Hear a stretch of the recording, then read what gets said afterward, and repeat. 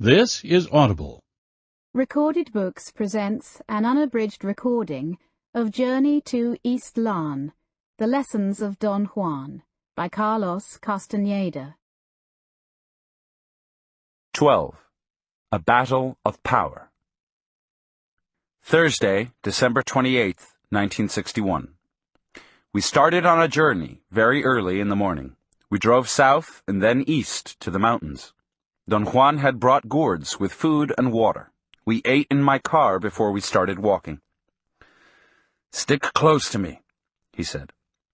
"This is an unknown region to you, and there's no need to take chances. You're going in search of power, and everything you do counts.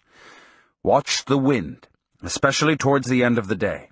Watch when it changes direction and shift your position so that I always shield you from it." "What are we going to do in these mountains, Don Juan?" "You're hunting power." "I mean, what are we going to do in particular?" "There's no plan when it comes to hunting power. Hunting power or hunting game is the same. A hunter hunts whatever presents itself to him. Thus he must always be in a state of readiness. You know about the wind, and now you may hunt power in the wind by yourself. But there are other things you don't know about, which are, like the wind, the center of power at certain times and at certain places. Power is a very peculiar affair," he said. "It's impossible to pin it down and say what it really is. It's a feeling that one has about certain things. Power is personal. It belongs to oneself alone. My benefactor, for instance, could make a person mortally ill by merely looking at him. Women would wane away after he had set eyes on them. Yet he didn't make people sick all the time, but only when his personal power was involved." "How did he choose who to make sick?" "I don't know that. He didn't know it himself. Power's like that. It commands you, and yet it obeys you. A hunter of power entraps it, and then stores it away as his personal finding. Thus, personal power grows, and you may have the case of a warrior who has so much personal power that he becomes a man of knowledge." "How does one store power, Don Juan?" "That, again, is another feeling. It depends on what kind of a person the warrior is. My benefactor was a man of violent nature. He stored power through that feeling. Everything he did was strong and direct. He left me a memory of something crushing through things. And everything that happened to him took place in that manner." I told him that I couldn't understand how power was stored through a feeling. "There's no way to explain it," he said after a long pause. "You have to do it yourself." He picked up the gourds with food and fastened them to his back. He handed me a string with 8 pieces of dry meat strung on it and made me hang it from my neck. "This is power food," he said. "What makes it power food, Don Juan?" "It's the meat of an animal that had power, a deer, a unique deer. My personal power brought it to me. This meat will sustain us for weeks, months, if need be. Chew little bits of it at a time, and chew it thoroughly. Let the power sink slowly into your body." We began to walk. It was almost 11 a.m. Don Juan reminded me once more of the procedure to follow. "Watch the wind," he said. "Don't let it trip you. And don't let it make you tired. Chew your power food and hide from the wind behind my body. The wind won't hurt me. We know each other very well." He led me to a trail that went straight to the high mountains. The day was cloudy, and it was about to rain. I could see low rain clouds and fog up above in the mountains descending into the area where we were. We hiked in complete silence until about 3 o'clock in the afternoon. Chewing the dry meat was indeed invigorating, and watching for sudden changes in the direction of the wind became a mysterious affair to the point that my entire body seemed to sense changes before they actually happened. I had the feeling that I could detect waves of wind as a sort of pressure on my upper chest, on my bronchial tubes. Every time I was about to feel a gust of wind, my chest and throat would itch. Don Juan stopped for a moment and looked around. He appeared to be orienting himself, and then he turned to the right. I noticed that he was also chewing dry meat. I felt very fresh and wasn't tired at all. The task of being aware of shifts in the wind had been so consuming that I hadn't been aware of time. We walked into a deep ravine, and then up one side to a small plateau on the sheer side of an enormous mountain. We were quite high, almost to the top of the mountain. Don Juan climbed a huge rock at the end of the plateau and helped me up to it. The rock was placed in such a way as to look like a dome on top of precipitous walls. We slowly walked around it. Finally, I had to move around the rock on my seat, holding on to the surface with my heels and hands. I was soaked in perspiration and had to dry my hands repeatedly. From the other side, I could see a very large, shallow cave near the top of the mountain. It looked like a hall that had been carved out of the rock. It was sandstone, which had been weathered into a sort of balcony with 2 pillars.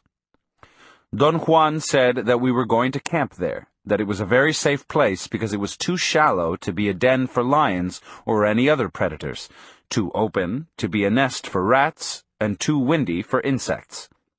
He laughed and said that it was an ideal place for men, since no other living creatures could stand it. He climbed up to it like a mountain goat. I marveled at his stupendous agility. I slowly dragged myself down the rock on my seat and then tried to run up the side of the mountain in order to reach the ledge. The last few yards completely exhausted me. I kiddingly asked Don Juan how old he really was. I thought that in order to reach the ledge the way he had done it, one had to be extremely fit and young. "I'm as young as I want to be," he said. "This again is a matter of personal power. If you store power, your body can perform unbelievable feats. On the other hand, if you dissipate power, you'll be a fat old man in no time at all." The length of the ledge was oriented along an east-west line. The open side of the balcony-like formation was to the south. I walked to the west end. The view was superb. The rain had circumvented us. It looked like a sheet of transparent material hung over the low land. Don Juan said that we had enough time to build a shelter. He told me to make a pile of as many rocks as I could carry onto the ledge, while he gathered some branches for a roof. In an hour, he had built a wall about a foot thick on the east end of the ledge. It was about 2 feet long and 3 feet high. He wove and tied some bundles of branches he had collected and made a roof, securing it onto 2 long poles that ended in forks. There was another pole of the same length that was affixed to the roof itself and which supported it on the opposite side of the wall. The structure looked like a high table with 3 legs. Don Juan sat cross-legged under it, on the very edge of the balcony. He told me to sit next to him, to his right. We remained quiet for a while. Don Juan broke the silence. He said in a whisper that we had to act as if nothing was out of the ordinary. I asked if there was something in particular that I should do. He said that I should get busy writing, and do it in such a way that it would be as if I were at my desk with no worries in the world except writing. At a given moment, he was going to nudge me, and then I should look where he was pointing with his eyes. He warned me that no matter what I saw, I shouldn't utter a single word. Only he could talk with impunity, because he was known to all the powers in those mountains. I followed his instructions and wrote for over an hour. I became immersed in my task. Suddenly, I felt a soft tap on my arm, and saw Don Juan's eyes and head move to point out a bank of fog about 200 yards away, which was descending from the top of the mountain. Don Juan whispered in my ear with a tone barely audible even at that close range. "Move your eyes back and forth along the bank of fog," he said. but don't look at it directly. Blink your eyes, and don't focus them on the fog. When you see a green spot on the bank of fog, point it out to me with your eyes. I moved my eyes from left to right along the bank of fog that was slowly coming down to us. Perhaps half an hour went by. It was getting dark. The fog moved extremely slowly. At one moment, I had a sudden feeling that I detected a faint glow to my right. At first, I thought that I had seen a patch of green shrubbery through the fog. When I looked at it directly, I didn't notice anything, but when I looked without focusing, I could detect a vague greenish area. I pointed it out to Don Juan. He squinted his eyes and stared at it. "Focus your eyes on that spot," he whispered in my ear. "Look without blinking until you see." I wanted to ask what I was supposed to see, but he glared at me as if to remind me that I shouldn't talk. I stared again.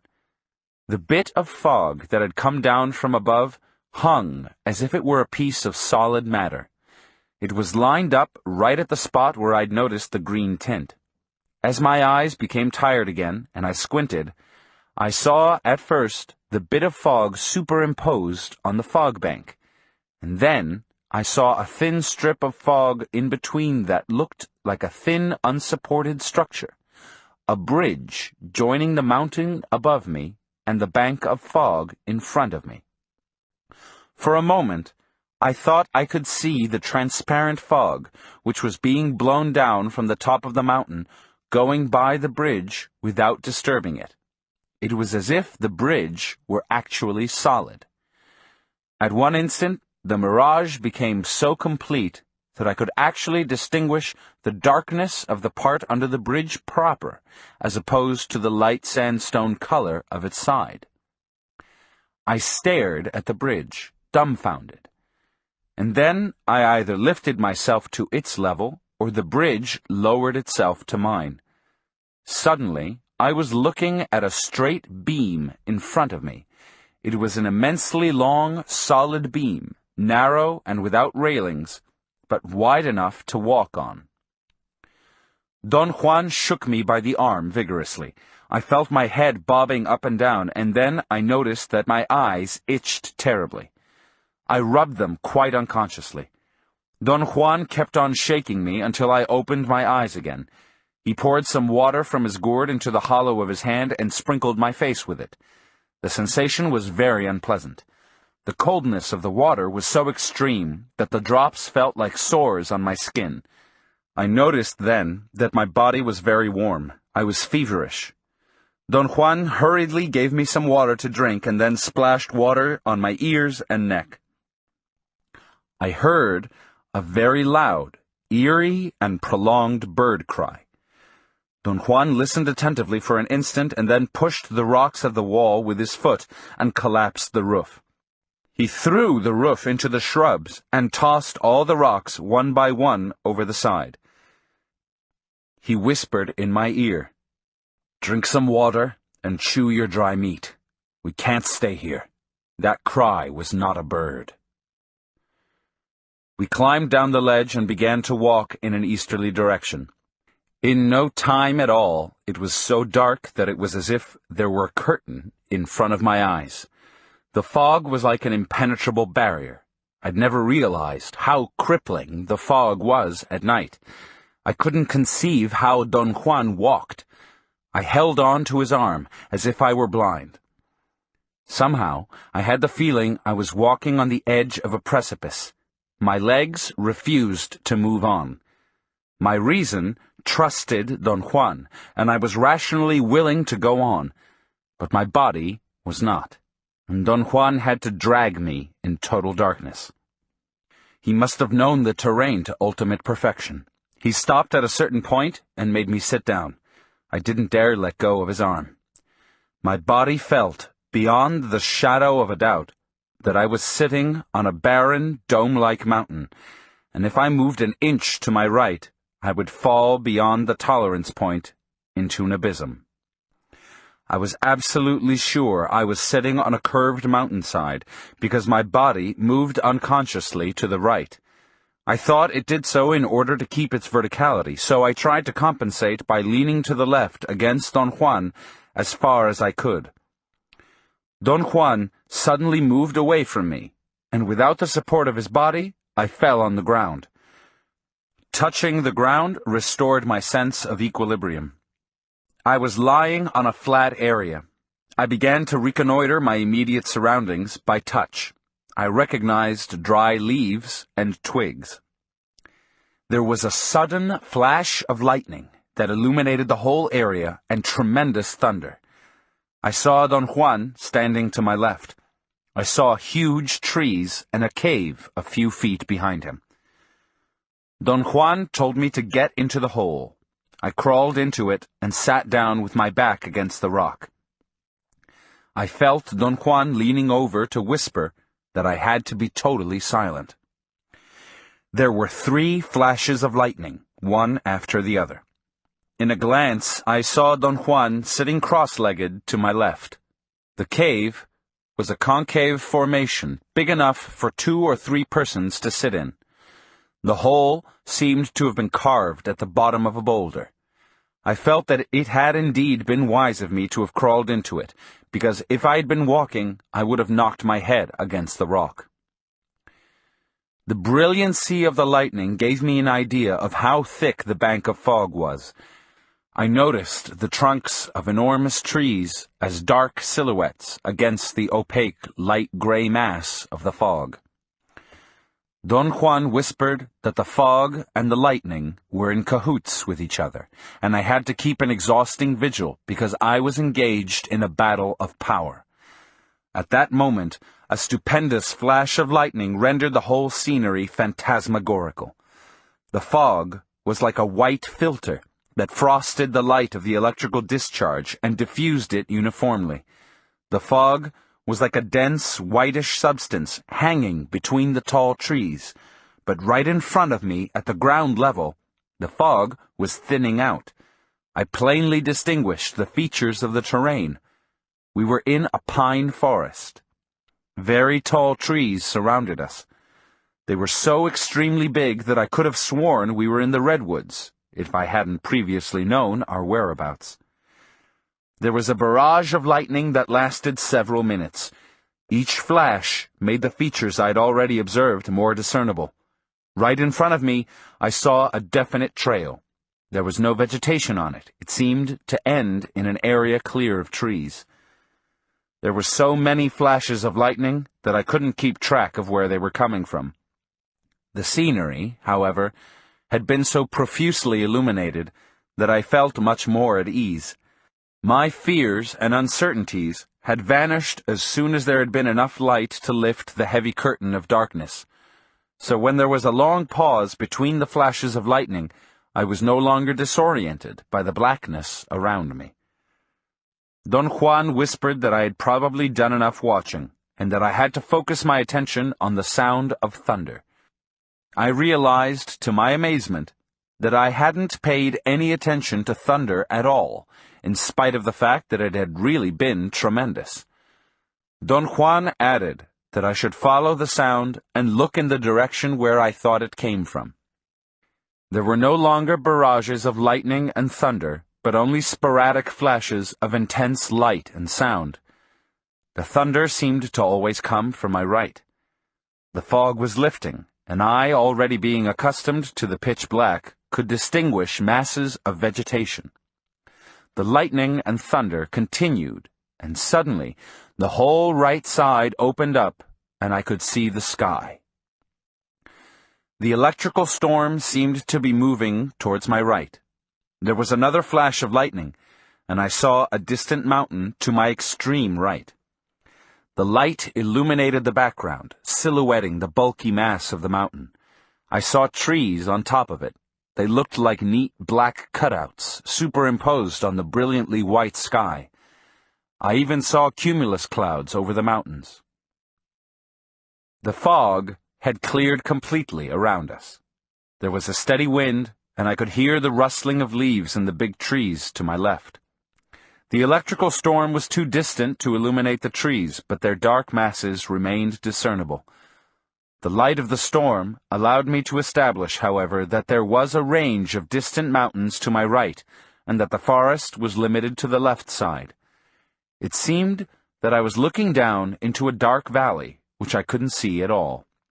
The range over which the electrical storm was taking place was on the opposite side of the valley. Then it began to rain. I pressed back against the rock as far as I could. My hat served as a good protection. I was sitting with my knees to my chest, and only my calves and shoes got wet. It rained for a long time. The rain was lukewarm. I felt it on my feet. And then I fell asleep. The noises of birds woke me up. I looked around for Don Juan. He wasn't there. Ordinarily, I would have wondered whether he had left me there alone, but the shock of seeing my surroundings nearly paralyzed me. I stood up. My legs were soaking wet. The brim of my hat was soggy, and there was still some water in it that spilled over me. I wasn't in a cave at all, but under some thick bushes. I experienced a moment of unparalleled confusion. I was standing on a flat piece of land between two small dirt hills covered with bushes. There were no trees to my left and no valley to my right. Right in front of me, where I'd seen the path in the forest, there was a gigantic bush. I refused to believe what I was witnessing. The incongruency of my two versions of reality made me grapple for any kind of explanation. It occurred to me that it was perfectly possible that I had slept so soundly that Don Juan might have carried me on his back to another place without waking me. I examined the spot where I'd been sleeping. The ground there was dry, and so was the ground on the spot next to it, where Don Juan had been. I called him a couple of times, and then had an attack of anxiety and bellowed his name as loud as I could. He came out from behind some bushes. I immediately became aware that he knew what was going on. His smile was so mischievous that I ended up smiling myself. I didn't want to waste any time in playing games with him. I blurted out what was the matter with me. I explained as carefully as possible every detail of my night-long hallucinations. He listened without interrupting. He couldn't, however, keep a serious face, and started to laugh a couple of times, but he regained his composure right away. I asked for his comments 3 or 4 times. He only shook his head, as if the whole affair was also incomprehensible to him. When I ended my account, he looked at me and said, "You look awful. Maybe you need to go to the bushes." He cackled for a moment, and then added that I should take off my clothes and wring them out so they would dry. The sunlight was brilliant. There were very few clouds. It was a windy, brisk day. Don Juan walked away, telling me that he was going to look for some plants and that I should compose myself and eat something, and not call him until I was calm and strong. My clothes were really wet. I sat down in the sun to dry. I felt that the only way for me to relax was to get out my notebook and write. I ate while I worked on my notes. After a couple of hours, I was more relaxed, and I called Don Juan. He answered from a place near the top of the mountain. He told me to gather the gourds and climb up to where he was. When I reached the spot, I found him sitting on a smooth rock. He opened the gourds and served himself some food. He handed me 2 big pieces of meat. I didn't know where to begin. There were so many things I wanted to ask. He seemed to be aware of my mood, and laughed with sheer delight. "How do you feel?" he asked in a facetious tone. I didn't want to say anything. I was still upset. Don Juan urged me to sit down on the flat slab. He said that the stone was a power object, and that I would be renewed after sitting there for a while. "Sit down," he commanded me dryly. He didn't smile. His eyes were piercing. I automatically sat down. He said that I was being careless with power by acting morosely, and that I had to put an end to it, or power would turn against both of us, and we would never leave those desolate hills alive. After a moment's pause, he casually asked, "How's your dreaming?" I explained to him how difficult it had become for me to give myself the command to look at my hands. At first, it had been relatively easy, perhaps because of the newness of the concept. I had had no trouble at all in reminding myself that I had to look at my hands, but the excitation had worn off, and some nights I couldn't do it at all. "You must wear a headband to sleep," he said. "Getting a headband is a tricky maneuver. I can't give you one, because you yourself have to make it from scratch. But you can't make one until you've had a vision of it in dreaming. You see what I mean? The headband has to be made according to the specific vision, and it must have a strip across it that fits tightly on top of the head. Or it may very well be like a tight cap. Dreaming is easier when one wears a power object on top of the head. You could wear your hat or put on a cowl like a friar and go to sleep. But those items would only cause intense dreams, not dreaming." He was silent for a moment and then proceeded to tell me in a fast barrage of words that the vision of the headband didn't have to occur only in dreaming, but could happen in states of wakefulness and as a result of any far-fetched and totally unrelated event, such as watching the flight of birds, the movement of water, the clouds, and so on. "A hunter of power watches everything," he went on, "and everything tells him some secret." "But how can one be sure that things are telling secrets?" I asked. I thought he may have had a specific formula that allowed him to make correct interpretations. "The only way to be sure is by following all the instructions I've been giving you, starting from the first day you came to see me," he said. "In order to have power, one must live with power." He smiled benevolently. He seemed to have lost his fierceness. He even nudged me lightly on the arm. "Eat your power food," he urged me.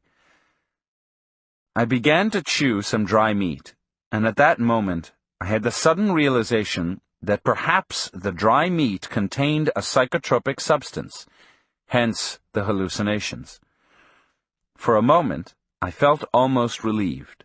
If he had put something in the meat, my mirages were perfectly understandable. I asked him to tell me if there was anything at all in the power meat. He laughed, but didn't answer me directly. I insisted, assuring him that I wasn't angry or even annoyed, but that I had to know so that I could explain the events of the previous night to my own satisfaction. I urged him, coaxed him, and finally begged him to tell me the truth. "You're quite cracked," he said, shaking his head in a gesture of disbelief. "You have an insidious tendency. You persist in trying to explain everything to your satisfaction. There's nothing in the meat except power.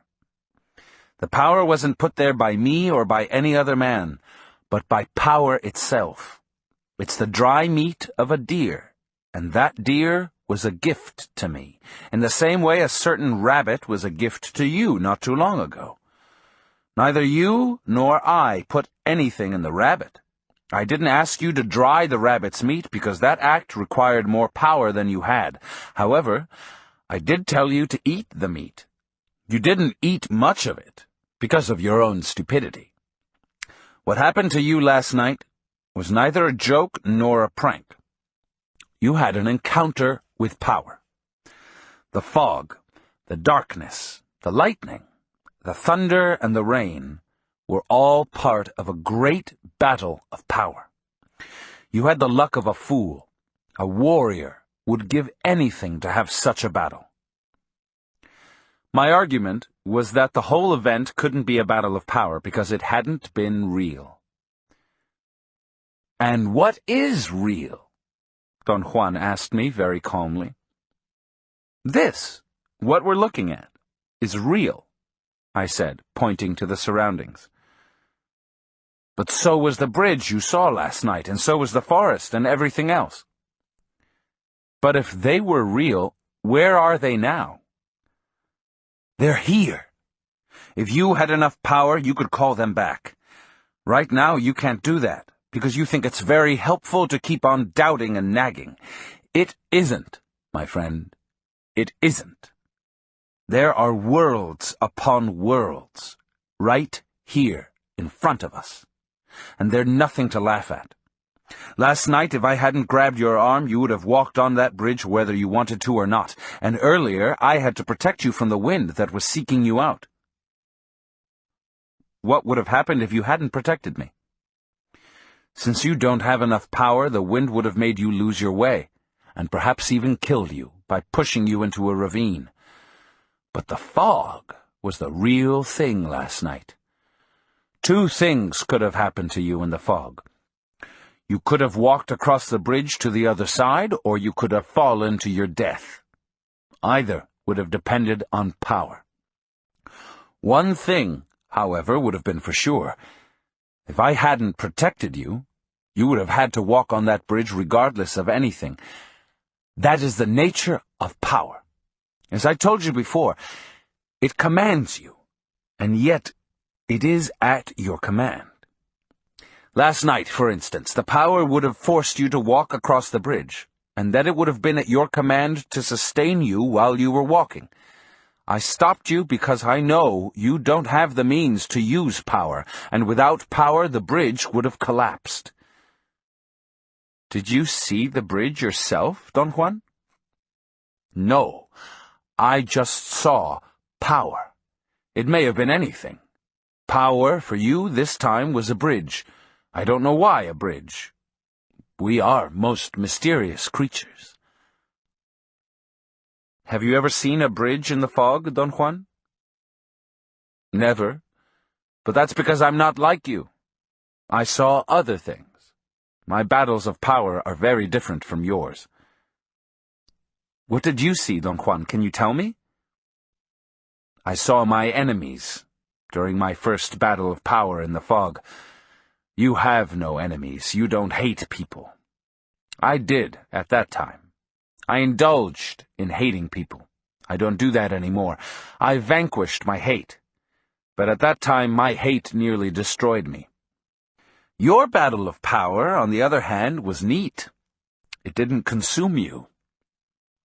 You are consuming yourself now with your own crappy thoughts and doubts. That's your way of indulging yourself. The fog was impeccable with you. You have an affinity with it. It gave you a stupendous bridge, and that bridge will be there in the fog from now on. It will reveal itself to you over and over, until someday you'll have to cross it. I strongly recommend that from this day on you don't walk into foggy areas by yourself until you know what you're doing. Power is a very weird affair. In order to have it and command it, one must have power to begin with. It's possible, however, to store it, little by little, until one has enough to sustain oneself in a battle of power. What is a battle of power? What happened to you last night was the beginning of a battle of power. The scenes that you beheld were the seat of power. Someday they'll make sense to you. Those scenes are most meaningful. Can you tell me their meaning yourself, Don Juan? No. Those scenes are your own personal conquests, which you can't share with anyone. But what happened last night was only the beginning. A skirmish. The real battle will take place when you cross that bridge. What's on the other side? Only you will know that. And only you will know what's at the end of that trail through the forest. But all that is something that may or may not happen to you. In order to journey through those unknown trails and bridges, one must have enough power of one's own. What happens if one doesn't have enough power? Death is always waiting, and when the warrior's power wanes, death simply taps him. Thus to venture into the unknown without any power is stupid. One will only find death. I wasn't really listening. I kept on playing with the idea that the dry meat may have been the agent that had caused the hallucinations. It appeased me to indulge in that thought. "Don't tax yourself trying to figure it out," he said, as if he were reading my thoughts. "The world is a mystery. This, what you're looking at, is not all there is to it. There's much more to the world, so much more, in fact, that it's endless. So when you're trying to figure it out, all you're really doing is trying to make the world familiar. You and I are right here, in the world that you call real, simply because we both know it. You don't know the world of power, therefore you can't make it into a familiar scene. You know that I really can't argue your point," I said, "but my mind can't accept it either." He laughed and touched my head lightly. "You're really crazy," he said, "but that's all right. I know how difficult it is to live like a warrior. If you would have followed my instructions and performed all the acts I've taught you, you would by now have enough power to cross the bridge, enough power to see and to stop the world." "But why would I want power, Don Juan?" "You can't think of a reason now. However, if you would store enough power, the power itself will find you a good reason. Sounds crazy, doesn't it?" "Why did you want power yourself, Don Juan?" "I'm like you. I didn't want it. I couldn't find a reason to have it. I had all the doubts that you have, and never followed the instructions I was given, or I never thought I did. Yet in spite of my stupidity, I stored enough power, and one day, my personal power made the world collapse." "But why would anyone wish to stop the world?" "Nobody does, that's the point. It just happens. And once you know what it's like to stop the world, you realize there is a reason for it. You see, one of the arts of the warrior is to collapse the world for a specific reason and then restore it again in order to keep on living." I told him that perhaps the surest way to help me would be to give me an example of a specific reason for collapsing the world. He remained silent for some time. He seemed to be thinking what to say. "I can't tell you that," he said. "It takes too much power to know that. Someday you'll live like a warrior, in spite of yourself. Then perhaps you'll have stored enough personal power to answer that question yourself. I've taught you nearly everything a warrior needs to know in order to start off in the world storing power by himself. Yet I know that you can't do that, and I have to be patient with you. I know for a fact that it takes a lifelong struggle to be by oneself in the world of power." Don Juan looked at the sky and the mountains. The sun was already on its descent towards the west, and rain clouds were rapidly forming on the mountains. I didn't know the time. I had forgotten to wind my watch. I asked if he could tell the time of day, and he had such an attack of laughter that he rolled off the slab into the bushes. He stood up and stretched his arms, yawning. "It's early," he said. "We must wait until the fog gathers on top of the mountain, and then you must stand alone on this slab and thank the fog for its favors. Let it come and envelop you. I'll be nearby to assist, if need be." Somehow, the prospect of staying alone in the fog terrified me. I felt idiotic for reacting in such an irrational manner. "You can't leave these desolate mountains without saying your thanks," he said in a firm tone. "A warrior never turns his back to power without atoning for the favors received." He lay down on his back with his hands behind his head and covered his face with his hat. "How should I wait for the fog?" I asked. "What should I do?" "Right," he said through his hat. "But don't close your eyes or turn your back to it."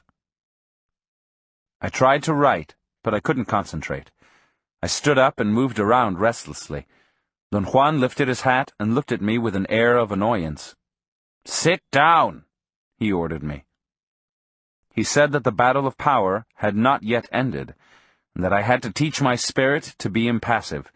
Nothing of what I did should betray my feelings unless I wanted to remain trapped in those mountains.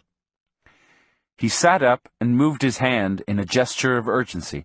He said that I had to act as if nothing was out of the ordinary, because places of power, such as the one in which we were, had the potential of draining people who were disturbed, and thus one could develop strange and injurious ties with a locale. "Those ties anchor a man to a place of power, sometimes for a lifetime," he said. "And this isn't the place for you. You didn't find it yourself, so tighten your belt and don't lose your pants." His admonitions worked like a spell on me. I wrote for hours without interruption. Don Juan went back to sleep and didn't wake up until the fog was perhaps 100 yards away, descending from the top of the mountain. He stood up and examined the surroundings. I looked around without turning my back. The fog had already invaded the lowlands, descending from the mountains to my right. On my left side, the scenery was clear. The wind, however, seemed to be coming from my right and was pushing the fog into the lowlands, as if to surround us. Don Juan whispered that I should remain impassive, standing where I was without closing my eyes, and that I shouldn't turn around until I was completely surrounded by the fog. Only then was it possible to start our descent. He took cover at the foot of some rocks a few feet behind me. The silence in those mountains was something magnificent and at the same time awesome. The soft wind that was carrying the fog gave me the sensation that the fog was hissing in my ears. Big chunks of fog came downhill like solid clumps of whitish matter rolling down on me. I smelled the fog. It was a peculiar mixture of a pungent and fragrant smell, and then I was enveloped in it. I had the impression the fog was working on my eyelids. They felt heavy, and I wanted to close my eyes. I was cold. My throat itched, and I wanted to cough, but I didn't dare. I lifted my chin up and stretched my neck to ease the cough, and as I looked up, I had the sensation I could actually see the thickness of the fog bank. It was as if my eyes could assess the thickness by going through it. My eyes began to close, and I couldn't fight off the desire to fall asleep. I felt I was going to collapse on the ground any moment. At that instant, Don Juan jumped up and grabbed me by the arms and shook me. The jolt was enough to restore my lucidity. He whispered in my ear that I had to run downhill as fast as I could. He was going to follow behind, because he didn't want to get smashed by the rocks that I might turn over in my path. He said that I was the leader, since it was my battle of power, and that I had to be clear-headed and abandoned in order to guide us safely out of there. "This is it," he said in a loud voice.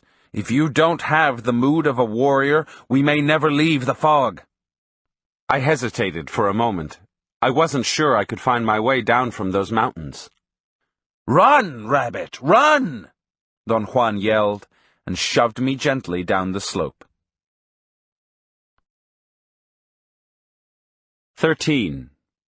A Warrior's Last Stand.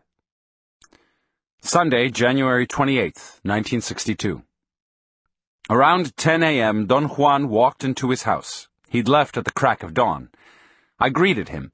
He chuckled, and in a clowning mood, he shook hands with me and greeted me ceremoniously. "We're going to go on a little trip," he said.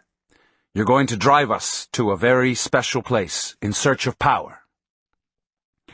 He unfolded 2 carrying nets and placed 2 gourds filled with food in each of them, tied them with a thin rope, and handed me a net. We leisurely drove north for some 400 miles, and then we left the Pan American Highway and took a gravel road towards the west. My car seemed to have been the only car on the road for hours. As we kept on driving, I noticed that I couldn't see through my windshield. I strained desperately to look at the surroundings, but it was too dark, and my windshield was overlaid with crushed insects and dust. I told Don Juan that I had to stop to clean my windshield. He ordered me to go on driving, even if I had to crawl at 2 miles an hour, sticking my head out of the window to see ahead. He said that we couldn't stop until we'd reached our destination. At a certain place, he told me to turn to the right. It was so dark and dusty that even the headlights didn't help much. I drove off the road with great trepidation. I was afraid of the soft shoulders, but the dirt was packed. I drove for about 100 yards at the lowest possible speed, holding the door open to look out. Finally, Don Juan told me to stop. He said that I had parked right behind a huge rock that would shield my car from view. I got out of the car and walked around, guided by the headlights. I wanted to examine the surroundings because I had no idea where I was, but Don Juan turned off the lights. He said loudly that there was no time to waste, that I should lock my car so we could start on our way. He handed me my net with gourds.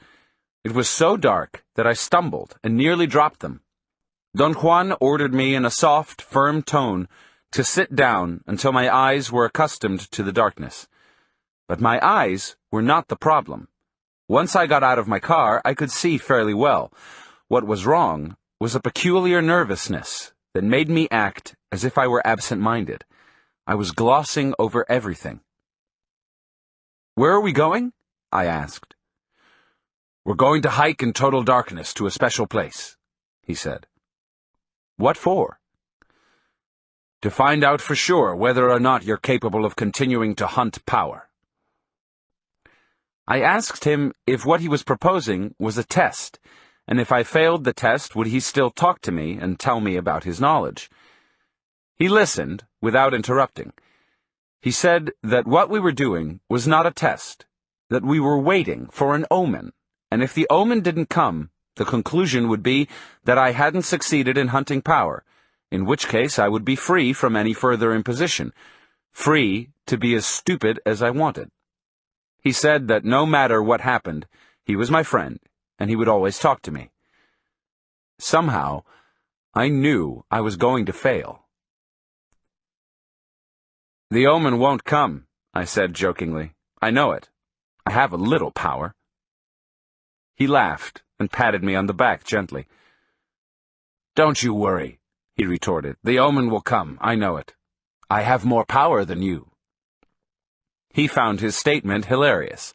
He slapped his thighs and clapped his hands and roared with laughter. Don Juan tied my carrying net to my back and said that I should walk one step behind him and step in his tracks as much as possible. In a very dramatic tone, he whispered, "This is a walk for power, so everything counts." He said that if I would walk in his footsteps, the power that he was dissipating as he walked would be transmitted to me. I looked at my watch. It was 11 p.m. He made me line up like a soldier at attention. Then he pushed my right leg to the front and made me stand as if I'd just taken a step forward. He lined up in front of me in the same position, and then began to walk after repeating the instructions that I should try to match his footsteps to perfection. He said in a clear whisper that I shouldn't concern myself with anything else except stepping in his tracks.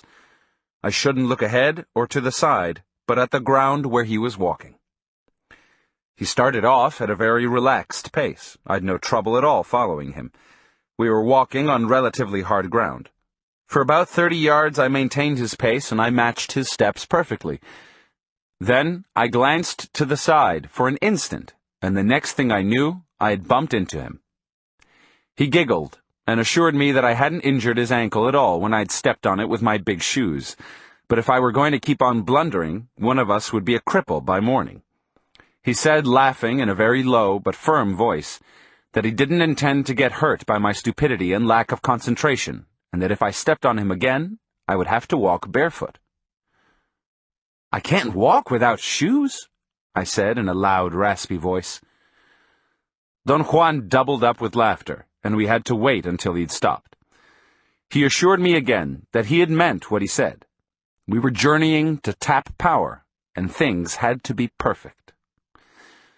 The prospect of walking in the desert without shoes scared me beyond belief.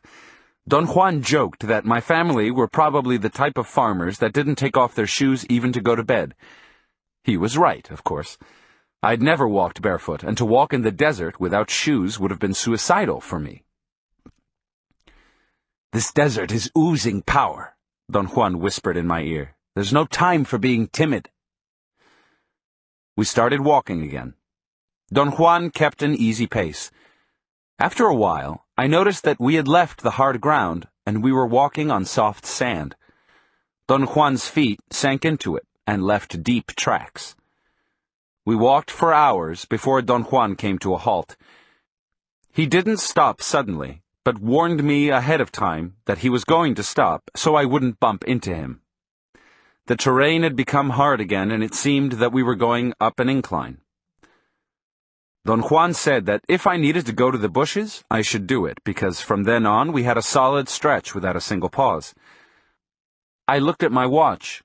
It was 1 a.m. After a 10 or 15-minute rest, Don Juan made me line up, and we began to walk again. He was right. It was a dreadful stretch. I'd never done anything that demanded so much concentration. Don Juan's pace was so fast, and the tension of watching every step mounted to such heights that at a given moment I couldn't feel that I was walking anymore. I couldn't feel my feet or my legs. It was as if I were walking on air, and some force were carrying me on and on. My concentration had been so total that I didn't notice the gradual change in light. Suddenly I became aware that I could see Don Juan in front of me. I could see his feet and his tracks, instead of half-guessing as I'd done most of the night. At a given moment he unexpectedly jumped to the side, and my momentum carried me for about 20 yards further. As I slowed down, my legs became weak and started to shake until finally I collapsed on the ground. I looked up at Don Juan, who was calmly examining me. He didn't seem to be tired. I was panting for breath and soaked in cold perspiration. Don Juan twirled me around in my lying position by pulling me by the arm. He said that if I wanted to regain my strength, I had to lie with my head towards the east. Little by little, I relaxed and rested my aching body. Finally, I had enough energy to stand up. I wanted to look at my watch, but he prevented me by putting his hand over my wrist. He very gently turned me around to face the east and said that there was no need for my confounded timepiece, that we were on magical time, and that we were going to find out for sure whether or not I was capable of pursuing power. I looked around. We were on top of a very large, high hill. I wanted to walk towards something that looked like an edge or a crevice in the rock, but Don Juan jumped and held me down. He ordered me imperatively to stay on the place I had fallen until the sun had come out from behind some black mountain peaks a short distance away. He pointed to the east and called my attention to a heavy bank of clouds over the horizon. He said that it would be a proper omen if the winds blew the clouds away in time for the first rays of sun to hit my body on the hilltop. He told me to stand still with my right leg in front, as if I were walking, and not to look directly at the horizon, but to look without focusing. My legs became very stiff, and my calves hurt. It was an agonizing position, and my leg muscles were too sore to support me. I held on as long as I could. I was about to collapse. My legs were shivering uncontrollably when Don Juan called the whole thing off. He helped me to sit down. The bank of clouds hadn't moved, and we hadn't seen the sun rising over the horizon. Don Juan's only comment was, "Too bad." I didn't want to ask right off what the real implications of my failure were, but knowing Don Juan, I was sure he had to follow the dictum of his omens, and there had been no omen that morning. The pain in my calves vanished, and I felt a wave of well-being. I began to trot in order to loosen up my muscles. Don Juan told me very softly to run up an adjacent hill and gather some leaves from a specific bush and rub my legs in order to alleviate the muscular pain. From where I stood, I could very plainly see a large, lush green bush. The leaves seemed to be very moist. I had used them before. I never felt that they had helped me, but Don Juan had always maintained that the effect of really friendly plants was so subtle that one could hardly notice it, yet they always produced the results they were supposed to. I ran down the hill and up the other. When I got to the top, I realized that the exertion had almost been too much for me. I had a hard time catching my breath and my stomach was upset. I squatted and then crouched over for a moment until I felt relaxed. Then I stood up and reached over to pick the leaves he'd asked me to. But I couldn't find the bush. I looked around. I was sure I was on the right spot.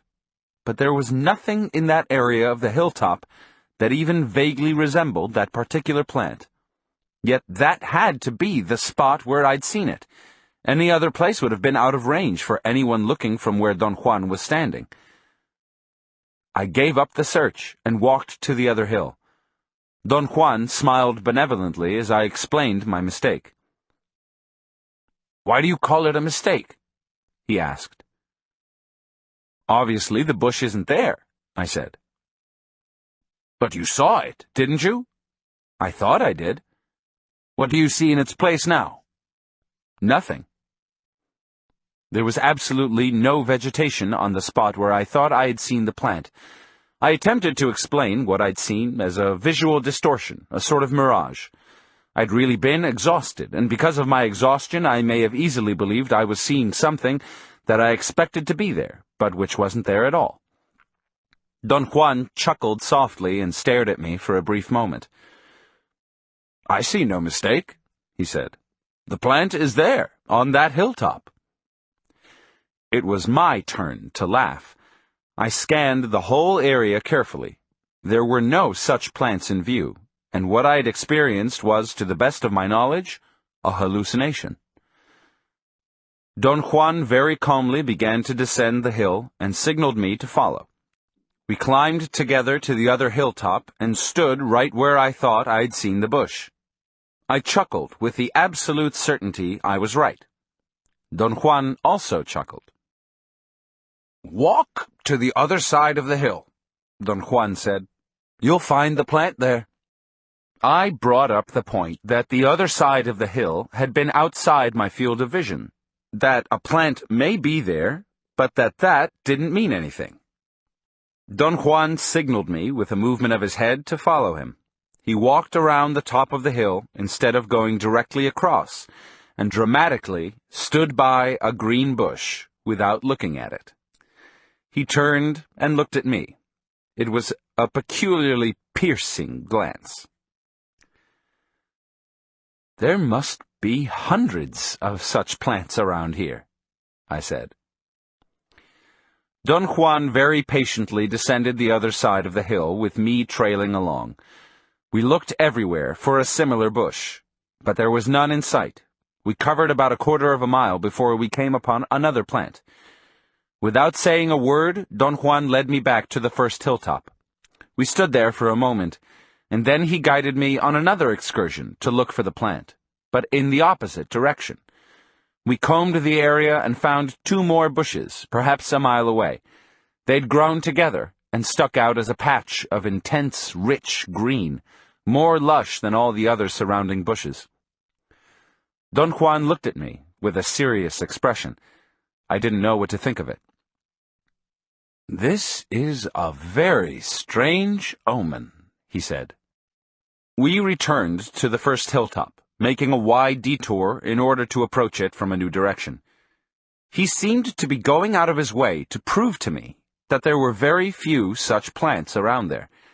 We didn't find any of them on our way. When we reached the hilltop, we sat down in complete silence. Don Juan untied his gourds. "You'll feel better after eating," he said. He couldn't hide his delight. He had a beaming grin as he patted me on the head. I felt disoriented.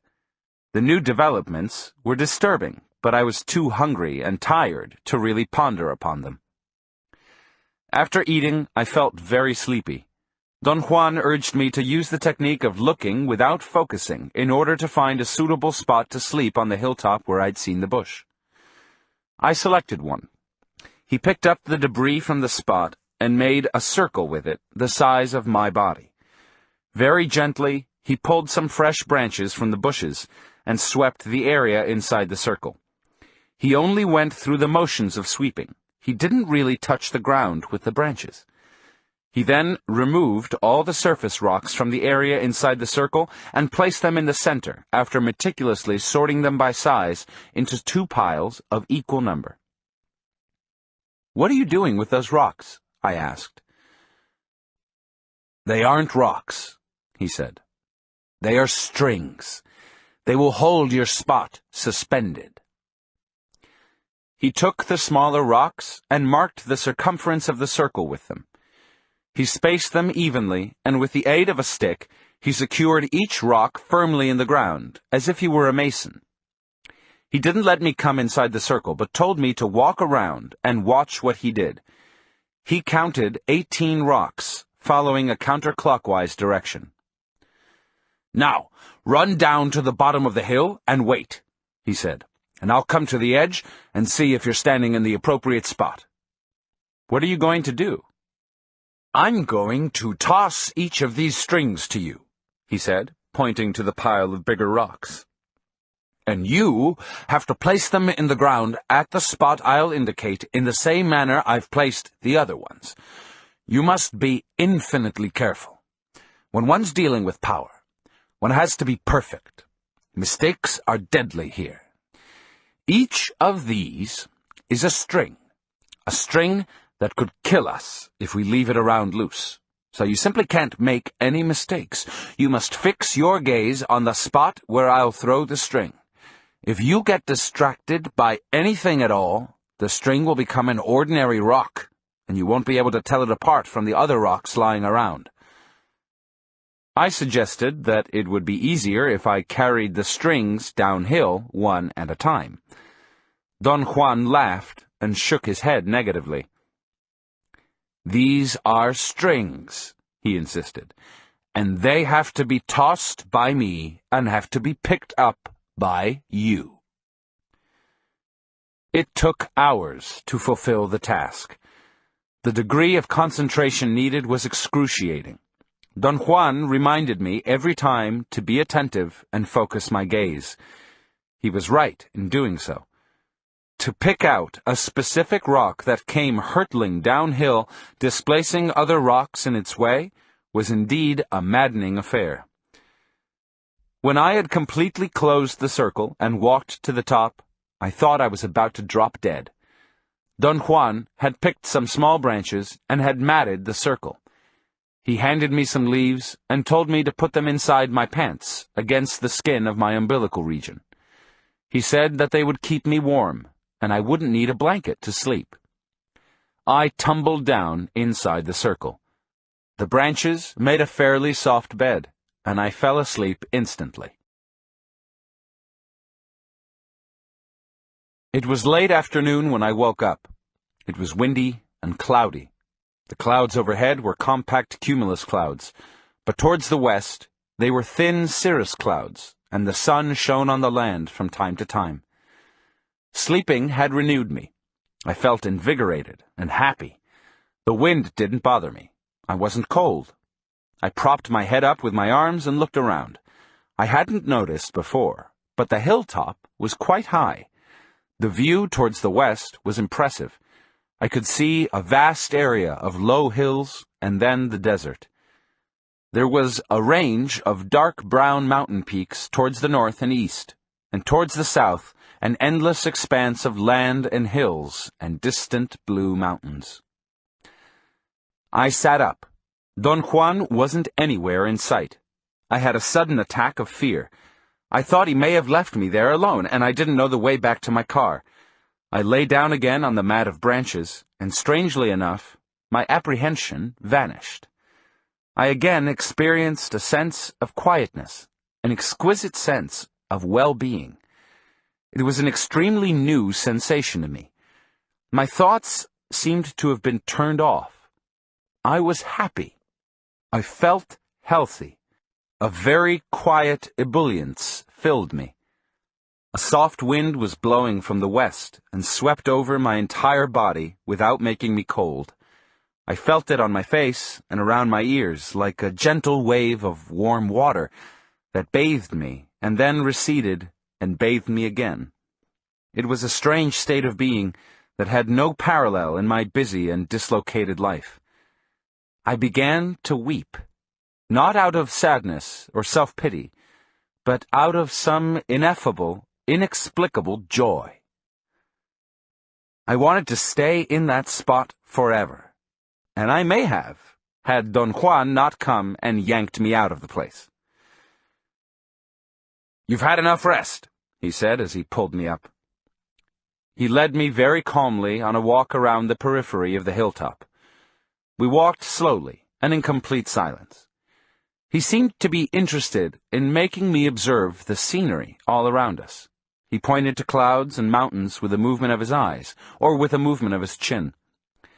The scenery in the late afternoon was superb. It evoked sensations of awe and despair in me, and reminded me of sights in my childhood.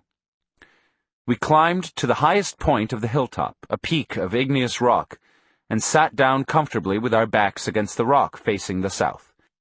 The endless expanse of land towards the south was truly majestic.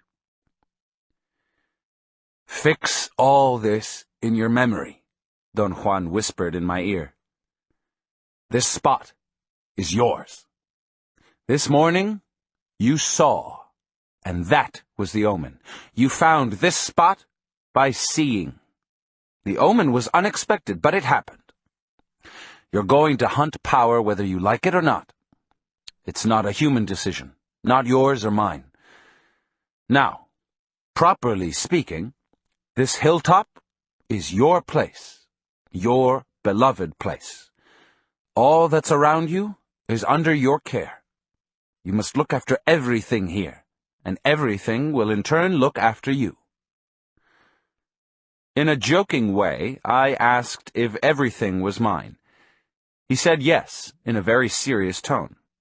I laughed, and told him that what we were doing reminded me of the story of how the Spaniards that conquered the New World had divided the land in the name of their king. They used to climb to the top of a mountain and claim all the land they could see in any specific direction. "That's a good idea," he said. "I'm going to give you all the land you can see, not in one direction, but all around you." He stood up and pointed with his extended hand, turning his body around to cover a complete circle. "All this land is yours," he said. I laughed out loud. He giggled and asked me, "Why not? Why can't I give you this land?" "You don't own this land," I said. "So what? The Spaniards didn't own it either, and yet they divided it and gave it away. So why can't you take possession of it in the same vein?" I scrutinized him to see if I could detect the real mood behind his smile. He had an explosion of laughter and nearly fell off the rock. "All this land, as far as you can see, is yours," he went on, still smiling. "Not to use, but to remember. This hilltop, however, is yours to use for the rest of your life. I am giving it to you because you found it yourself. It is yours. Accept it." I laughed, but Don Juan seemed to be very serious. Except for his funny smile, he appeared to actually believe that he could give me that hilltop. "Why not?" he asked, as if he were reading my thoughts. "I accept it," I said, half in jest. His smile disappeared. He squinted his eyes as he looked at me. "Every rock and pebble and bush on this hill, especially on the top, is under your care," he said. "Every worm that lives here is your friend. You can use them, and they can use you. We remained silent for a few minutes. My thoughts were unusually scarce. I vaguely felt that his sudden change of mood was foreboding to me, but I wasn't afraid or apprehensive. I just didn't want to talk anymore. Somehow, words seemed to be inaccurate, and their meanings difficult to pinpoint. I had never felt that way about talking, and upon realizing my unusual mood, I hurriedly began to talk. But what can I do with this hill, Don Juan?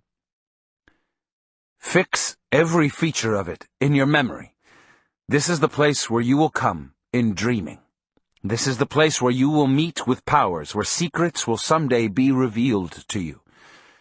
You are hunting power, and this is your place, the place where you will store your resources. It doesn't make sense to you now, so let it be a piece of nonsense for the time being. We climbed down the rock, and he led me to a small bowl-like depression on the west side of the hilltop. We sat down and ate there. Undoubtedly, there was something indescribably pleasant for me on that hilltop. Eating, like resting, was an unknown, exquisite sensation. The light of the setting sun had a rich, almost copperish glow, and everything in the surroundings seemed to be dabbed with a golden hue. I was given totally to observing the scenery. I didn't even want to think. Don Juan spoke to me almost in a whisper. He told me to watch every detail of the surroundings, no matter how small or seemingly trivial, especially the features of the scenery that were most prominent in a westerly direction. He said that I should look at the sun without focusing on it until it had disappeared over the horizon. The last minutes of light, right before the sun hit a blanket of low clouds or fog, were, in a total sense, magnificent. It was as if the sun were inflaming the earth, kindling it like a bonfire. I felt a sensation of redness in my face. "Stand up!" Don Juan shouted as he pulled me up. He jumped away from me and ordered me in an imperative but urging voice to trot on the spot where I was standing. As I jogged on the same spot, I began to feel a warmth invading my body.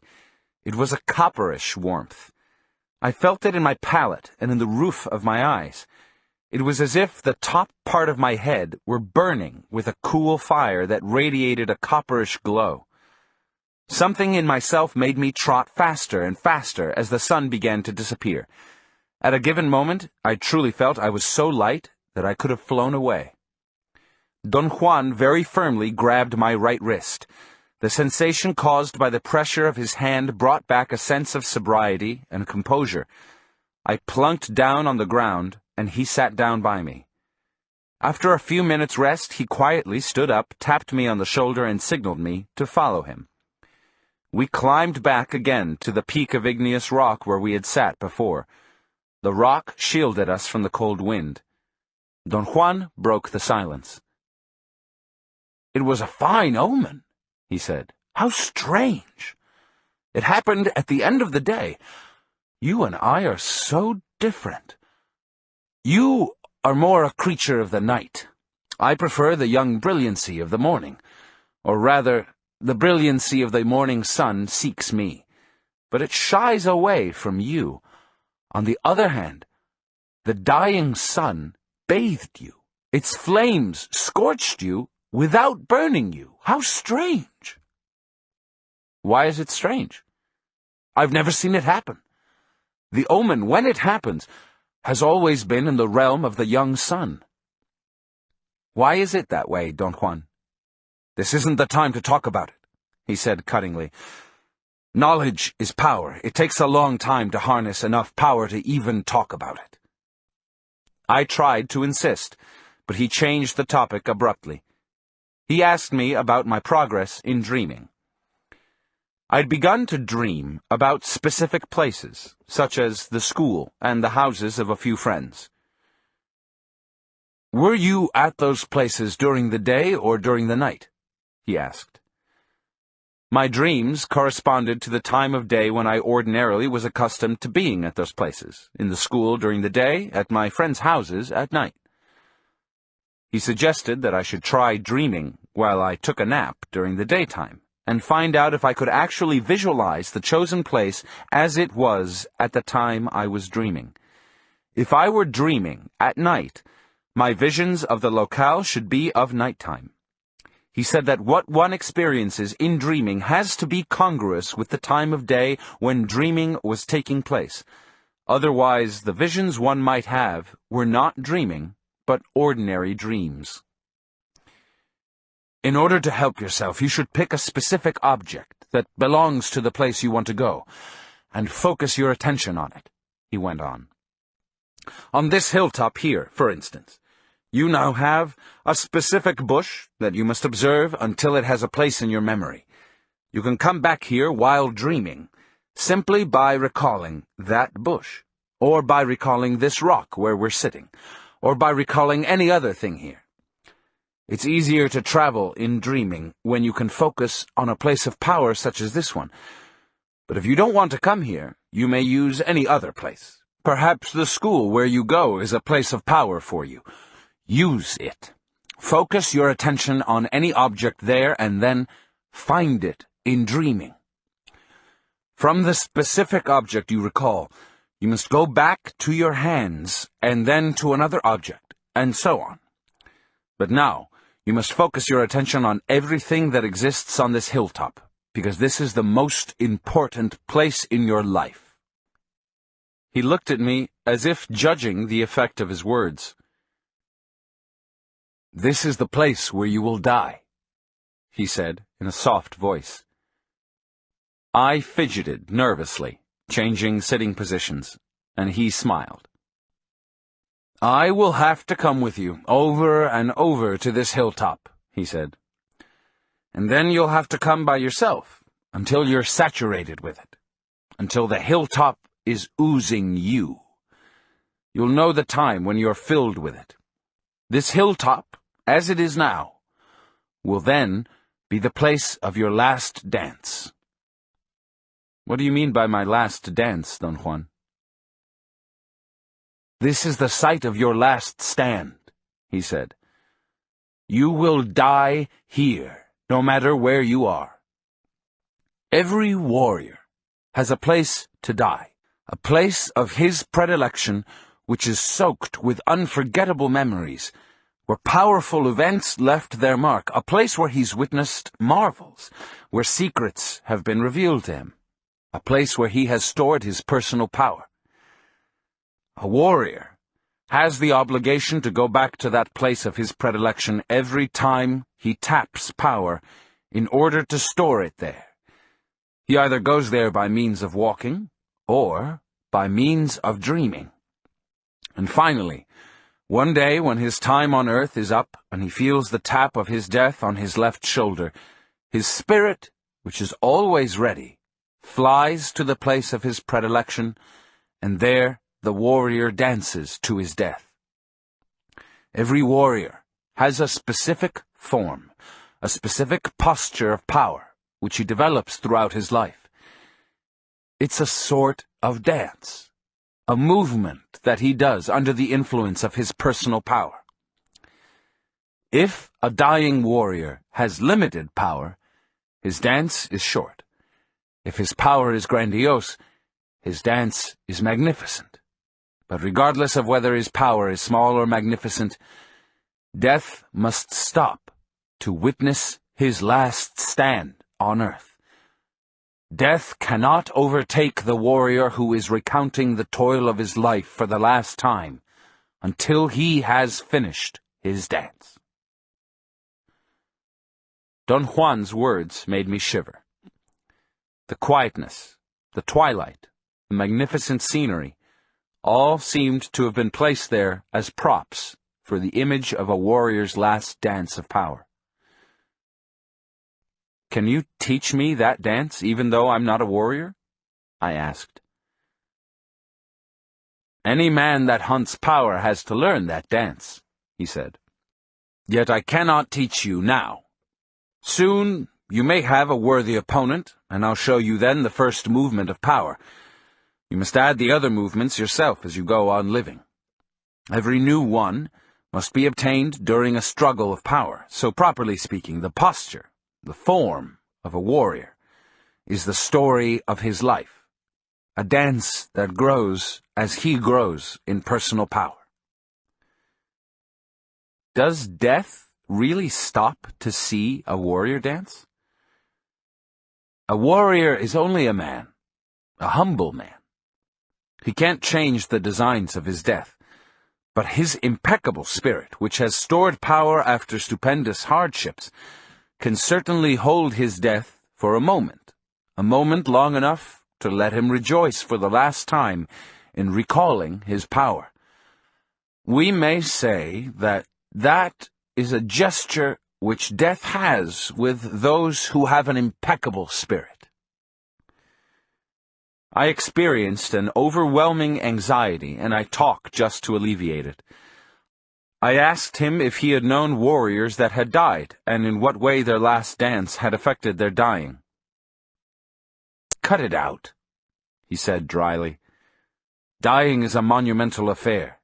It's more than kicking your legs and becoming stiff." "Will I, too, dance to my death, Don Juan?" "Certainly. You are hunting personal power even though you don't live like a warrior yet. Today the sun gave you an omen. Your best production in your life's work will be done towards the end of the day. Obviously you don't like the youthful brilliancy of early light. Journeying in the morning doesn't appeal to you. But your cup of tea is the dying sun, old, yellowish, and mellow. You don't like the heat. You like the glow. And thus you'll dance to your death here, on this hilltop, at the end of the day. And in your last dance, you will tell of your struggle, of the battles you have won, and of those you have lost. You will tell of your joys and bewilderments upon encountering personal power. Your dance will tell about the secrets and about the marvels you have stored. And your death will sit here and watch you. The dying sun will glow on you without burning, as it has done today. The wind will be soft and mellow, and your hilltop will tremble. As you reach the end of your dance, you'll look at the sun, for you'll never see it again in waking or in dreaming, and then your death will point to the south, to the vastness. 14. The Gate of Power. Saturday, April 8th, 1962. "Is death a personage, Don Juan?" I asked as I sat down on the porch. There was an air of bewilderment in Don Juan's look. He was holding a bag of groceries I'd brought him. He carefully placed them on the ground and sat down in front of me. I felt encouraged and explained that I wanted to know if death was a person, or like a person, when it watched a warrior's last dance. "What difference does it make?" Don Juan asked. I told him that the image was fascinating to me, and I wanted to know how he had arrived at it, how he knew that that was so. "It's all very simple," he said. "A man of knowledge knows that death is the last witness because he sees." "Do you mean that you've witnessed a warrior's last dance yourself?" "No, one can't be such a witness. Only death can do that. But I have seen my own death watching me, and I've danced to it as though I were dying. At the end of my dance, death didn't point in any direction, and my place of predilection didn't shiver, saying goodbye to me. So my time on earth wasn't up yet, and I didn't die. When all that took place, I had limited power, and I didn't understand the designs of my own death. Thus, I believed I was dying." "Was your death like a person?" "You're a funny bird. You think you're going to understand by asking questions. I don't think you will, but who am I to say? Death is not like a person. It is rather a presence. But one may also choose to say that it is nothing, and yet it is everything. One will be right on every count. Death is whatever one wishes. I am at ease with people, so death is a person for me. I am also given to mysteries, so death has hollow eyes for me. I can look through them. They are like two windows, and yet they move like eyes move. And so I can say that death, with its hollow eyes, looks at a warrior while he dances for the last time on earth. But is that so only for you, Don Juan, or is it the same for other warriors? It is the same for every warrior that has a dance of power, and yet it is not. Death witnesses a warrior's last dance, but the manner in which a warrior sees his death is a personal matter. It could be anything: a bird, a light, a person, a bush, a pebble, a piece of fog, or an unknown presence. Don Juan's images of death disturbed me. I couldn't find adequate words to voice my questions, and I stammered. He stared at me, smiling, and coaxed me to speak up. I asked him if the manner in which a warrior saw his death depended on the way he'd been brought up. I used the Yuma and Yaqui Indians as examples. My own idea was that culture determined the way in which one would envision death. "It doesn't matter how one was brought up," he said. "What determines the way one does anything is personal power. A man is only the sum of his personal power, and that sum determines how he lives and how he dies." What is personal power? Personal power is a feeling, he said. Something like being lucky. Or one may call it a mood. Personal power is something that one acquires regardless of one's origin. I've already told you that a warrior is a hunter of power, and that I'm teaching you how to hunt and store it. The difficulty with you, which is the difficulty with all of us, is to be convinced. You need to believe that personal power can be used and that it is possible to store it. But you haven't been convinced so far. I told him that he had made his point and that I was as convinced as I would ever be. He laughed. "That's not the type of conviction I'm talking about," he said. He tapped my shoulder with 2 or 3 soft punches, and added with a cackle, "I don't need to be humored, you know." I felt obliged to assure him that I was serious. "I don't doubt it," he said. "But to be convinced means that you can act by yourself. It'll still take you a great deal of effort to do that. Much more has to be done. You've just begun." He was quiet for a moment. His face acquired a placid expression. "It's funny, the way you sometimes remind me of myself," he went on. "I too didn't want to take the path of a warrior. I believed that all that work was for nothing, and since we're all going to die, what difference would it make to be a warrior? I was wrong, but I had to find that out for myself. Whenever you do realize that you are wrong, and that it certainly makes a world of difference, you can say that you're convinced. And then you can proceed by yourself, and by yourself you may even become a man of knowledge." I asked him to explain what he meant by a man of knowledge. "A man of knowledge is one who has followed truthfully the hardships of learning," he said. "A man who has, without rushing or faltering, gone as far as he can in unraveling the secrets of personal power." He discussed the concept in brief terms, and then discarded it as a topic of conversation, saying that I should only be concerned with the idea of storing personal power. "That's incomprehensible," I protested. "I can't really figure out what you're driving at." "Hunting power is a peculiar event," he said.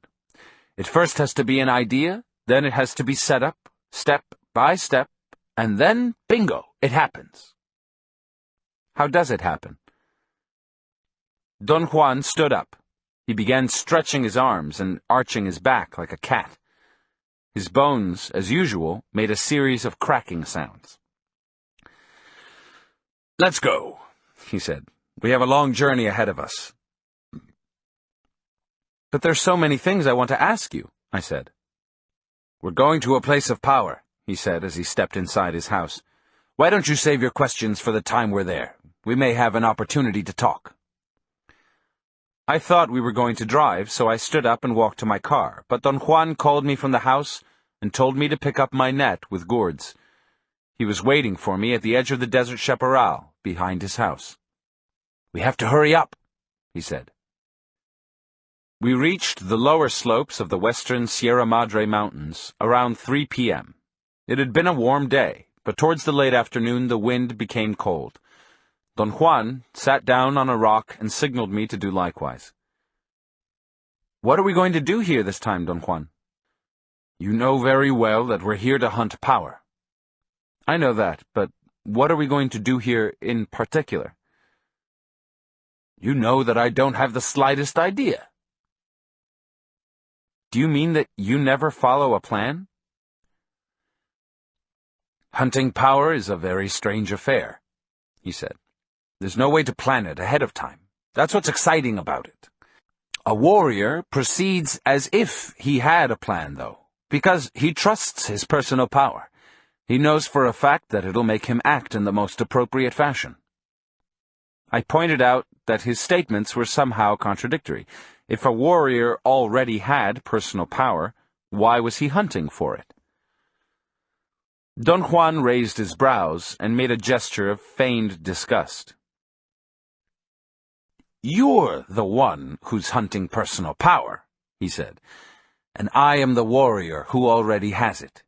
You asked me if I had a plan, and I said that I trust my personal power to guide me, and that I don't need to have a plan. We remained quiet for a moment, and then began walking again. The slopes were very steep, and climbing them was very difficult and extremely tiring for me. On the other hand, there seemed to be no end to Don Juan's stamina. He didn't run or hurry. His walking was steady and tireless. I noticed that he wasn't even perspiring, even after having climbed an enormous and almost vertical slope. When I reached the top of it, Don Juan was already there, waiting for me. As I sat down next to him, I felt that my heart was about to burst out of my chest. I lay on my back, and perspiration literally poured from my brows. Don Juan laughed out loud and rolled me back and forth for a while. The motion helped me catch my breath. I told him that I was simply awed by his physical prowess. I've been trying to draw your attention to it all along, he said. You're not old at all, Don Juan. Of course not. I've been trying to make you notice it. How do you do it? I don't do anything. My body feels fine, that's all. I treat myself very well, therefore I have no reason to feel tired or ill at ease. The secret is not in what you do to yourself, but rather in what you don't do. I waited for an explanation. He seemed to be aware of my incapacity to understand. He smiled knowingly and stood up. This is a place of power, he said. Find a place for us to camp here on the hilltop. I began to protest. I wanted him to explain what I shouldn't do to my body. He made an imperative gesture. Cut the guff, he said softly. This time, just act for a change. It doesn't matter how long it takes you to find a suitable place to rest. It might take you all night. It's not important that you find the spot either. The important issue is that you try to find it. I put away my writing pad and stood up. Don Juan reminded me, as he'd done countless times whenever he'd asked me to find a resting place, that I had to look without focusing on any particular spot, squinting my eyes until my view was blurred. I began to walk, scanning the ground with my half-closed eyes. Don Juan walked a few feet to my right and a couple of steps behind me. I covered the periphery of the hilltop first. My intention was to work my way in a spiral to the center. But once I'd covered the circumference of the hilltop, Don Juan made me stop. He said I was letting my preference for routines take over. In a sarcastic tone, he added that I was certainly covering the whole area systematically, but in such a stagnant way that I wouldn't be able to perceive the suitable place. He added that he himself knew where it was, so there was no chance for improvisations on my part. What should I be doing instead? I asked. Don Juan made me sit down. He then plucked a single leaf from a number of bushes and gave them to me. He ordered me to lie down on my back and loosen my belt and place the leaves against the skin of my umbilical region. He supervised my movements and instructed me to press the leaves against my body with both hands. He then ordered me to close my eyes and warned me that if I wanted perfect results, I shouldn't lose hold of the leaves or open my eyes or try to sit up when he shifted my body to a position of power. He grabbed me by the right armpit and swirled me around. I had an invincible desire to peek through my half-closed eyelids, but Don Juan put his hand over my eyes. He commanded me to concern myself only with the feeling of warmth that was going to come from the leaves. I lay motionless for a moment, and then I began to feel a strange heat emanating from the leaves. I first sensed it with the palms of my hands. Then the warmth extended to my abdomen, and finally it literally invaded my entire body. In a matter of minutes, my feet were burning up with a heat that reminded me of times when I had had a high temperature. I told Don Juan about the unpleasant sensation and my desire to take off my shoes. He said that he was going to help me stand up, that I shouldn't open my eyes until he told me to, and that I should keep pressing the leaves to my stomach until I'd found the suitable spot to rest. When I was on my feet, he whispered in my ear that I should open my eyes, and that I should walk without a plan, letting the power of the leaves pull me and guide me. I began to walk aimlessly. The heat of my body was uncomfortable. I believed I was running a high temperature, and I became absorbed in trying to conceive by what means Don Juan had produced it. Don Juan walked behind me. He suddenly let out a scream that nearly paralyzed me. He explained, laughing, that abrupt noises scare away unpleasant spirits. I squinted my eyes and walked back and forth for about half an hour. In that time, the uncomfortable heat of my body turned into a pleasurable warmth. I experienced a sensation of lightness as I paced up and down the hilltop. I felt disappointed, however. I had somehow expected to detect some kind of visual phenomenon, but there were no changes whatsoever in the periphery of my field of vision, no unusual colors or glare or dark masses. I finally became tired of squinting my eyes and opened them. I was standing in front of a small ledge of sandstone, which was one of the few barren, rocky places on the hilltop. The rest was dirt with widely spaced small bushes.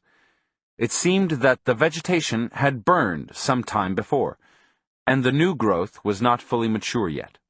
For some unknown reason, I thought that the sandstone ledge was beautiful. I stood in front of it for a long time, and then I simply sat down on it. "Good, good," Don Juan said, and patted me on the back. He then told me to carefully pull the leaves from under my clothes and place them on the rock. As soon as I'd taken the leaves away from my skin, I began to cool off. I took my pulse. It seemed to be normal. Don Juan laughed and called me Dr. Carlos, and asked me if I could also take his pulse. He said that what I'd felt was the power of the leaves, and that power had cleared me and had enabled me to fulfill my task. I asserted in all sincerity that I'd done nothing in particular, and that I sat down on that place because I was tired, and because I found the color of the sandstone very appealing. Don Juan didn't say anything. He was standing a few feet away from me. Suddenly, he jumped back and with incredible agility ran and leaped over some bushes to a high crest of rocks some distance away. "What's the matter?" I asked, alarmed. "Watch the direction in which the wind will blow your leaves," he said. "Count them quickly. The wind is coming. Keep half of them and put them back against your belly." I counted 20 leaves. I stuck 10 under my shirt, and then a strong gust of wind scattered the other 10 in a westerly direction. I had the eerie feeling, as I saw the leaves being blown off, that a real entity was deliberately sweeping them into the amorphous mass of green shrubbery. Don Juan walked back to where I was, and sat down next to me, to my left, facing the south. We didn't speak a word for a long time. I didn't know what to say. I was exhausted. I wanted to close my eyes, but I didn't dare. Don Juan must have noticed my state, and said that it was all right to fall asleep. He told me to place my hands on my abdomen, over the leaves, and try to feel that I was lying suspended on the bed of strings that he'd made for me, on the place of my predilection. I closed my eyes, and a memory of the peace and plenitude I'd experienced while sleeping on that other hilltop invaded me. I wanted to find out if I could actually feel I was suspended, but I fell asleep. I woke up just before the sunset. Sleeping had refreshed and invigorated me. Don Juan had also fallen asleep. He opened his eyes at the same time I did. It was windy, but I didn't feel cold. The leaves on my stomach seemed to have acted as a furnace, a heater of some sort. I examined the surroundings. The place I'd selected to rest was like a small basin. One could actually sit on it, as on a long couch. There was enough of a rock wall to serve as a backrest. I also found out that Don Juan had brought my writing pads and placed them underneath my head. "You found the right place," he said, smiling. "And the whole operation took place as I told you it would. Power guided you here, without any plan on your part." "What kind of leaves did you give me?" I asked. The warmth that had radiated from the leaves and had kept me in such a comfortable state without any blankets or extra thick clothing was indeed an absorbing phenomenon for me. "They were just leaves," Don Juan said. "Do you mean that I could grab leaves from any bush and they would produce the same effect on me?" "No, I don't mean that you yourself can do that. You have no personal power. I mean that any kind of leaves would help you, providing that the person who gives them to you has power. What helped you today was not the leaves, but power." "Your power, Don Juan." "I suppose you could say that it was my power, although that's not really accurate. Power doesn't belong to anyone. Some of us may gather it, and then it could be given directly to someone else. You see, the key to stored power is that it can be used only to help someone else store power." I asked him if that meant that his power was limited only to helping others. Don Juan patiently explained that he could use his personal power however he pleased, in anything he himself wanted. But when it came to giving it directly to another person, it was useless unless that person utilized it for his own search of personal power. "Everything a man does hinges on his personal power," Don Juan went on. "Therefore, for one who doesn't have any, the deeds of a powerful man are incredible. It takes power to even conceive what power is. This is what I've been trying to tell you all along. But I know you don't understand. Not because you don't want to, but because you have very little personal power." "What should I do, Don Juan?" "Nothing. Just proceed as you are now. Power will find a way." He stood up and turned around in a complete circle, staring at everything in the surroundings. His body moved at the same time his eyes moved. The total effect was that of a hieratic mechanical toy that turned in a complete circle in a precise and unaltered movement. I looked at him with my mouth open. He hid a smile, cognizant of my surprise. "Today you're going to hunt power in the darkness of the day," he said, and sat down. "I beg your pardon?" "Tonight, You'll venture into those unknown hills. In the darkness, they are not hills. What are they? They're something else. Something unthinkable for you, since you've never witnessed their existence. What do you mean, Don Juan? You always scare me with that spooky talk. He laughed and kicked my calf softly. The world is a mystery, he said, and it's not at all as you picture it. He seemed to reflect for a moment. His head bobbed up and down with a rhythmical shake. Then he smiled and added, Well, it is also as you picture it, but that's not all there is to the world. There's much more to it. You have been finding that out all along, and perhaps tonight you'll add one more piece. His tone sent a chill through my body. What are you planning to do? I don't plan anything. All is decided by the same power that allowed you to find this spot. Don Juan got up and pointed to something in the distance. I assumed that he wanted me to stand up and look. I tried to jump to my feet, but before I'd fully stood up, Don Juan pushed me down with great force. I didn't ask you to follow me, he said in a severe voice. Then he softened his tone and added, You're going to have a difficult time tonight, and you'll need all the personal power you can muster. Stay where you are and save yourself for later. He explained that he wasn't pointing at anything, but just making sure that certain things were out there. He assured me that everything was all right, and said that I should sit quietly and get busy because I had a lot of time to write before total darkness had set in the land. His smile was contagious and very comforting. But what are we going to do, Don Juan? He shook his head from side to side in an exaggerated gesture of disbelief. Write! He commanded me, and turned his back to me. There was nothing else for me to do. I worked on my notes until it was too dark to write. Don Juan maintained the same position all the time I was working. He seemed to be absorbed in staring into the distance towards the west. But as soon as I stopped, he turned to me and said in a joking tone that the only ways to shut me up were to give me something to eat, or make me write, or put me to sleep. He took a small bundle from his knapsack and ceremoniously opened it. It contained pieces of dry meat. He handed me a piece and took another for himself and began to chew on it. He casually informed me that it was power food, which both of us needed on that occasion.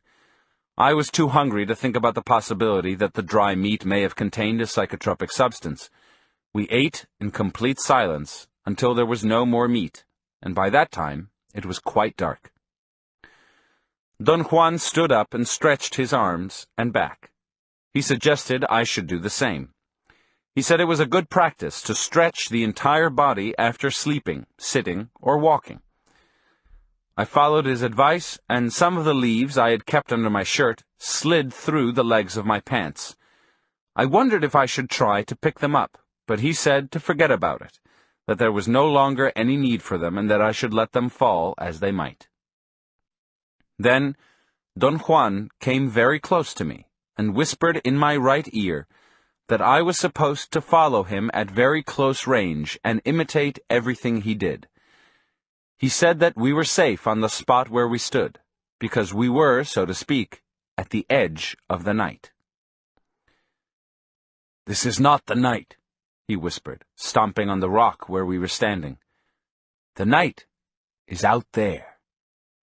He pointed to the darkness all around us. He then checked my carrying net to see if the food gourds and my writing pads were secured, and in a soft voice said that a warrior always made sure that everything was in proper order, not because he believed that he was going to survive the ordeal he was about to undertake, but because that was part of his impeccable behavior. Instead of making me feel relieved, his admonitions created the complete certainty that my doom was approaching. I wanted to weep. Don Juan was, I was sure, completely aware of the effect of his words. Trust your personal power, he said in my ear.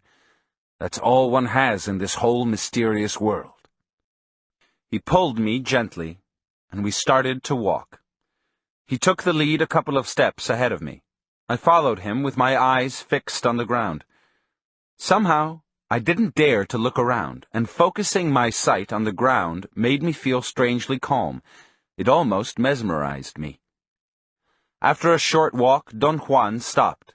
He whispered that total darkness was near, and that he was going to get ahead of me, but was going to give me his position by imitating the cry of a specific small owl. He reminded me that I already knew that his particular imitation was raspy at the beginning, and then it became as mellow as the cry of a real owl. He warned me to be deadly aware of other owl cries which did not bear that mark. By the time Don Juan finished giving me all those instructions, I was practically panic-stricken. I grabbed him by the arm and wouldn't let go. It took 2 or 3 minutes for me to calm myself enough so I could articulate my words. A nervous ripple ran along my stomach and abdomen and kept me from talking coherently. In a calm, soft voice, he urged me to get hold of myself, because the darkness was like the wind, an unknown entity at large that could trick me if I wasn't careful, and I had to be perfectly calm in order to deal with it. You must let yourself go so your personal power will merge with the power of the night, he said in my ear. He said that he was going to move ahead of me, and I had another attack of irrational fear. This is insane, I protested. Don Juan didn't get angry or impatient. He laughed quietly and said something in my ear which I didn't quite understand. What did you say? I said loudly through chattering teeth. Don Juan put his hand over my mouth and whispered that a warrior acted as if he knew what he was doing, when in effect he knew nothing. He repeated one statement 3 or 4 times, as if he wanted me to memorize it. He said, "A warrior is impeccable when he trusts his personal power, regardless of whether it is small or enormous." After a short wait, he asked me if I was all right. I nodded, and he went swiftly out of sight with hardly a sound. I tried to look around. I seemed to be standing in an area of thick vegetation. All I could distinguish was the dark mass of shrubs, or perhaps small trees. I concentrated my attention on sounds, but nothing was outstanding. The whizzing of the wind muffled every other sound except the sporadic piercing cries of large owls and the whistling of other birds. I waited for a while in a state of utmost attention, and then came the raspy, prolonged cry of a small owl. I had no doubt it was Don Juan. It came from a place behind me. I turned around and began to walk in that direction. I moved slowly because I felt inextricably encumbered by the darkness. I walked for perhaps 10 minutes. Suddenly, some dark mass jumped in front of me. I screamed and fell backward on my seat. My ears began buzzing. The fright was so great that it cut my wind. I had to open my mouth to breathe. "Stand up," Don Juan said softly. "I didn't mean to scare you. I just came to meet you." He said that he had been watching my crappy way of walking, and that when I moved in the darkness, I looked like a crippled old lady trying to tiptoe between mud puddles. He found this image funny, and laughed out loud. He then proceeded to demonstrate a special way of walking in the darkness, a way which he called the gate of power. He stooped over in front of me and made me run my hands over his back and knees in order to get an idea of the position of his body. Don Juan's trunk was slightly bent forward, but his spine was straight. His knees were also slightly bent. He walked slowly in front of me, so I could take notice that he raised his knees almost to his chest every time he took a step. And then he actually ran out of sight and came back again. I couldn't conceive how he could run in total darkness. "The gate of power is for running at night," he whispered in my ear. He urged me to try it myself. I told him that I was sure I would break my legs falling into a crevice or a rock. Don Juan very calmly said that the gate of power was completely safe. I pointed out that the only way I could understand his acts was by assuming he knew those hills to perfection and thus could avoid the pitfalls. Don Juan took my head in his hands and whispered forcefully, "This is the night, and it is power." He let go of my head and then added in a soft voice that at night the world was different, and that his ability to run in the darkness had nothing to do with his knowledge of those hills. He said that the key to it was to let one's personal power flow out freely, so it could merge with the power of the night, and that once that power took over, there was no chance for a slip-up. He added, in a tone of utmost seriousness, that if I doubted it, I should consider, for a moment, what was taking place. For a man of his age to run in those hills at that hour would be suicidal if the power of the night wasn't guiding him. "Look," he said, and ran swiftly out into the darkness, and came back again. The way his body moved was so extraordinary that I couldn't believe what I was seeing. He sort of jogged on the same spot for a moment. The manner in which he lifted his legs reminded me of a sprinter doing preliminary warm-up exercises. He then told me to follow him. I did it with utter constraint and uneasiness. With extreme care, I tried to look where I was stepping, but it was impossible to judge distance. Don Juan came back and jogged by my side. He whispered that I had to abandon myself to the power of the night and trust the little bit of personal power that I had, or I would never be able to move with freedom, and that the darkness was encumbering only because I relied on my sight for everything I did, not knowing that another way to move was to let power be the guide. I tried various times without any success. I simply couldn't let go.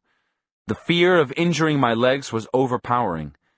Don Juan ordered me to keep on moving in the same spot and to try to feel as if I were actually using the gate of power.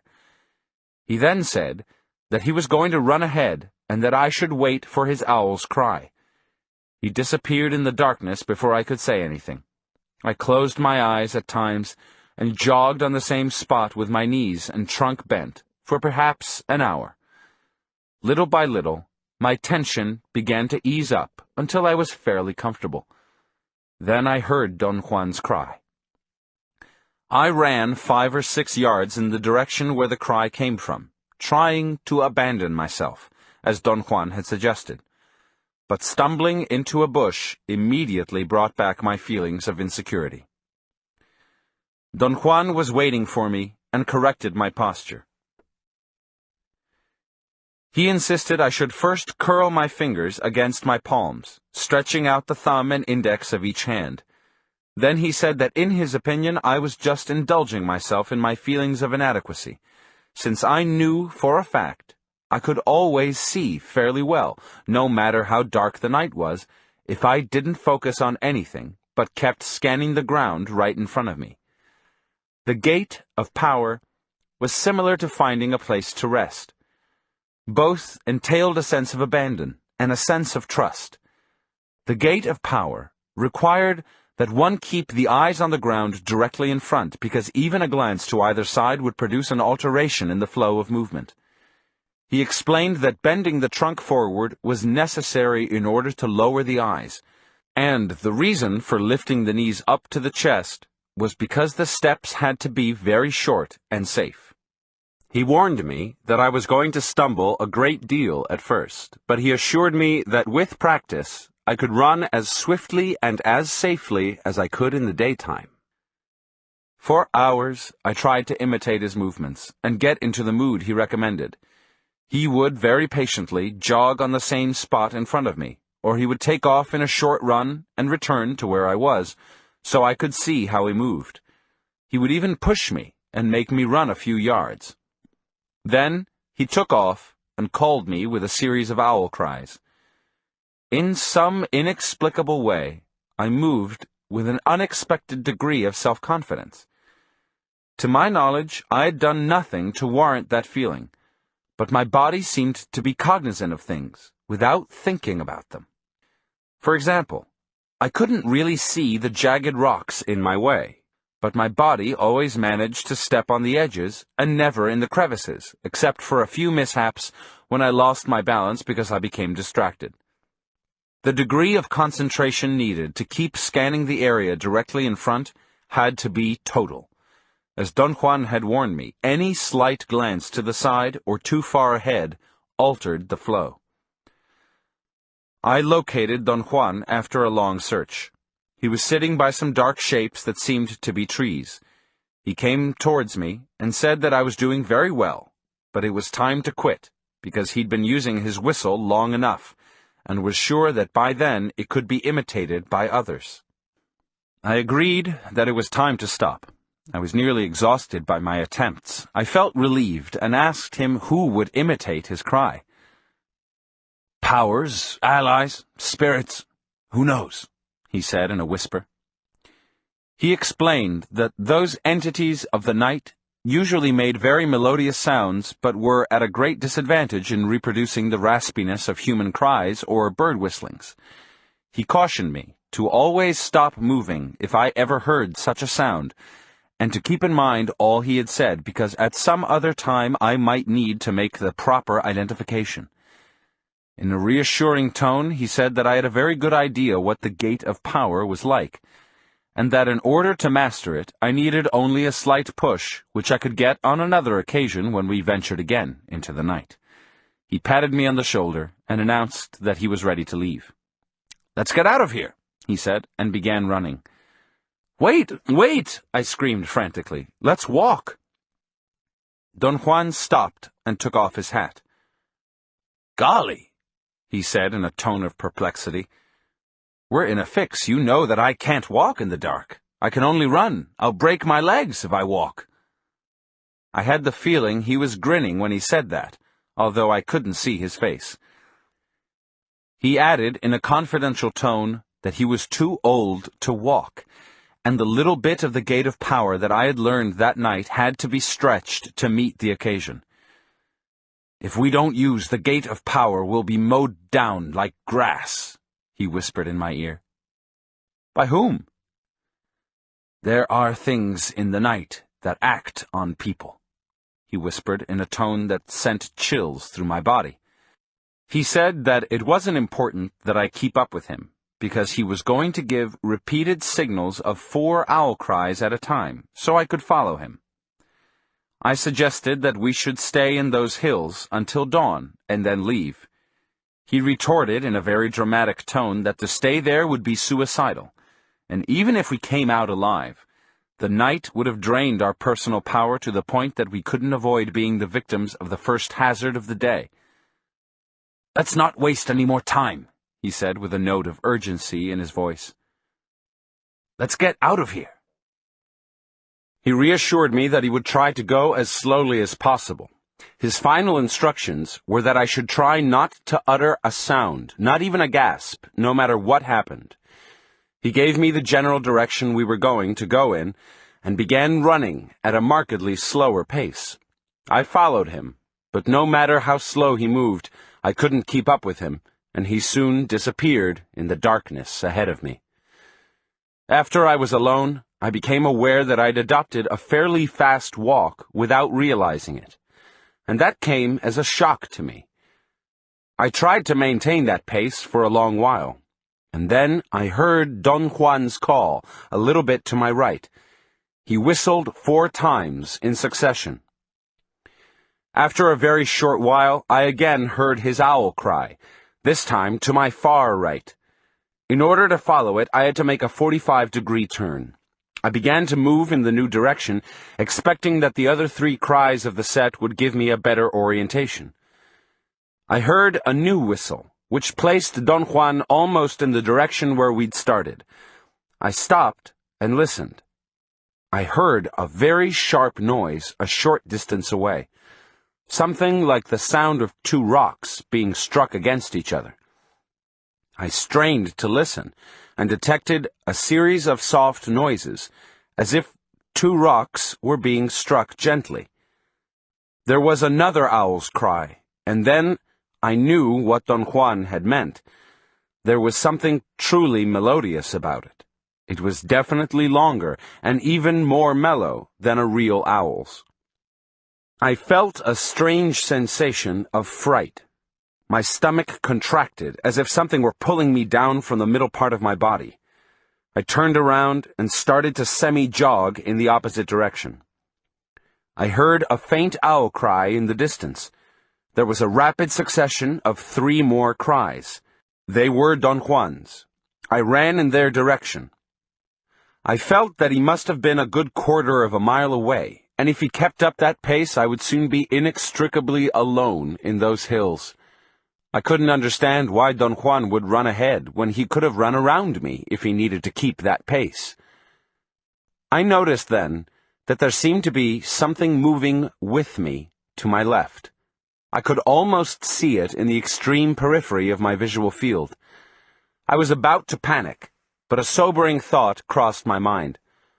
I couldn't possibly see anything in the dark. I wanted to stare in that direction, but I was afraid to lose my momentum. Another owl cry jolted me out of my deliberations. It came from my left. I didn't follow it, because it was without a doubt the most sweet and melodious cry I'd ever heard. It didn't frighten me, though. There was something very appealing, or perhaps haunting, or even sad about it. Then a very swift, dark mass crossed from left to right ahead of me. The suddenness of its movements made me look ahead. I lost my balance and crashed noisily against some shrubs. I fell down on my side, and then I heard the melodious cry a few steps to my left. I stood up, but before I could start moving forward again, there was another cry, more demanding and compelling than the first. It was as if something there wanted me to stop and listen. The sound of the owl cry was so prolonged and gentle that it eased my fears. I would have actually stopped had I not heard at that precise moment Don Juan's 4 raspy cries. They seemed to be nearer. I jumped and took off in that direction. After a moment, I noticed again a certain flicker or a wave in the darkness to my left. It wasn't a sight proper, but rather a feeling. And yet I was almost sure I was perceiving it with my eyes.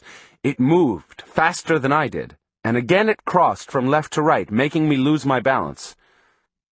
This time, I didn't fall down, and strangely enough, not falling down annoyed me. I suddenly became angry, and the incongruency of my feelings threw me into true panic. I tried to accelerate my pace. I wanted to give out an owl cry myself to let Don Juan know where I was, but I didn't dare to disobey his instructions. At that moment, some gruesome thing came to my attention. There was actually something like an animal to my left, almost touching me. I jumped involuntarily and veered to my right. The fright almost suffocated me. I was so intensely gripped by fear that there were no thoughts in my mind as I moved in the darkness as fast as I could. My fear seemed to be a bodily sensation that had nothing to do with my thoughts. I found that condition very unusual. In the course of my life, my fears had always been mounted on an intellectual matrix, and had been engendered by threatening social situations, or by people behaving towards me in dangerous ways. This time, however, my fear was a true novelty.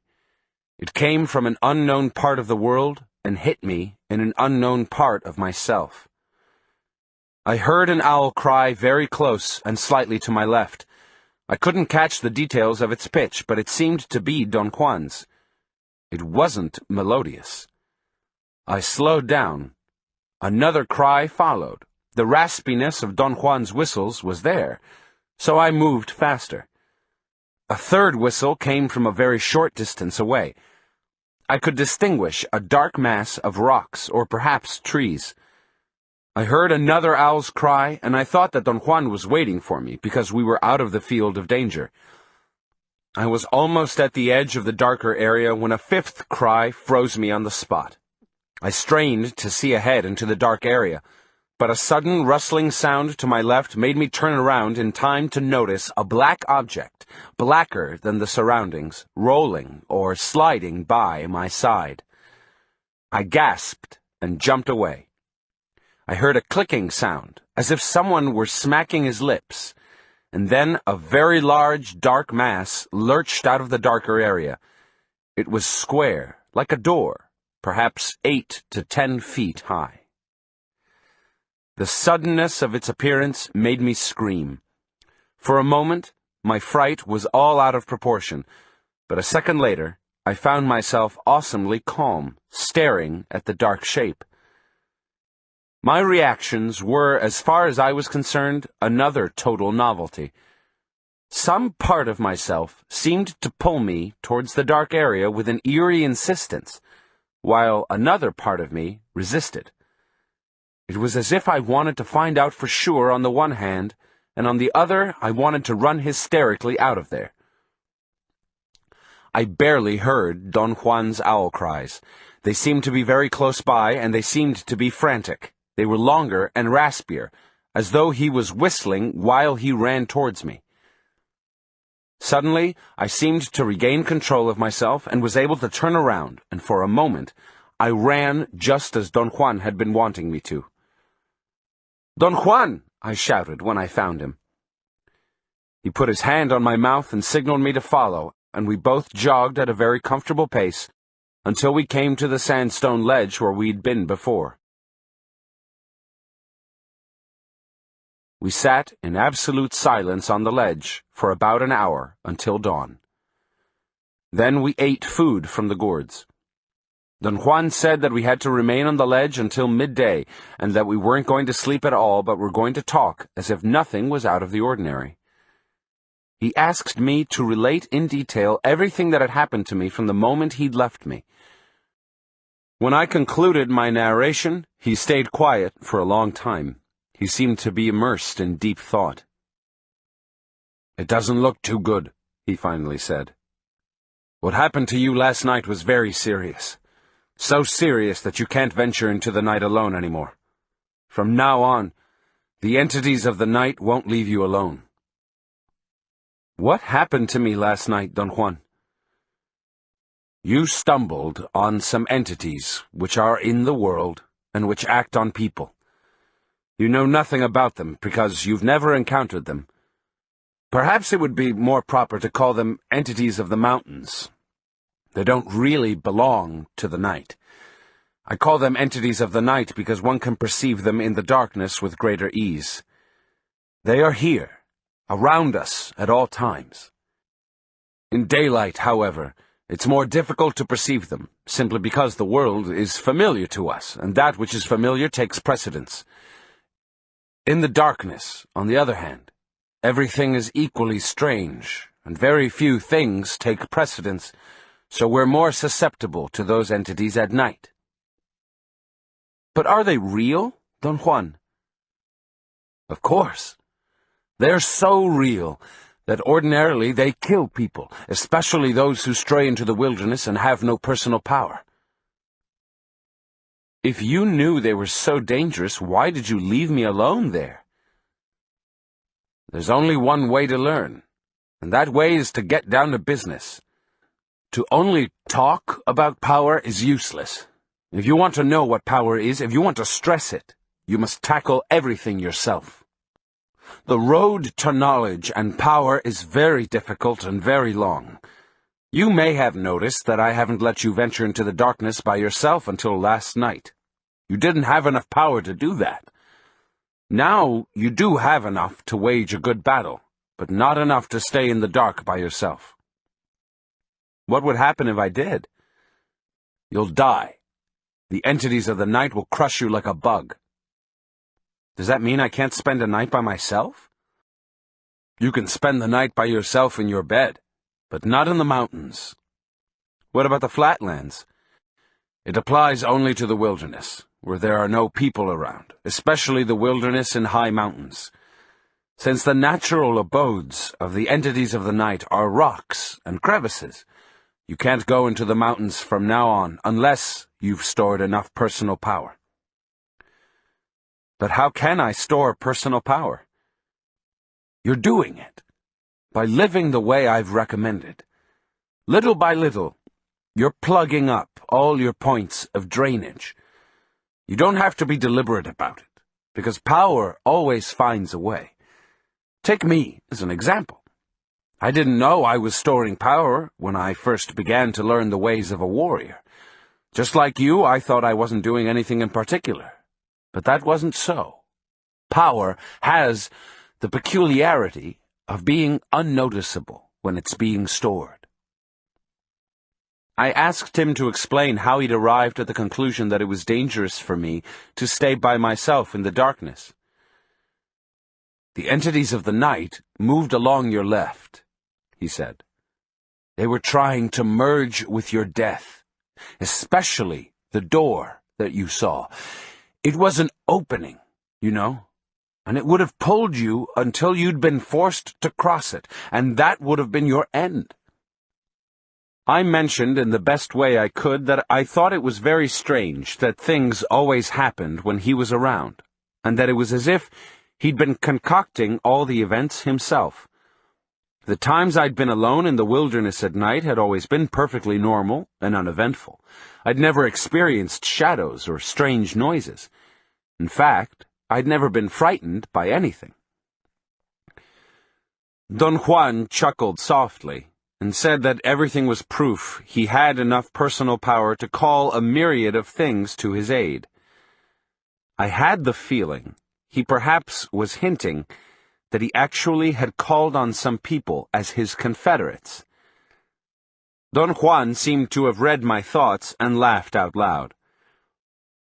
"Don't tax yourself with explanations," he said. "What I said makes no sense to you, simply because you still don't have enough personal power. Yet, you have more than when you started, so things have begun to happen to you.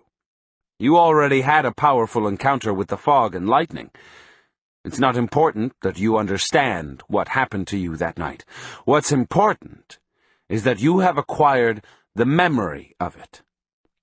The bridge and everything else you saw that night will be repeated someday when you have enough personal power."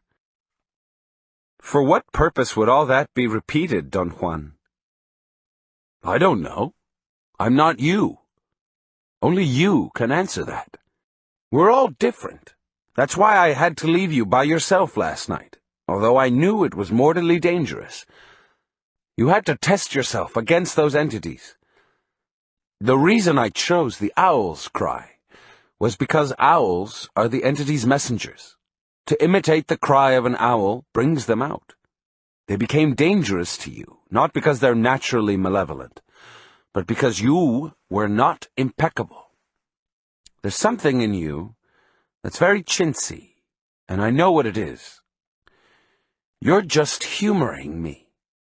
You've been humoring everybody all along, and of course that places you automatically above everyone and everything. But you know yourself that that cannot be so. You're only a man, and your life is too brief to encompass all the wonders and all the horrors of this marvelous world. Therefore, your humoring is chintzy. It cuts you down to a crappy size." I wanted to protest. Don Juan had nailed me, as he had done dozens of times before. For a moment, I became angry, but, as it had happened before, writing detached me enough so I could remain impassive. "I think I have a cure for it," Don Juan went on after a long interval. "Even you would agree with me if you could remember what you did last night. You ran as fast as any sorcerer, only when your opponent became unbearable. We both know that, and I believe I've already found a worthy opponent for you." "What are you going to do, Don Juan?" He didn't answer. He stood up and stretched his body. He seemed to contract every muscle. He ordered me to do the same. "You must stretch your body many times during the day," he said. "The more times, the better, but only after a long period of work or a long period of rest." "What kind of opponent are you going to find for me?" I asked. "Unfortunately, only our fellow men are our worthy opponents," he said. "Other entities have no volition of their own, and one must go to meet them and lure them out. Our fellow men, on the contrary, are relentless." "We've talked long enough," Don Juan said in an abrupt tone, and turned to me. "Before we leave, you must do one thing, the most important of all. I'm going to tell you something right now, to set your mind at ease about why you're here. The reason you keep on coming to see me is very simple. Every time you've seen me, your body has learned certain things, even against your desire. And finally, your body now needs to come back to me to learn more. Let's say that your body knows that it's going to die, even though you never think about it. So I've been telling your body that I too am going to die. And before I do, I'd like to show your body certain things, things which you can't give to your body yourself. For example, your body needs fright. It likes it. Your body needs the darkness and the wind. Your body now knows the gate of power and can't wait to try it. So let's say then that your body returns to see me because I am its friend." Don Juan remained silent for a long while. He seemed to be struggling with his thoughts. "I've told you that the secret of a strong body is not in what you do to it, but what you don't do," he finally said. "Now it's time for you not to do what you always do. Sit here until we leave, and not do." "I don't follow you, Don Juan." He put his hands over my notes and took them away from me. He carefully closed the pages of my notebook, secured it with a rubber band, and then threw it like a disc far into the chaparral. I was shocked and began to protest, but he put his hand over my mouth. He pointed to a large bush and told me to fix my attention, not on the leaves, but on the shadows of the leaves. He said that running in the darkness didn't have to be spurred by fear, but could be a very natural reaction of a jubilant body that knew how to not do. He repeated over and over in a whisper in my right ear that to not do what I knew how to do was the key to power. In the case of looking at a tree, what I knew how to do was to focus immediately on the foliage. The shadows of the leaves or the spaces in between the leaves were never my concern. His last admonitions were to start focusing on the shadows of the leaves on one single branch, and then eventually work my way to the whole tree, and not to let my eyes go back to the leaves, because the first deliberate step to storing personal power was to allow the body to not do. Perhaps it was because of my fatigue or my nervous excitation, but I became so immersed in the shadows of the leaves that by the time Don Juan stood up, I could almost group the dark masses of shadows as effectively as I normally grouped the foliage. The total effect was startling. I told Don Juan that I would like to stay longer. He laughed and patted me on my hat. "I've told you," he said, "the body likes things like this." He then said that I should let my stored power guide me through the bushes to my notebook. He gently pushed me into the chaparral. I walked aimlessly for a moment, and then I came upon it. I thought that I must have unconsciously memorized the direction in which Don Juan had thrown it. He explained the event, saying that I went directly to the notebook, because my body had been soaked for hours in not doing.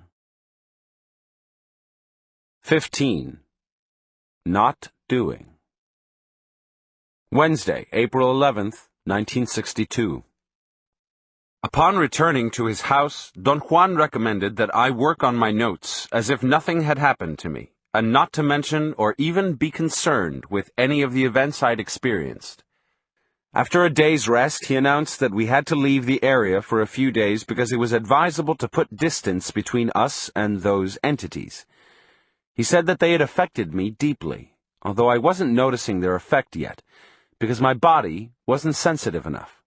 In a short while, however, I would fall seriously ill if I didn't go to my place of predilection to be cleansed and restored. We left before dawn and drove north. And after an exhausting drive and a fast hike, we arrived at the hilltop in the late afternoon. Don Juan, as he had done before, covered the spot where I'd once slept with small branches and leaves. Then he gave me a handful of leaves to put against the skin of my abdomen and told me to lie down and rest. He fixed another place for himself, slightly to my left, about 5 feet away from my head, and also lay down. In a matter of minutes, I began to feel an exquisite warmth and a sense of supreme well-being. It was a sense of physical comfort, a sensation of being suspended in mid-air. I could fully agree with Don Juan's statement that the bed of strings would keep me floating. I commented on the unbelievable quality of my sensory experience. Don Juan said in a factual tone that the bed was made for that purpose. "I can't believe that this is possible," I exclaimed. Don Juan took my statement literally and scolded me. He said he was tired of my acting as an ultimately important being that has to be given proof over and over that the world is unknown and marvelous. I tried to explain that a rhetorical exclamation had no significance. He retorted that if that were so, I could have chosen another statement. It seemed that he was seriously annoyed with me. I sat up halfway and began to apologize, but he laughed, and, imitating my manner of speaking, suggested a series of hilarious rhetorical exclamations I could have used instead. I ended up laughing at the calculated absurdity of some of his proposed alternatives. He giggled, and in a soft tone reminded me that I should abandon myself to the sensation of floating. The soothing feeling of peace and plenitude that I experienced in that mysterious place aroused some deeply buried emotions in me. I began to talk about my life. I confessed that I had never respected or liked anybody, not even myself, and that I had always felt I was inherently evil. And thus my attitude towards others was always veiled with a certain bravado and daring. "True," Don Juan said. "You don't like yourself at all." He cackled and told me that he had been seeing while I talked. His recommendation was that I shouldn't have remorse for anything I'd done, because to isolate one's acts as being mean or ugly or evil was to place an unwarranted importance on the self. I moved nervously, and the bed of leaves made a rustling sound. Don Juan said that if I wanted to rest, I shouldn't make my leaves feel agitated, and that I should imitate him and lie without making a single movement. He added that in his seeing, he had come across one of my moods. He struggled for a moment, seemingly to find a proper word, and said that the mood in question was a frame of mind I continually lapsed into. He described it as a sort of trap door that opened at unexpected times and swallowed me. I asked him to be more specific. He replied that it was impossible to be specific about seeing. Before I could say anything else, he told me I should relax, but not fall asleep, and be in a state of awareness for as long as I could. He said that the bed of strings was made exclusively to allow a warrior to arrive at a certain state of peace and well-being. In a dramatic tone, Don Juan stated that well-being was a condition one had to groom, a condition one had to become acquainted with in order to seek it. "You don't know what well-being is, because you've never experienced it," he said. I disagreed with him, but he continued arguing that well-being was an achievement one had to deliberately seek.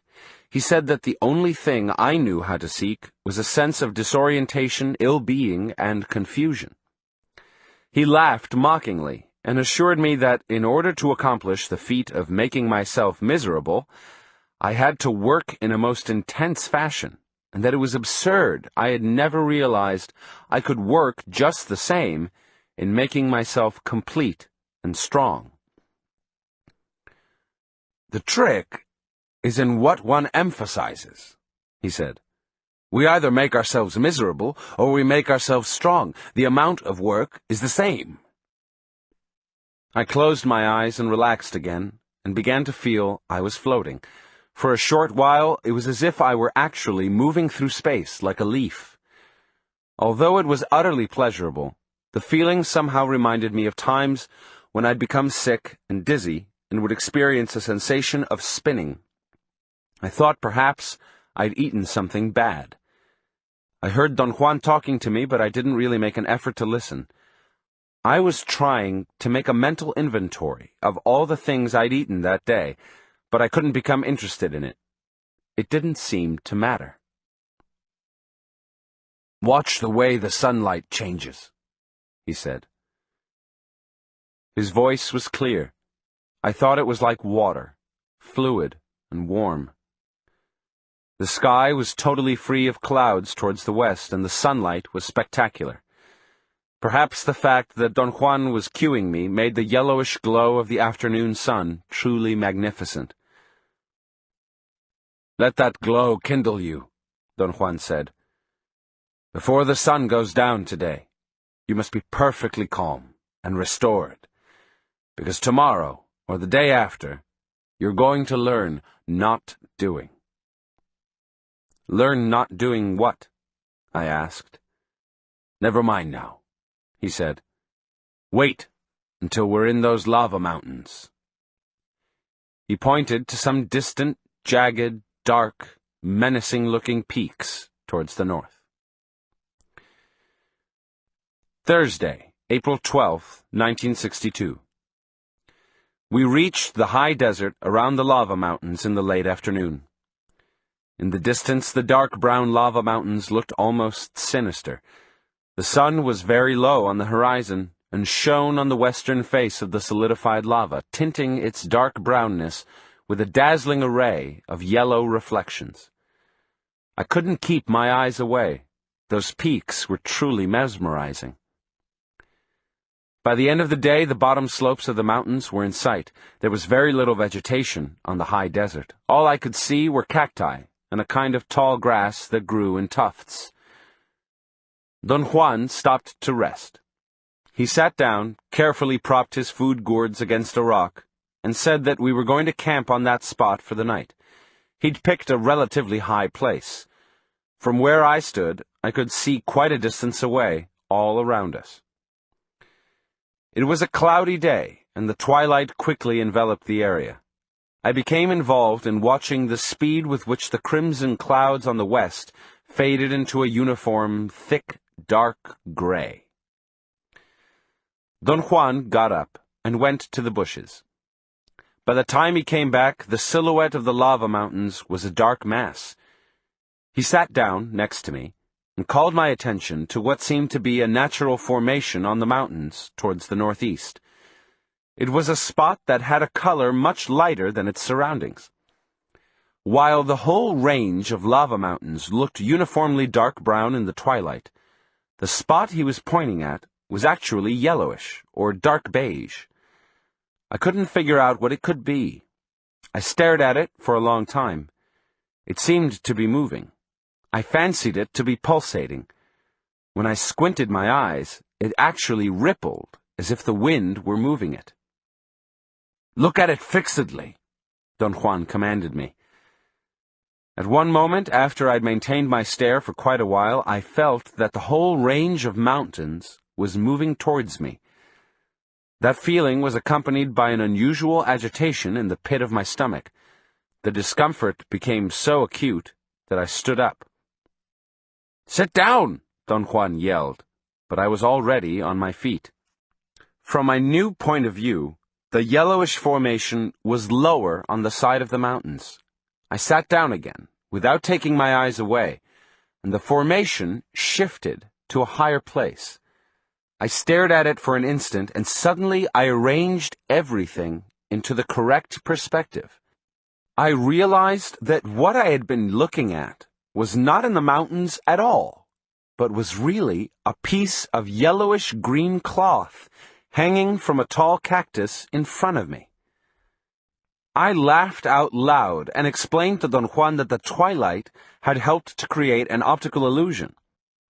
He got up and walked to the place where the piece of cloth was hanging, took it down, folded it, and put it inside his pouch. "What are you doing that for?" I asked. "Because this piece of cloth has power," he said casually. "For a moment you were doing fine with it, and there's no way of knowing what may have happened if you'd remained seated." Friday, April 13th, 1962. At the crack of dawn, we headed for the mountains. They were surprisingly far away. By midday, we walked into one of the canyons. There was some water in shallow pools. We sat to rest in the shade of a hanging cliff. The mountains were clumps of a monumental lava flow. The solidified lava had weathered over the millennia into a porous, dark brown rock. Only a few sturdy weeds grew between the rocks and in the cracks. Looking up at the almost perpendicular walls of the canyon, I had a weird sensation in the pit of my stomach. The walls were hundreds of feet high, and gave me the feeling that they were closing in on me. The sun was almost overhead, slightly towards the southwest. "Stand up here," Don Juan said, and maneuvered my body until I was looking towards the sun. He told me to look fixedly at the mountain walls above me. The sight was stupendous. The magnificent height of the lava flow staggered my imagination. I began to wonder what a volcanic upheaval it must have been. I looked up and down the sides of the canyon various times. I became immersed in the richness of color in the rock wall. There were specks of every conceivable hue. There were patches of light grain moss or lichen in every rock. I looked right above my head and noticed that the sunlight was producing the most exquisite reflections when it hit the brilliant specks of the solidified lava. I stared at an area in the mountains where the sunlight was being reflected. As the sun moved, the intensity diminished, then it faded completely. I looked across the canyon and saw another area of the same exquisite light refractions. I told Don Juan what was happening, and then I spotted another area of light, and then another in a different place, and another, until the whole canyon was blotched with big patches of light. I felt dizzy. Even if I closed my eyes, I could still see the brilliant lights. I held my head in my hands and tried to crawl under the hanging cliff, but Don Juan grabbed my arm firmly and imperatively told me to look at the walls of the mountains and try to figure out spots of heavy darkness in the midst of the fields of light. I didn't want to look because the glare bothered my eyes. I said that what was happening to me was similar to staring into a sunny street through a window and then seeing the window frame as a dark silhouette everywhere else. Don Juan shook his head from side to side and began to chuckle. He let go of my arm, and we sat down again under the hanging cliff. I was jotting down my impressions of the surroundings when Don Juan, after a long silence, suddenly spoke in a dramatic tone. "I have brought you here to teach you one thing," he said, and paused. "You're going to learn not doing. We might as well talk about it, because there's no other way for you to proceed. I thought you might catch on to not doing without my having to say anything. I was wrong." "I don't know what you're talking about, Don Juan." "It doesn't matter," he said. "I'm going to tell you about something that is very simple, but very difficult to perform. I'm going to talk to you about not doing. in spite of the fact that there's no way to talk about it because it is the body that does it. He stared at me in glances, and then said that I had to pay the utmost attention to what he was going to say. I closed my notebook, but to my amazement he insisted that I should keep on writing. "Not doing is so difficult and so powerful that you shouldn't mention it," he went on. "Not until you have stopped the world. Only then can you talk about it freely, if that's what you'd want to do." Don Juan looked around, and then pointed to a large rock. "That rock over there is a rock because of doing," he said. We looked at each other, and he smiled. I waited for an explanation, but he remained silent. Finally, I had to say that I hadn't understood what he meant. "That's doing," he exclaimed. "Pardon me? That's also doing." "What are you talking about, Don Juan?" "Doing is what makes that rock a rock and that bush a bush. Doing is what makes you yourself and me myself." I told him that his explanation didn't explain anything. He laughed and scratched his temples. "That's the problem with talking," he said. "It always makes one confuse the issues. If one starts talking about doing, one always ends up talking about something else. It's better to just act. Take that rock, for instance. To look at it is doing, but to see it is not doing." I had to confess that his words weren't making sense to me. "Oh, yes, they do," he exclaimed. "But you're convinced that they don't because that is your doing. That is the way you act towards me and the world." He again pointed to the rock. "That rock is a rock because of all the things you know how to do to it," he said. "I call that doing. A man of knowledge, for instance, knows that the rock is a rock only because of doing. So if he doesn't want the rock to be a rock, all he has to do is not doing. See what I mean?" I didn't understand him at all. He laughed and made another attempt at explaining. "The world is the world because you know the doing involved in making it so," he said. "If you didn't know it's doing, the world would be different." He examined me with curiosity. I stopped writing. I just wanted to listen to him. He went on explaining that without that certain doing, there would be nothing familiar in the surroundings. He leaned over and picked up a small rock between the thumb and index of his left hand and held it in front of my eyes. "This is a pebble because you know the doing involved in making it into a pebble," he said. "What are you saying?"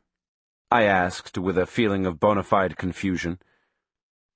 Don Juan smiled. He seemed to be trying to hide a mischievous delight. "I don't know why you're so confused," he said. "Words are your predilection. You should be in heaven." He gave me a mysterious look and raised his brows 2 or 3 times. Then he pointed again to the small rock he was holding in front of my eyes. "I say that you are making this into a pebble because you know the doing involved in it," he said. "Now, in order to stop the world, you must stop doing." He seemed to know that I still hadn't understood and smiled, shaking his head. He then took a twig and pointed to the uneven edge of the pebble. "In the case of this little rock," he went on, "the first thing which doing does to it is to shrink it to this size. So the proper thing to do, which a warrior does if he wants to stop the world, is to enlarge a little rock or any other thing by not doing." He stood up and placed the pebble on the boulder, and then asked me to come closer and examine it. He told me to look at the holes and depressions in the pebble and try to pick out the minute detail in them. He said that if I could pick out the detail, the holes and the depressions would disappear, and I would understand what not doing meant. "This damn pebble is going to drive you crazy today," he said. I must have had a look of bewilderment on my face. He looked at me and laughed uproariously. Then he pretended to get angry with the pebble and hit it 2 or 3 times with his hat. I urged him to clarify his point. I argued that it was possible for him to explain anything he wanted to if he made an effort. He gave me a sly glance and shook his head as if the situation were hopeless. "Sure, I can explain anything," he said, laughing. "But could you understand it?" I was taken aback by his insinuation. "Doing makes you separate the pebble from the larger boulder," he continued. "If you want to learn not doing, let's say that you have to join them." He pointed to the small shadow that the pebble cast on the boulder, and said that it wasn't a shadow, but a glue which bound them together. He then turned around and walked away, saying that he was coming back to check on me later. I stared at the pebble for a long time. I couldn't focus my attention on the minute detail in the holes and depressions, but the tiny shadow that the pebble cast on the boulder became a most interesting point. Don Juan was right. It was like a glue. It moved and shifted. I had the impression it was being squeezed from underneath the pebble. When Don Juan returned, I related to him what I'd observed about the shadow. "That's a good beginning," he said. "A warrior can tell all kinds of things from the shadows." He then suggested that I should take the pebble and bury it somewhere. "Why?" I asked. "You've been watching it for a long time," he said. "It has something of you now. A warrior always tries to affect the force of doing by changing it into not doing.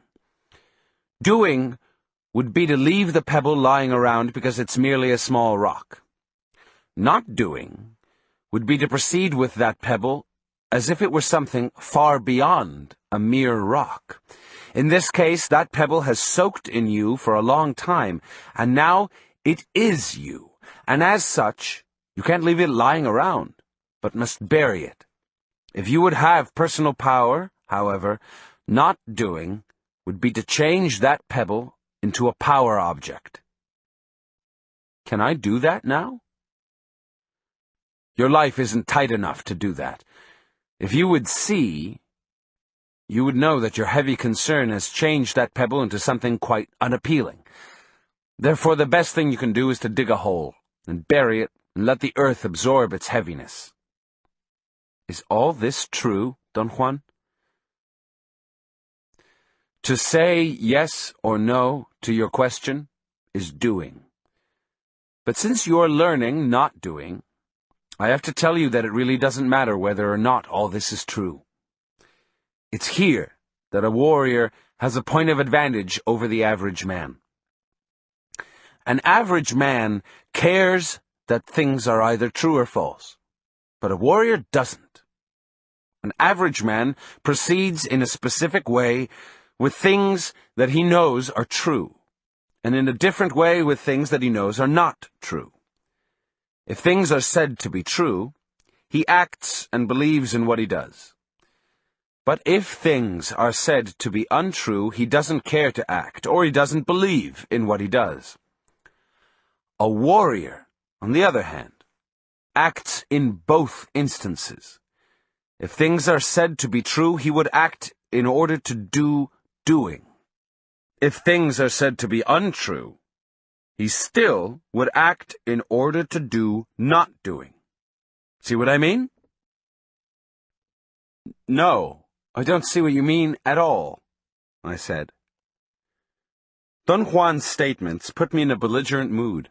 I couldn't make sense of what he was saying. I told him it was gibberish, and he mocked me. and said that I didn't even have an impeccable spirit in what I liked to do the most, talking. He actually made fun of my verbal command and found it faulty and inadequate. "If you're going to be all mouth, be a mouth warrior," he said, and roared with laughter. I felt dejected. My ears were buzzing. I experienced an uncomfortable heat in my head. I was actually embarrassed and presumably red in the face. I stood up and went into the chaparral and buried the pebble. "I was teasing you a little bit," Don Juan said when I returned and sat down again. "And yet I know that if you don't talk, you don't understand. Talking is doing for you, but talking's not appropriate. And if you want to know what I mean by not doing, you have to do a simple exercise. Since we're concerned with not doing, it doesn't matter whether you do the exercise now or 10 years from now." He made me lie down and took my right arm and bent it at my elbow. Then he turned my hand until the palm was facing the front. He curved my fingers so my hand looked as if I were holding a doorknob, and then he began to move my arm back and forth with a circular motion that resembled the act of pushing and pulling a lever attached to a wheel. Don Juan said that a warrior executed that movement every time he wanted to push something out of his body, something like a disease or an unwelcoming feeling. The idea was to push and pull an imaginary opposing force until one felt a heavy object, a solid body, stopping the free movements of the hand. In the case of the exercise, not doing consisted in repeating it until one felt the heavy body with the hand, in spite of the fact that one could never believe it was possible to feel it. I began moving my arm, and in a short while, my hand became ice cold. I had begun to feel a sort of mushiness around my hand. It was as if I were paddling through some heavy, viscous liquid matter. Don Juan made a sudden movement and grabbed my arm to stop the motion. My whole body shivered, as though stirred by some unseen force. He scrutinized me as I sat up, and then walked around me before he sat back down on the place where he'd been. "You've done enough," he said. "You may do this exercise some other time, when you have more personal power." "Did I do something wrong?" "No. Not doing is only for very strong warriors, and you don't have the power to deal with it yet. Now you'll only trap horrendous things with your hand, so do it little by little, until your hand doesn't get cold anymore. Whenever your hand remains warm, you can actually feel the lines of the world with it." He paused, as if to give me time to ask about the lines. But before I had a chance to, he started explaining that there were infinite numbers of lines that joined us to things. He said that the exercise of not doing that he had just described would help anyone to feel a line that came out from the moving hand, a line that one could place or cast wherever one wanted to. Don Juan said that this was only an exercise because the lines formed by the hand weren't durable enough to be of real value in a practical situation. "A man of knowledge uses other parts of his body to produce durable lines," he said. "What parts of the body, Don Juan?" "The most durable lines that a man of knowledge produces come from the middle of the body," he said, "but he can also make them with his eyes." "Are they real lines?" "Surely." "Can you see them and touch them?" "Let's say that you can feel them." The most difficult part about the warrior's way is to realize that the world is a feeling. When one is not doing, one is feeling the world, and one feels the world through its lines. He paused and examined me with curiosity. He raised his brows and opened his eyes, and then blinked. The effect was like the eyes of a bird blinking. Almost immediately, I felt a sensation of discomfort and queasiness. It was actually as if something was applying pressure to my stomach. "See what I mean?" Don Juan asked, and moved his eyes away. I mentioned that I felt nauseated, and he replied in a matter-of-fact tone that he knew it, and that he was trying to make me feel the lines of the world with his eyes. I couldn't accept the claim that he himself was making me feel that way. I voiced my doubts. I could hardly conceive the idea that he was causing my feeling of nausea, since he hadn't, in any physical way, impinged on me. "Not doing is very simple, but very difficult," he said. "It's not a matter of understanding, but of mastering it. Seeing, of course, is the final accomplishment of a man of knowledge, and seeing is attained only when one stopped the world through the technique of not doing." I smiled involuntarily. I hadn't understood what he meant. "When one does something with people," he said, "the concern should be only with presenting the case to their bodies. That's what I've been doing with you so far, letting your body know. Who cares whether or not you understand?" "But that's unfair, Don Juan. I want to understand everything, otherwise coming here would be a waste of my time." "A waste of your time!" he exclaimed, parodying my tone of voice. "You certainly are conceited." He stood up and told me that we were going to hike to the top of the lava peak to our right. The ascent to the top was an excruciating affair. It was actual mountain climbing, except that there were no ropes to aid and protect us. Don Juan repeatedly told me not to look down, and he had to actually pull me up bodily a couple of times after I'd begun to slide down the rock. I felt terribly embarrassed that Don Juan, being so old, had to help me. I told him that I was in poor physical condition because I was too lazy to do any exercise. He replied that once one had arrived at a certain level of personal power, exercise or any training of that sort was unnecessary, since all one needed to be in an impeccable form was to engage oneself in not doing. When we arrived at the top, I lay down. I was about to be sick. He rolled me back and forth with his foot as he had done once before. Little by little, the motion restored my balance, but I felt nervous. It was as if I were somehow waiting for the sudden appearance of something. I involuntarily looked 2 or 3 times to each side. Don Juan didn't say a word, but he also looked in the direction I was looking. "Shadows are peculiar affairs," he said all of a sudden. "You must have noticed that there's one following us." "I haven't noticed anything of the sort," I protested in a loud voice. Don Juan said that my body had noticed our pursuer, in spite of my stubborn opposition, and assured me in a confident tone that there was nothing unusual about being followed by a shadow. "It's just a power," he said. "These mountains are filled with them. It's just like one of those entities that scared you the other night." I wanted to know if I could actually perceive it myself. He asserted that in the daytime I could only feel its presence. I wanted an explanation of why he called it a shadow, when obviously it wasn't like the shadow of a boulder. He replied that both had the same lines, therefore both were shadows.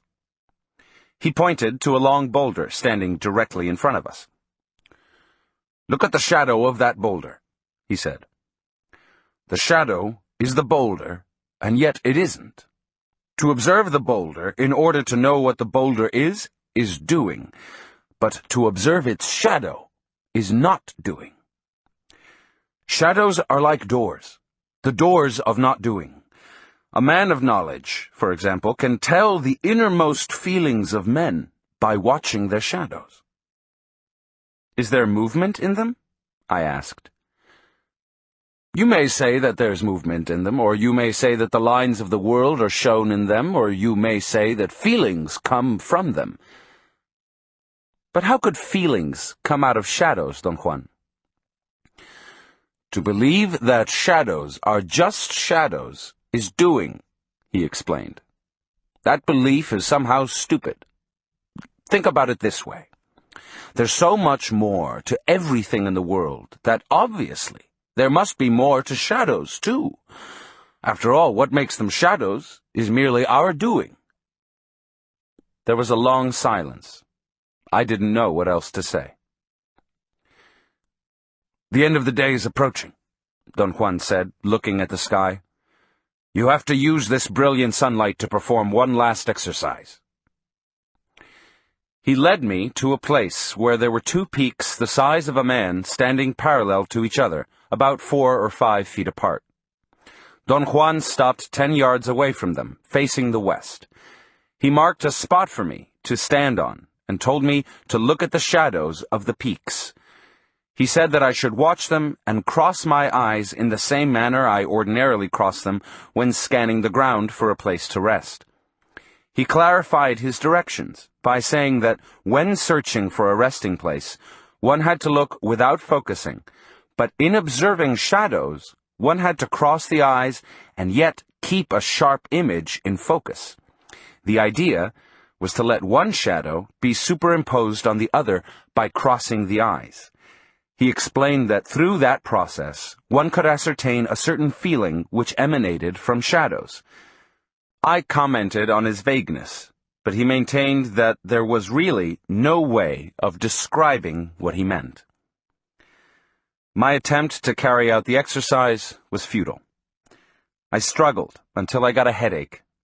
Don Juan was not at all concerned with my failure. He climbed to a dome-like peak and yelled from the top, telling me to look for 2 small, long, and narrow pieces of rock. He showed with his hands the size rock he wanted. I found 2 pieces and handed them to him. Don Juan placed each rock about 1 foot apart in 2 crevices, made me stand above them facing the west, and told me to do the same exercise with their shadows. This time, it was an altogether different affair. Almost immediately, I was capable of crossing my eyes and perceiving their individual shadows as if they had merged into one. I noticed that the act of looking without converging the images gave the single shadow I had formed an unbelievable depth and a sort of transparency. I stared at it, bewildered. Every hole in the rock on the area where my eyes were focused was neatly discernible, and the composite shadow which was superimposed on them was like a film of indescribable transparency. I didn't want to blink, for fear of losing the image I was so precariously holding. Finally, my sore eyes forced me to blink, but I didn't lose the view of the detail at all. In fact, by remoistening my cornea, the image became even clearer. I noticed at that point that it was as if I were looking from an immeasurable height at a world I had never seen before. I also noticed that I could scan the surroundings of the shadow without losing the focus of my visual perception. Then, for an instant, I lost the notion that I was looking at a rock. I felt that I was landing in a world vast beyond anything I had ever conceived. This extraordinary perception lasted for a second, and then everything was turned off. I automatically looked up and saw Don Juan standing directly above the rocks, facing me. He had blocked the sunlight with his body. I described the unusual sensation I had had, and he explained that he had been forced to interrupt it because he saw that I was about to get lost in it. He added that it was a natural tendency for all of us to indulge ourselves when feelings of that nature occur, and that by indulging myself in it I had almost turned not doing into my old familiar doing. He said that what I should have done was to maintain the view without succumbing to it, because in a way, doing was a manner of succumbing. I complained that he should have told me beforehand what to expect and what to do, but he pointed out that he had no way of knowing whether or not I would succeed in merging the shadows. I had to confess I was more mystified than ever about not doing. Don Juan's comments were that I should be satisfied with what I had done, because for once I had proceeded correctly, that by reducing the world I had enlarged it, and that, although I had been far from feeling the lines of the world, I had correctly used the shadow of the rocks as a door into not doing. The statement that I had enlarged the world by reducing it, intrigued me to no end.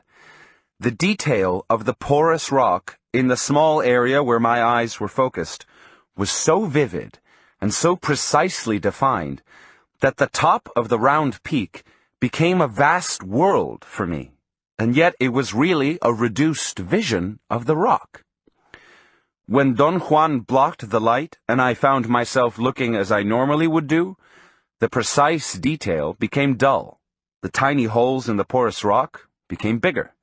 The brown color of the dried lava became opaque, and everything lost the shiny transparency that made the rock into a real world.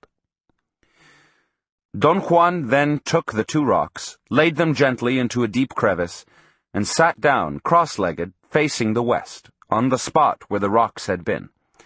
He patted a spot next to him to his left and told me to sit down. We didn't speak for a long time. Then we ate, also in silence. It was only after the sun had set that he suddenly turned and asked me about my progress in dreaming. I told him that it had been easy in the beginning, but that at the moment I had ceased altogether to find my hands in my dreams. When you first started dreaming, you were using my personal power. That's why it was easier, he said. Now you're empty. But you must keep on trying until you have enough power of your own. You see, dreaming is the not doing of dreams. And as you progress in your not doing, you will also progress in dreaming. The trick is not to stop looking for your hands, even if you don't believe that what you're doing has any meaning. In fact, as I've told you before, a warrior doesn't need to believe, because as long as he keeps on acting without believing, he is not doing. We looked at each other for a moment. There's nothing else I can tell you about dreaming, he continued. Everything I may say would only be not doing. But if you tackle not doing directly, you yourself would know what to do in dreaming. To find your hands is essential, though, at this time, and I'm sure you will. I don't know, Don Juan. I don't trust myself. This isn't a matter of trusting anybody. This whole affair is a matter of a warrior's struggle. And you'll keep on struggling, if not under your own power, then perhaps under the impact of a worthy opponent, or with the help of some allies, like the one which is already following you.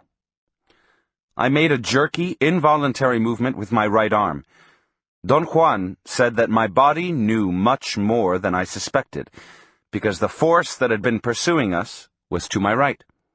He confided in a low voice that twice that day the ally had come so close to me that he had had to step in and stop it. During the day, shadows are the doors of not doing, he said. But at night, since very little doing prevails in the dark, everything is a shadow, including the allies. I've already told you about this when I taught you the gate of power. I laughed out loud, and my own laughter scared me. Everything I've taught you so far has been an aspect of not doing, he went on. A warrior applies not doing to everything in the world, and yet I can't tell you more about it than what I've said today. You must let your own body discover the power and the feeling of not doing. I had another fit of nervous cackling.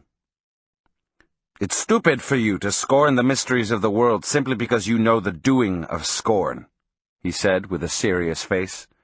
I assured him that I wasn't scorning anything or anyone, but that I was more nervous and incompetent than he thought.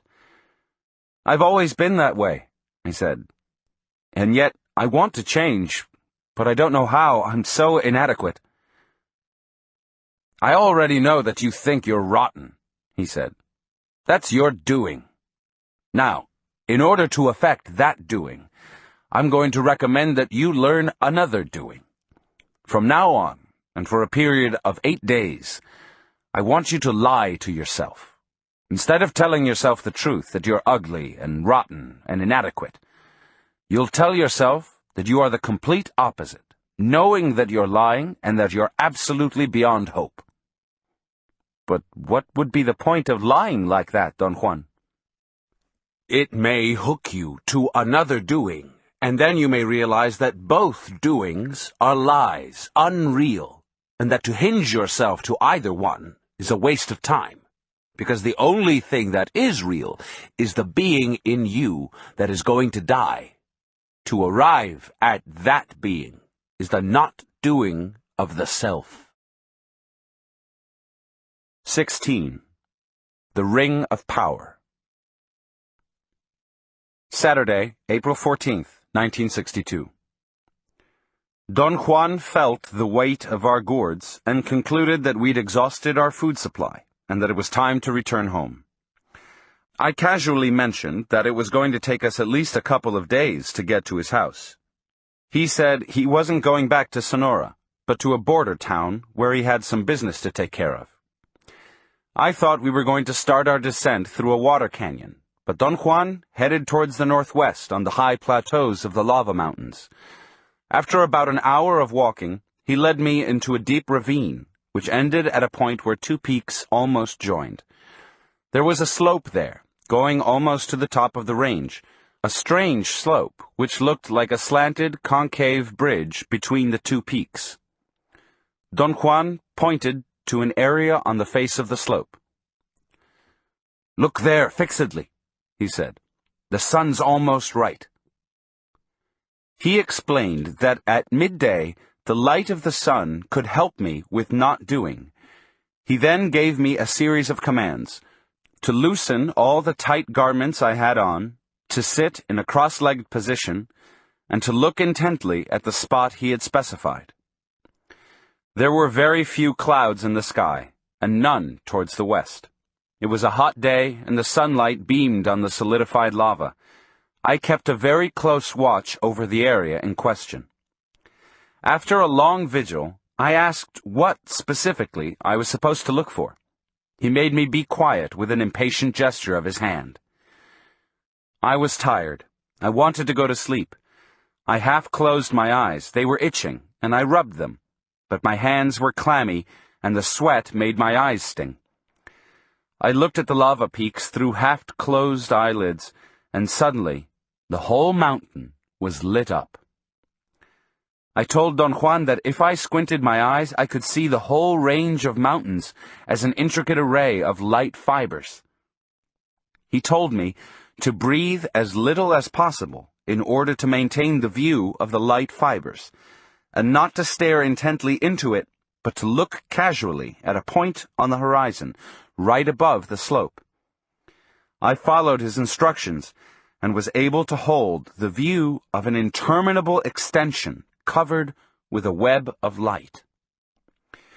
Don Juan said in a very soft voice that I should try to isolate areas of darkness within the field of light fibers, and that right after finding a dark spot, I should open my eyes and check where that spot was on the face of the slope. I was incapable of perceiving any dark areas. I squinted my eyes and then opened them up various times. Don Juan drew closer to me and pointed to an area to my right, and then to another one right in front of me. I tried to change the position of my body. I thought that perhaps if I shifted my perspective, I would be able to perceive the supposed area of darkness he was pointing to. But Don Juan shook my arm and told me in a severe tone to keep still and be patient. I again squinted my eyes, and once more saw the web of light fibers. I looked at it for a moment, and then I opened my eyes wider. At that instant, I heard a faint rumble. It could have easily been explained as the distant sound of a jet plane. And then, with my eyes wide open, I saw the whole range of mountains in front of me as an enormous field of tiny dots of light. It was as if, for a brief moment, some metallic specks in the solidified lava were reflecting the sunlight in unison. Then the sunlight grew dim and was suddenly turned off, and the mountains became a mass of dull, dark brown rock, and at the same time it also became windy and cold. I wanted to turn around to see if the sun had disappeared behind a cloud, but Don Juan held my head and didn't let me move. He said that if I turned, I might catch a glimpse of an entity of the mountains, the ally that was following us. He assured me that I didn't have the necessary strength to stand a sight of that nature, and then he added, in a calculated tone, that the rumble I had heard was the peculiar way in which an ally heralded its presence. He then stood up and announced that we were going to start climbing up the side of the slope. "Where are we going?" I asked. He pointed to one of the areas he had isolated as being a spot of darkness.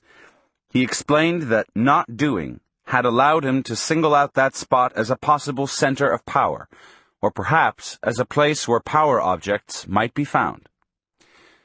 We reached the spot he had in mind after a painful climb. He stood motionless for a moment, a few feet in front of me.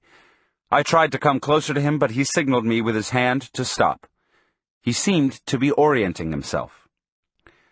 I could see the back of his head moving, as if he were sweeping his eyes up and down the mountain. Then, with sure steps, he led the way to a ledge. He sat down and began to wipe some loose dirt off the ledge with his hand. He dug with his fingers around a small piece of rock that was sticking out, cleaning the dirt around it. Then he ordered me to dig it out.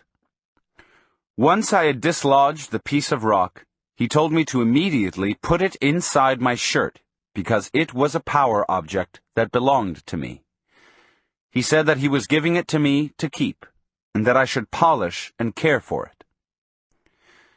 Right after that, we began our descent into a water canyon, and a couple of hours later, we were in the high desert at the foot of the lava mountains. Don Juan walked about 10 feet ahead of me and kept up a very good pace. We went south until just before sunset. A heavy bank of clouds in the west prevented us from seeing the sun, but we paused until it had presumably disappeared over the horizon. Don Juan changed directions then, and headed towards the southeast. We went over a hill, and as we got to the top, I spotted 4 men coming towards us from the south. I looked at Don Juan. We had never encountered people in our excursions, and I didn't know what to do in a case like that. But he didn't seem to be concerned. He kept on walking as if nothing had happened. The men moved as if they weren't in a hurry. They meandered towards where we were in a leisurely way. When they were closer to us, I noticed that they were 4 young Indians. They seemed to recognize Don Juan.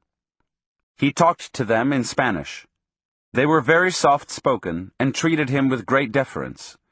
Only one of them spoke to me.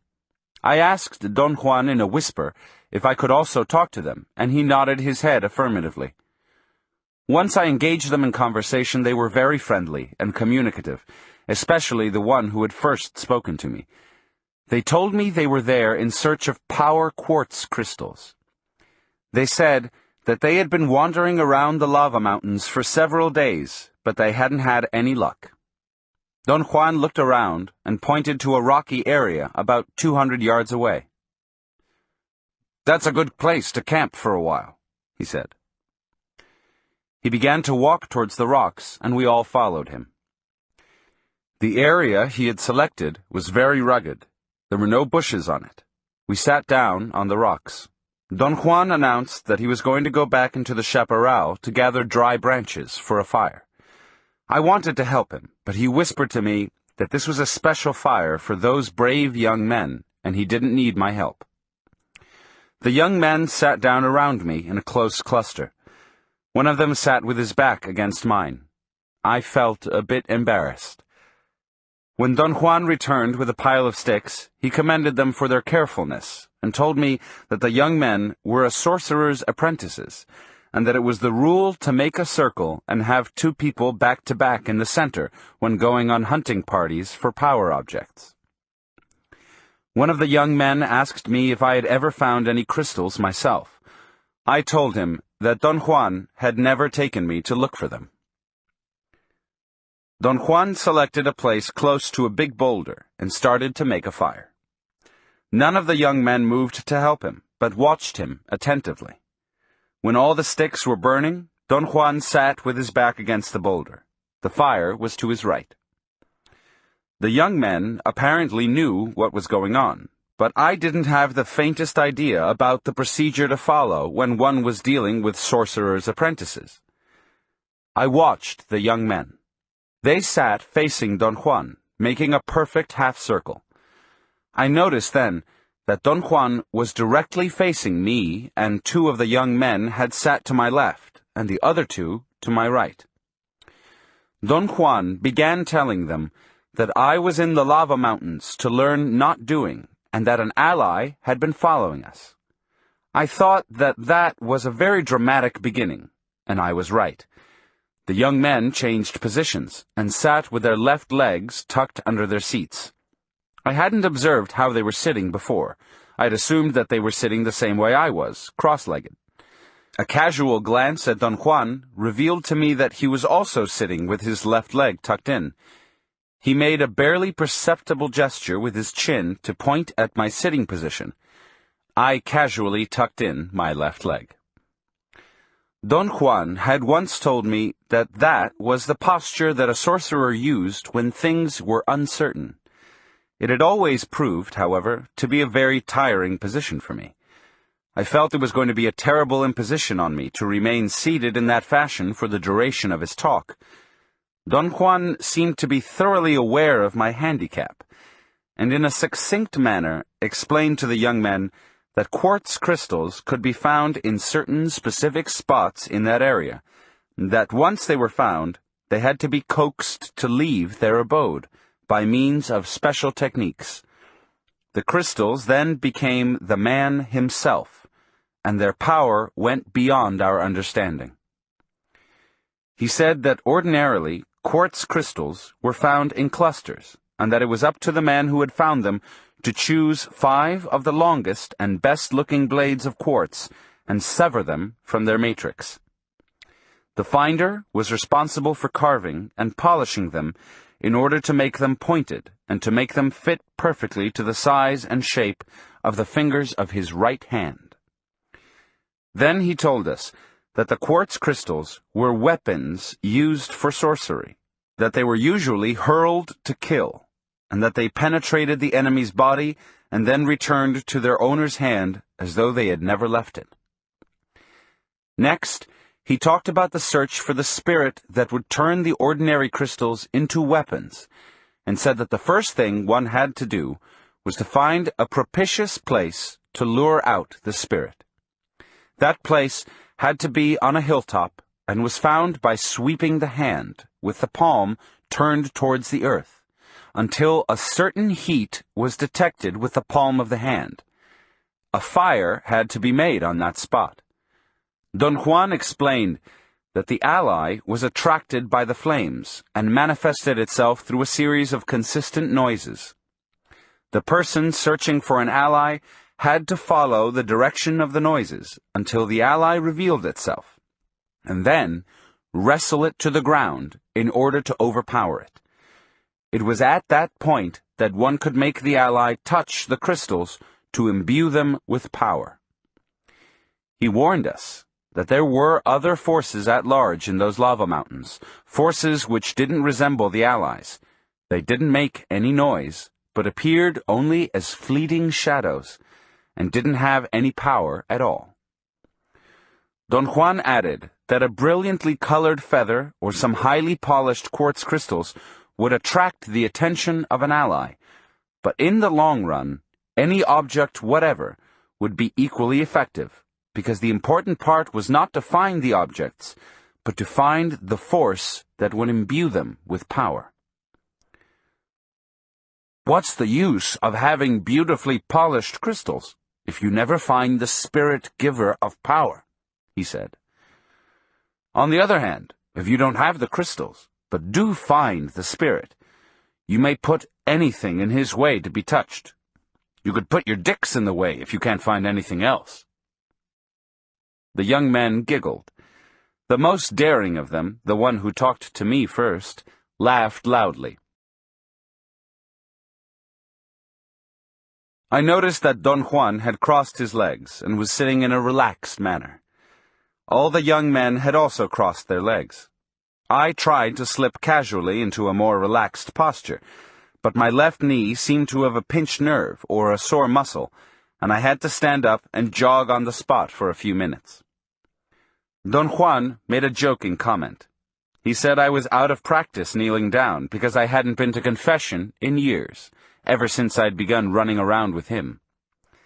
That produced a great commotion among the young men. They laughed in spurts. Some of them covered their faces and giggled nervously.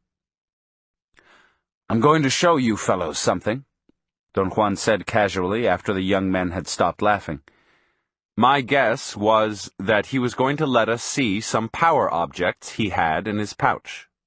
For an instant I thought the young men were going to cluster around him, for they made a sudden movement in unison. All of them bent forward a little bit, as if they were going to stand up. But then they all tucked their left legs in and went back to that mysterious position that was so hard on my knees. I tucked my left leg in as casually as possible. I found that if I didn't sit on my left foot, that is, if I kept a half-kneeling position, my knees didn't hurt as much. Don Juan stood up and walked around the big boulder until he was out of sight. He must have fed the fire before he stood up, while I was tucking in my leg, for the new sticks chirped as they ignited, and long flames spurted out. The effect was extremely dramatic. The flames grew twice as big. Don Juan suddenly stepped out from behind the boulder and stood where he had been sitting. I had a moment of bewilderment. Don Juan had put on a funny black hat. It had peaks on the side, by the ears, and it was round on top. It occurred to me that it was actually a pirate's hat. He was wearing a long black coat with tails, fastened with a single shiny metallic button, and he had a peg leg. I laughed to myself. Don Juan really looked silly in his pirate's costume. I began to wonder where he had gotten that outfit out there in the wilderness. I assumed that it must have been hidden behind the rock. I commented to myself that all Don Juan needed was a patch over his eye and a parrot on his shoulder to be the perfect stereotype of a pirate. Don Juan looked at every member of the group, sweeping his eyes slowly from right to left. Then he looked up above us and stared into the darkness behind us. He remained in that position for a moment, and then he went around the boulder and disappeared. I didn't notice how he walked. Obviously, he must have had his knee bent in order to depict a man with a wooden leg. When he turned around to walk behind the boulder, I should have seen his bent leg, but I was so mystified by his acts that I didn't pay any attention to details. The flames lost their strength at the very moment Don Juan went around the boulder. I thought that his timing had been superb. He must have calculated how long it would take for the sticks he had added to the fire to burn, and had arranged his appearance and exit according to that calculation. The change in the intensity of the fire was very dramatic for the group. There was a ripple of nervousness among the young men. As the flames diminished in size, the young men went back in unison to a cross-legged sitting position. I expected Don Juan to step out from behind the boulder right away and sit down again, but he didn't. He remained out of sight. I waited impatiently. The young men were sitting with an impassive look on their faces. I couldn't understand what Don Juan had intended with all those histrionics. After a long wait, I turned to the young man on my right and asked him in a low voice if any of the items Don Juan had put on, the funny hat and the long tail coat and the fact he was standing on a peg leg, had any meaning to him. The young man looked at me with a funny, blank expression. He seemed confused. I repeated my question, and the other young man next to him looked at me attentively in order to listen. They looked at each other, seemingly in utter confusion. I said that, to me, the hat and the stump and the coat made him into a pirate. By then, all four men had come closer together around me. They giggled softly and fretted nervously. They seemed to be at a loss for words. The most daring of them finally spoke to me. He said that Don Juan didn't have a hat on, wasn't wearing a long coat, and was certainly not standing on a stump, but that he had a black cowl or shawl over his head and a jet-black tunic, like a friar's, that went all the way to the ground. "No!" another young man exclaimed softly. "He didn't have a cowl." "That's right," the others said. The young man who had spoken first looked at me with an expression of total disbelief.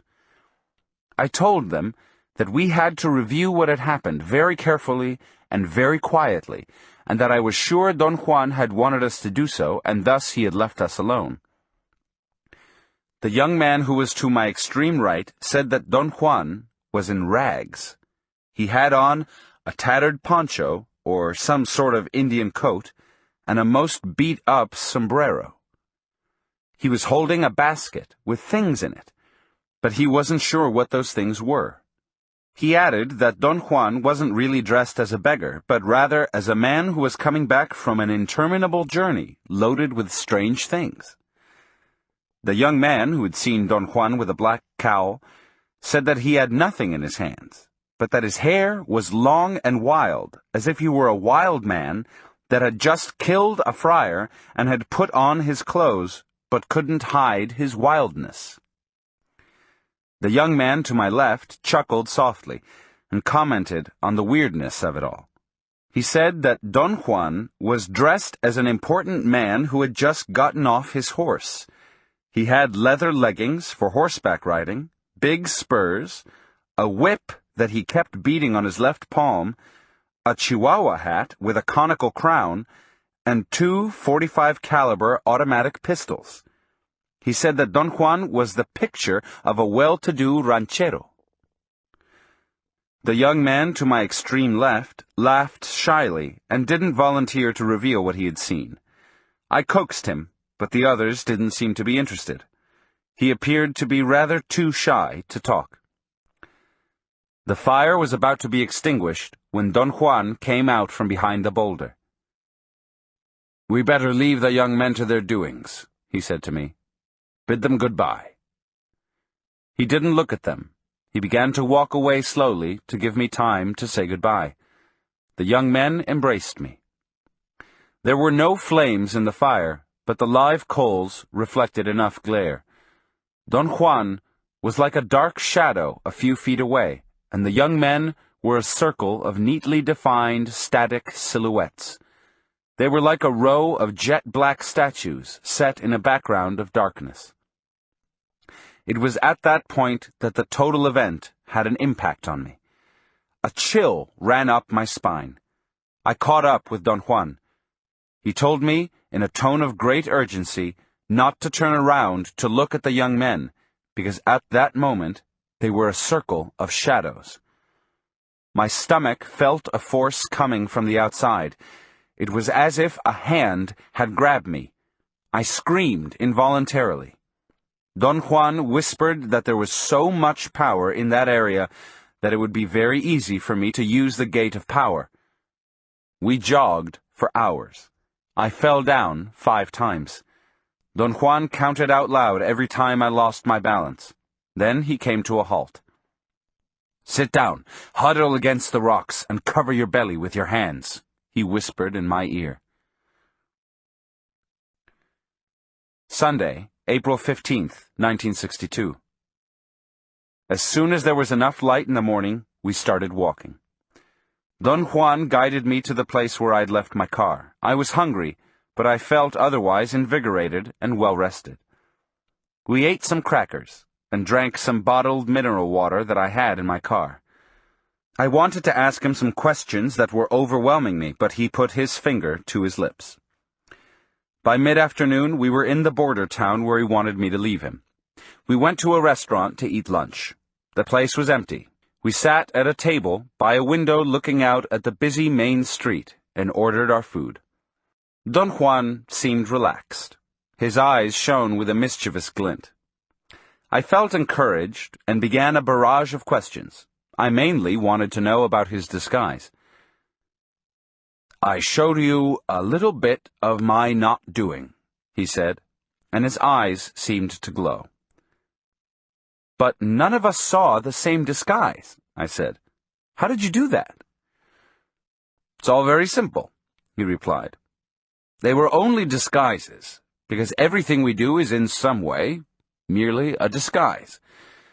Everything we do, as I've told you, is a matter of doing. A man of knowledge could hook himself to everyone's doing and come up with weird things. But they're not weird, not really. They're weird only to those who are trapped in doing. Those 4 young men and yourself aren't aware yet of not doing, so it was easy to fool all of you. But how did you fool us? It won't make sense to you. There's no way for you to understand it.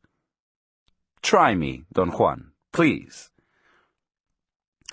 Let's say that when every one of us is born, we bring with us a little ring of power. That little ring is almost immediately put to use. So every one of us is already hooked from birth, and our rings of power are joined to everyone else's. In other words, our rings of power are hooked to the doing of the world in order to make the world. Give me an example so I could understand it, I said. For instance, our rings of power, yours and mine, are hooked right now to the doing in this room. We are making this room. Our rings of power are spinning this room into being at this very moment. Wait, I said. This room is here by itself. I'm not creating it. I have nothing to do with it. Don Juan didn't seem to be concerned with my argumentative protests. He very calmly maintained that the room we were in was brought to being and was kept in place because of the force of everybody's ring of power. You see, he continued, every one of us knows the doing of rooms because, in one way or another, we've spent much of our lives in rooms. A man of knowledge, on the other hand, develops another ring of power. I would call it the ring of not doing because it is hooked to not doing.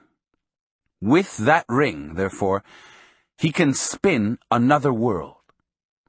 A young waitress brought our food and seemed to be suspicious of us. Don Juan whispered that I should pay her to show her that I had enough money. I don't blame her for distrusting you, he said, and roared with laughter. You look like hell. I paid the woman and tipped her, and when she left us alone, I stared at Don Juan, trying to find a way to recapture the thread of our conversation. He came to my rescue. Your difficulty is that you haven't yet developed your extra ring of power, and your body doesn't know not doing, he said. I didn't understand what he'd said. My mind was locked in quite a prosaic concern. All I wanted to know was whether or not he had put on a pirate's outfit. Don Juan didn't answer, but laughed uproariously. I begged him to explain. But I've just explained it to you, he retorted. You mean that you didn't put on any disguise? I asked. All I did was to hook my ring of power to your own doing, he said. You yourself did the rest, and so did the others. That's incredible, I exclaimed. We all have been taught to agree about doing, he said softly. You don't have any idea of the power that agreement brings with it. But fortunately, not doing is equally miraculous and powerful. I felt an uncontrollable ripple in my stomach. There was an unbridgeable abysm between my first-hand experience and his explanation. As an ultimate defense, I ended up, as I had always done, with a tinge of doubt and distrust, and with the question, what if Don Juan was really in cahoots with the young men, and he himself had set it all up?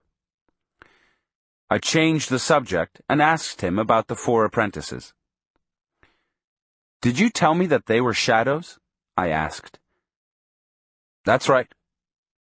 Were they allies? No, they were apprentices of a man I know. Why did you call them shadows? Because at that moment they'd been touched by the power of not doing. And since they aren't as stupid as you are, they shifted into something quite different from what you know. I didn't want you to look at them for that reason. It would have only injured you. I didn't have any more questions. I wasn't hungry, either. Don Juan ate heartily and seemed to be in an excellent mood. But I felt dejected. Suddenly, a consuming fatigue possessed me. I realized that Don Juan's path was too arduous for me. I commented that I didn't have the qualifications to become a sorcerer. "Perhaps another meeting with Mescalito will help you," he said. I assured him that that was the farthest thing from my mind, and that I wouldn't even consider the possibility. "Very drastic things have to happen to you in order for you to allow your body to profit from all you've learned," he said. I ventured the opinion that since I wasn't an Indian, I wasn't really qualified to live the unusual life of a sorcerer. "Perhaps, if I could disentangle myself from all my commitments, I could fare in your world a little better," I said. "Or if I would go into the wilderness with you and live there. As it is now, the fact I have a foot in both worlds makes me useless in either." He stared at me for a long moment. "This is your world," he said, pointing to the busy street outside the window. "You are a man of that world. And out there, in that world, is your hunting ground. There's no way to escape the doing of our world. So what a warrior does is to turn his world into his hunting ground. As a hunter, a warrior knows that the world is made to be used, so he uses every bit of it. A warrior is like a pirate that has no qualms in taking and using anything he wants, except that the warrior doesn't mind or he doesn't feel insulted when he's used and taken himself."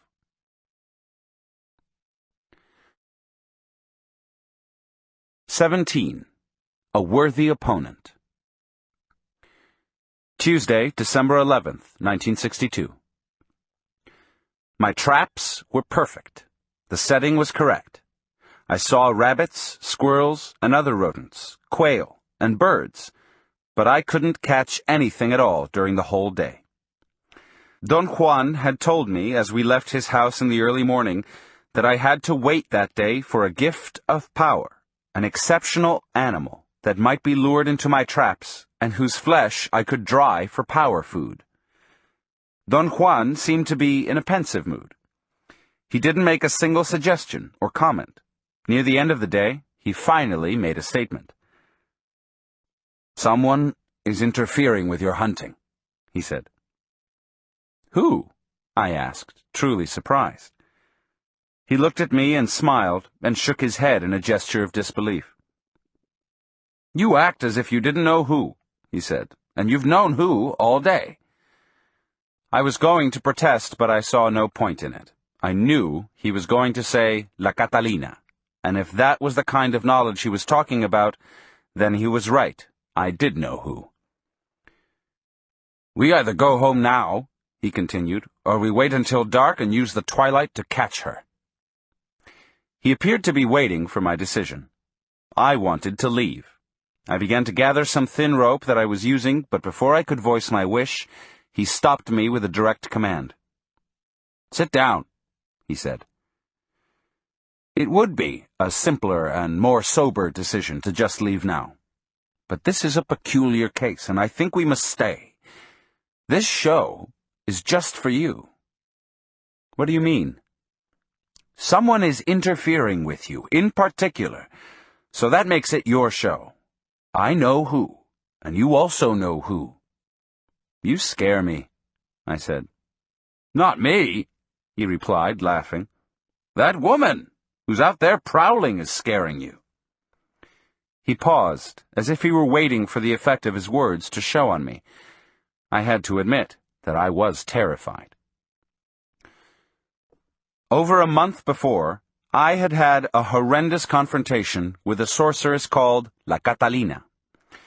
I had faced her at the risk of my life, because Don Juan had convinced me that she was after his life, and that he was incapable of fending off her onslaughts.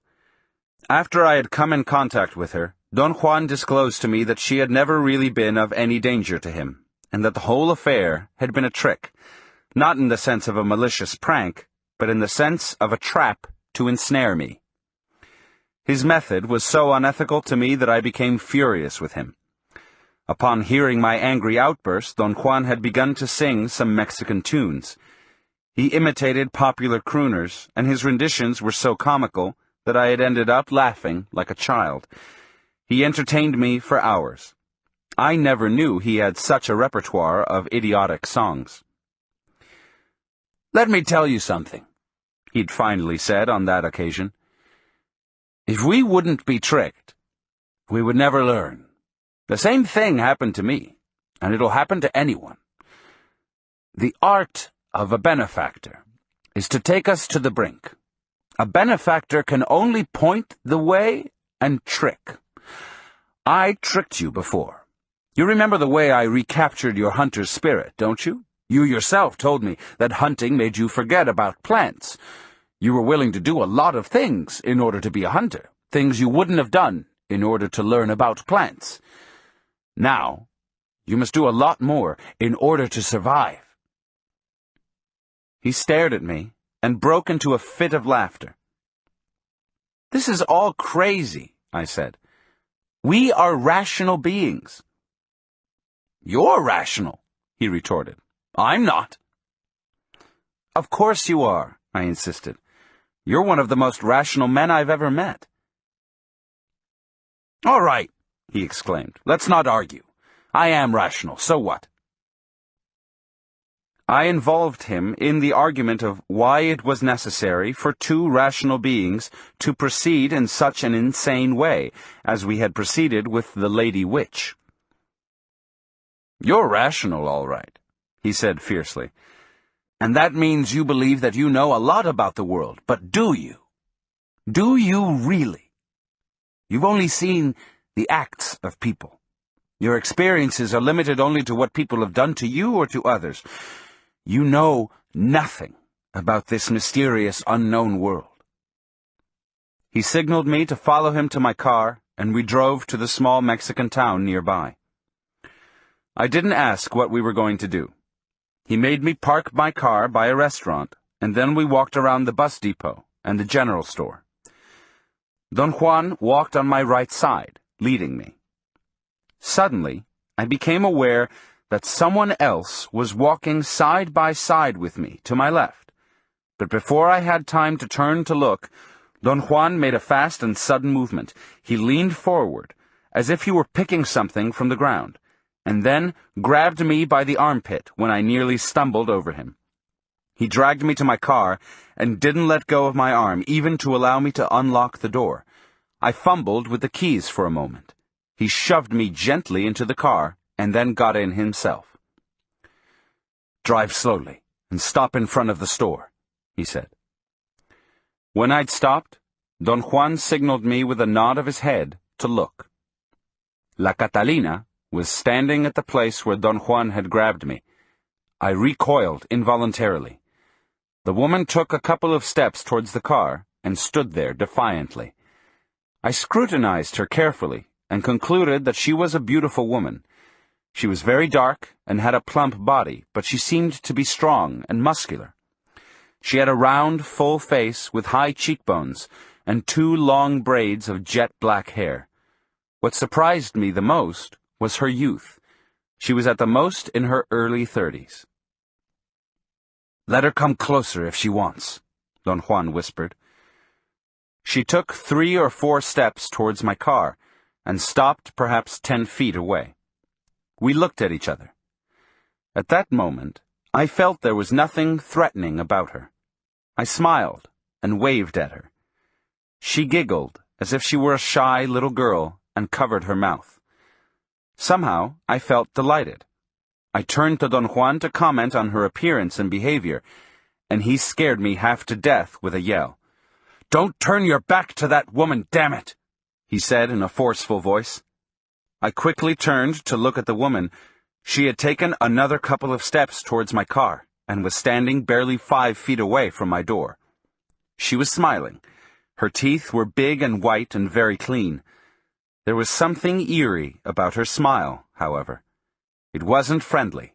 It was a contained grin. Only her mouth smiled. Her eyes were black and cold, and were staring at me fixedly. I experienced a chill all over my body. Don Juan began to laugh in a rhythmical cackle. After a moment's wait, the woman slowly backed away and disappeared among people. We drove away, and Don Juan speculated that if I didn't tighten up my life and learn, she was going to step on me as one steps on a defenseless bug. "She is the worthy opponent I told you I'd found for you," he said. Don Juan said that we had to wait for an omen before we knew what to do with the woman who was interfering with my hunting. "If we see or hear a crow, we'll know for sure that we can wait, and we'll also know where to wait," he added. He slowly turned around in a complete circle, scanning all the surroundings. "This isn't the place to wait," he said in a whisper. We began to walk towards the east. It was already fairly dark. Suddenly, 2 crows flew out from behind some tall bushes and disappeared behind a hill. Don Juan said that the hill was our destination. Once we arrived there, he circled it and chose a place facing the southeast at the bottom of the hill. He cleaned the dry twigs and leaves and other debris from a circular spot 5 or 6 feet in diameter. I attempted to help him, but he refused me with a strong movement of his hand. He put his finger over his lips and made a gesture of silence. When he had finished, he pulled me to the center of the circle, made me face the south, away from the hill, and whispered in my ear that I had to imitate his movements. He began a sort of dance, making a rhythmical thump with his right foot. It consisted of 7 even beats, spaced by a cluster of 3 fast thumps. I tried to adapt myself to his rhythm, and after a few clumsy attempts I was more or less capable of reproducing the same thumping. "What's this for?" I whispered in his ear. He told me, also in a whisper, that I was thumping like a rabbit, and that sooner or later the prowler would be attracted by the noise, and would show up to see what was going on. Once I'd copied the rhythm, Don Juan ceased to thump himself, but had me continue, marking the pace with a movement of his hand. From time to time, he would listen attentively, with his head slightly tilted to the right, seemingly to pick out noises in the chaparral. At one point, he signaled me to stop, and he remained in a most alert position. It was as if he were ready to spring up and jump on an unknown and unseen assailant. Then he motioned me to continue the thumping, and after a while, he stopped me again. Every time I stopped, he listened with such a concentration that every fiber in his body seemed to be tense to the point of bursting. Suddenly he jumped to my side and whispered in my ear that the twilight was at its full power. I looked around. The chaparral was a dark mass, and so were the hills and the rocks. The sky was dark blue, and I couldn't see the clouds anymore. The whole world seemed to be a uniform mass of dark silhouettes which didn't have any visible boundaries. I heard the eerie, distant cry of an animal, a coyote, or perhaps a night bird. It happened so suddenly that I didn't pay attention to it, but Don Juan's body jerked a bit. I felt its vibration as he stood next to me. "Here we go," he whispered. "Thump again and be ready. She's here." I began to thump furiously, and Don Juan put his foot over mine and signaled me frantically to relax and thump rhythmically. "Don't scare her away," he whispered in my ear. "Calm down and don't lose your marbles." he again began to mark the pace of my thumping, and after the second time he made me stop, I heard the same cry again. This time it seemed to be the cry of a bird which was flying over the hill. Don Juan made me thump once more, and just when I stopped, I heard a peculiar rustling sound to my left. It was the sound a heavy animal would make while moving about in the dry underbrush. The thought of a bear crossed my mind, but then I realized there were no such bears in the desert. I grabbed on to Don Juan's arm, and he smiled at me and put his finger to his mouth in a gesture of silence. I stared into the darkness towards my left, but he signaled me not to. He repeatedly pointed directly above me, and then he made me turn around slowly and silently until I was facing the dark mass of the hill. Don Juan kept his finger leveled at a certain point on the hill. I kept my eyes glued to the spot, and suddenly, as if in a nightmare, a dark shadow leaped at me. I shrieked and fell down to the ground on my back. For a moment, the dark silhouette was superimposed against the dark blue sky, and then it sailed through the air and landed beyond us in the bushes. I heard the sound of a heavy body crashing into the shrubs, and then an eerie outcry. Don Juan helped me up and guided me in the darkness to the place where I'd left my traps. He made me gather and disassemble them, and then he scattered the pieces away in all directions. He performed all this without saying a single word. We didn't speak at all on our way back to his house. "What do you want me to say?" Don Juan asked, after I had urged him repeatedly to explain the events I had witnessed a few hours before. "What was it?" I asked. "You know damn well who it was," he said. "Don't water it down with what was it. It's who it was that's important." I had worked out an explanation that seemed to suit me. The figure I had seen looked very much like a kite that someone had let out over the hill while someone else, behind us, had pulled it to the ground, thus the effect of a dark silhouette sailing through the air perhaps 15 or 20 yards. He listened attentively to my explanation and then laughed until tears rolled down his cheeks. "Quit beating around the bush," he said. "Get to the point. Wasn't it a woman?" I had to admit that when I fell down and looked up, I saw the dark silhouette of a woman with a long skirt leaping over me in a very slow motion. Then something seemed to have pulled the dark silhouette, and it flew over me with great speed and crashed into the bushes. In fact, that movement was what had given me the idea of a kite. Don Juan refused to discuss the incident any further. The next day, he left to fulfill some mysterious errand, and I went to visit some Yaqui friends in another community. Wednesday, December 12th, 1962. As soon as I arrived at the Yaqui community, the Mexican storekeeper told me that he had rented a record player and 20 records from an outfit in Ciudad Obregón for the fiesta he was planning to give that night, in honor of the Virgin of Guadalupe.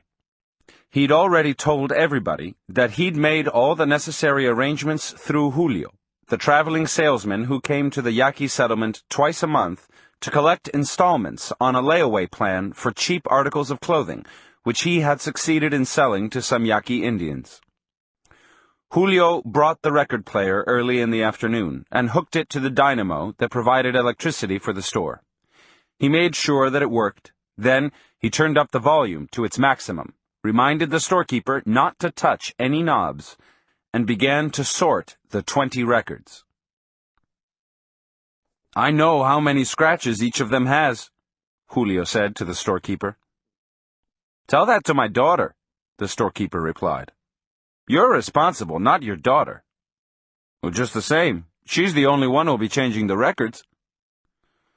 Julio insisted that it didn't make any difference to him whether she or someone else was going to actually handle the record player, as long as the storekeeper paid for any records that were damaged. The storekeeper began to argue with Julio. Julio's face became red. He turned from time to time to the large group of Yaqui Indians congregated in front of the store and made signs of despair or frustration by moving his hands or contorting his face in a grimace. Seemingly, as a final resort, he demanded a cash deposit. That precipitated another long argument about what constituted a damaged record. Julio stated with authority that any broken record had to be paid for in full, as if it were new. The storekeeper became angrier and began to pull out his extension cords. He seemed bent upon unhooking the record player and canceling the party. He made it clear to his clients congregated in front of the store that he'd tried his best to come to terms with Julio. For a moment, it seemed that the party was going to fail before it had started. Blas, the old Yaqui Indian in whose house I was staying, made some derogatory comments in a loud voice about the Yaquis' sad state of affairs, that they couldn't even celebrate their most revered religious festivity, the Day of the Virgin of Guadalupe. I wanted to intervene and offer my help, but Blas stopped me. He said that if I were to make the cash deposit, the storekeeper himself would smash the records. "He's worse than anybody," he said. "Let him pay the deposit. He bleeds us, so why shouldn't he pay?" After a long discussion, in which, strangely enough, everyone present was in favor of Julio, the storekeeper hit upon terms which were mutually agreeable. He didn't pay a cash deposit, but accepted responsibility for the records and the record player. Julio's motorcycle left a trail of dust as he headed for some of the more remote houses in the locality. Blas said that he was trying to get to his customers before they came to the store and spent all their money buying booze. As he was saying this, a group of Indians emerged from behind the store. Blas looked at them and began to laugh, and so did everyone else there. Blas told me that those Indians were Julio's customers and had been hiding behind the store, waiting for him to leave. The party began early. The storekeeper's daughter put a record on the turntable and brought the arm down. There was a terrible loud screech and a high-pitched buzz, and then came a blasting sound of trumpet and some guitars. The party consisted of playing the records at full volume. There were 4 young Mexican men who danced with the storekeeper's 2 daughters and 3 other young Mexican women. The Yaquis didn't dance. They watched with apparent delight every movement the dancers made. They seemed to be enjoying themselves, just watching and gulping down cheap tequila. I bought individual drinks for everybody I knew. I wanted to avoid any feelings of resentment. I circulated among the numerous Indians and talked to them and then offered them drinks. My pattern of behavior worked, until they realized I wasn't drinking at all. That seemed to annoy everyone at once. It was as if, collectively, they had discovered that I didn't belong there. The Indians became very gruff and gave me sly looks. The Mexicans, who were as drunk as the Indians, also realized at the same time that I hadn't danced, and that appeared to offend them even more. They became very aggressive. One of them forcibly took me by the arm and dragged me closer to the record player. Another served me a full cup of tequila and wanted me to drink it all in one gulp and prove that I was a macho. I tried to stall them and laughed idiotically, as if I were actually enjoying the situation. I said that I would like to dance first and then drink. One of the young men called out the name of a song. The girl in charge of the record player began to search in the pile of records. She seemed to be a little tipsy, although none of the women had openly been drinking, and had trouble fitting a record on the turntable.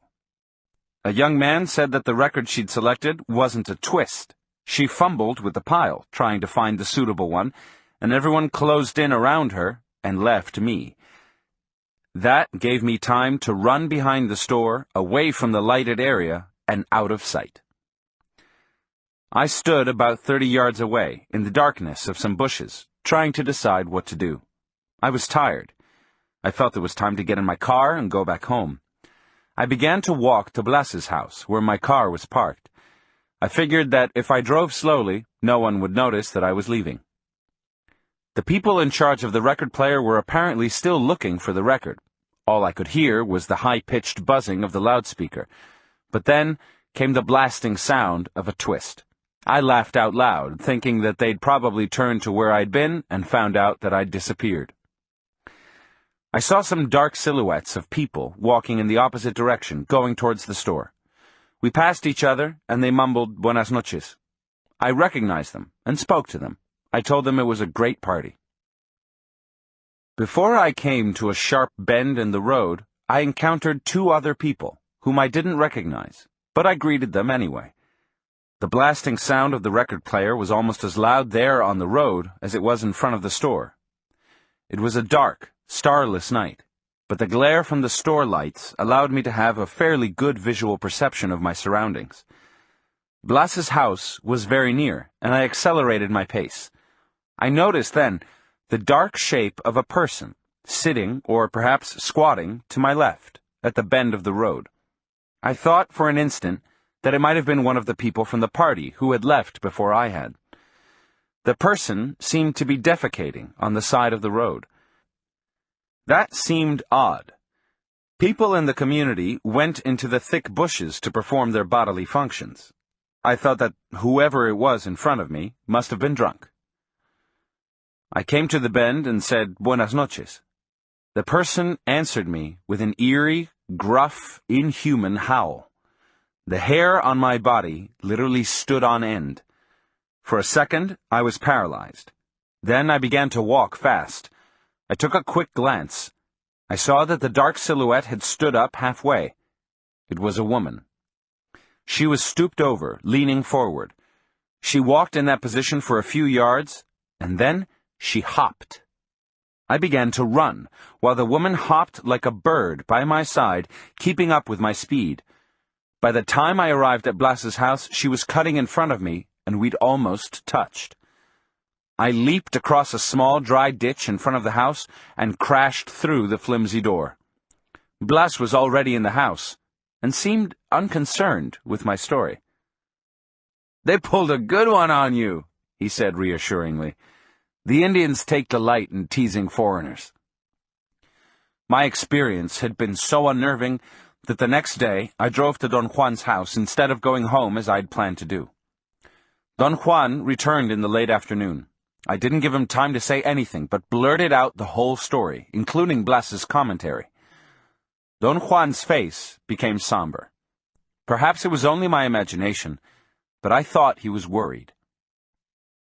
"Don't put so much stock in what Blas told you," he said in a serious tone. "He knows nothing of the struggles between sorcerers. You should have known that it was something serious the moment you noticed that the shadow was to your left. You shouldn't have run, either." "What was I supposed to do? Stand there?" "Right. When a warrior encounters his opponent, and the opponent is not an ordinary human being, he must make his stand. That's the only thing that makes him invulnerable." "What are you saying, Don Juan?" "I'm saying that you've had your third encounter with your worthy opponent. She's following you around, waiting for a moment of weakness on your part. She almost bagged you this time." I felt a surge of anxiety and accused him of putting me in unnecessary danger. I complained that the game he was playing with me was cruel.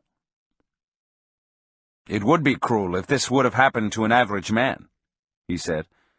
"But the instant one begins to live like a warrior, one is no longer ordinary. Besides, I didn't find you a worthy opponent because I want to play with you or tease you or annoy you. A worthy opponent might spur you on. Under the influence of an opponent like La Catalina, you may have to make use of everything I've taught you. You don't have any other alternative." We were quiet for a while. His words had aroused a tremendous apprehension in me. He then wanted me to imitate, as close as possible, the cry I had heard after I'd said Buenas noches. I attempted to reproduce the sound and came up with some weird howling that scared me. Don Juan must have found my rendition funny, He laughed almost uncontrollably. Afterwards, he asked me to reconstruct the total sequence: the distance I ran, the distance the woman was from me at the time I encountered her, the distance she was from me at the time I reached the house, and the place where she had begun hopping. "No fat Indian woman could hop that way," he said after assessing all those variables. "They couldn't even run that far." He made me hop. I couldn't cover more than 4 feet each time, and if I were correct in my perception, the woman had hopped at least 10 feet with each leap. "Of course you know that from now on you must be on the lookout," he said in a tone of great urgency.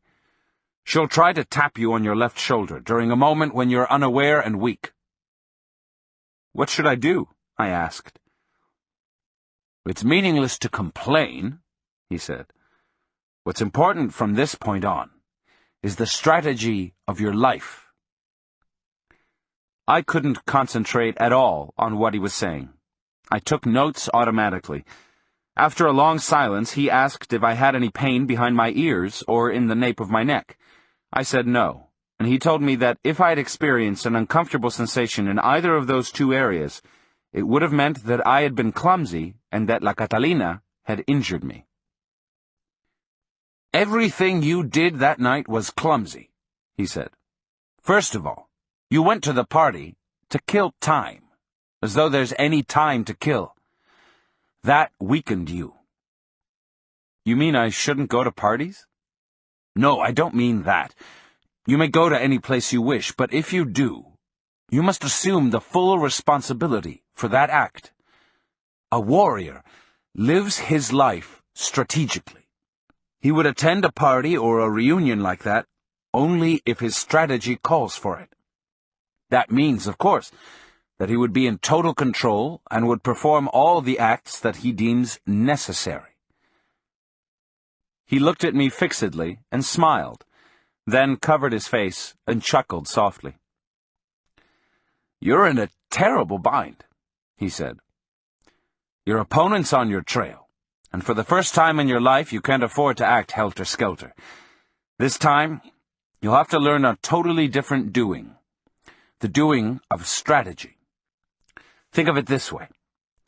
If you survive the onslaughts of La Catalina, you'll have to thank her someday for having forced you to change your doing." "What a terrible way of putting it," I exclaimed. "What if I don't survive?" "A warrior never indulges in thoughts like that," he said.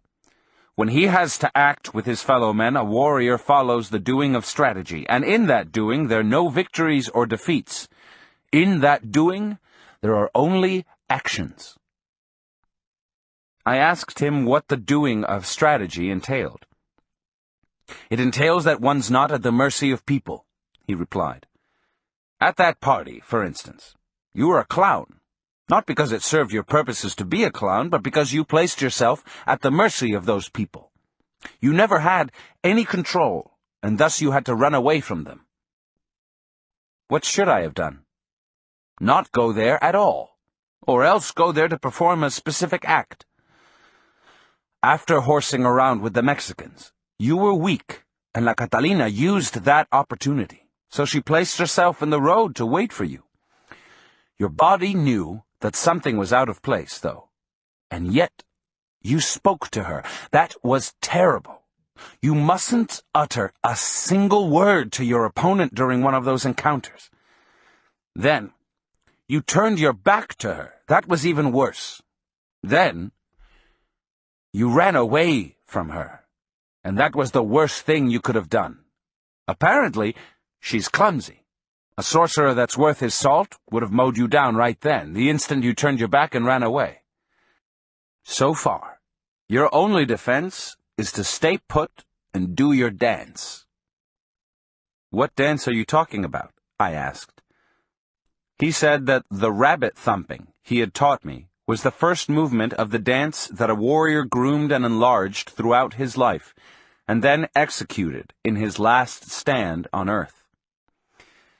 I had a moment of strange sobriety, and a series of thoughts occurred to me. On one level, It was clear that what had taken place between me and La Catalina the first time I'd confronted her was real. La Catalina was real, and I couldn't discard the possibility that she was actually following me. On the other level, I couldn't understand how she was following me, and this gave rise to the faint suspicion that Don Juan might be tricking me, and that he himself was somehow producing the weird effects I had witnessed. Don Juan suddenly looked at the sky and told me that there was still time to go and check the sorceress. He reassured me that we were running very little danger because we were only going to drive by her house. "You must confirm her shape," Don Juan said. "Then there won't be any doubts left in your mind, one way or the other." My hands began to sweat profusely, and I had to dry them repeatedly with a towel. We got in my car, and Don Juan directed me to the main highway, and then to a wide, unpaved road. I drove in the center of it. Heavy trucks and tractors had carved deep trenches, and my car was too low to go on either the left or the right side of the road.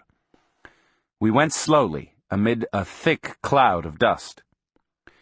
The coarse gravel which was used to level the road had lumped with dirt during the rains, and chunks of dry mud rocks bounced against the metal underside of my car, making loud, explosive sounds.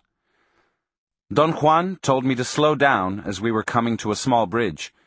There were 4 Indians sitting there, and they waved at us. I wasn't sure whether or not I knew them. We passed the bridge, and the road curved gently. "That's the woman's house," Don Juan whispered to me as he pointed with his eyes to a white house with a high bamboo fence all around it.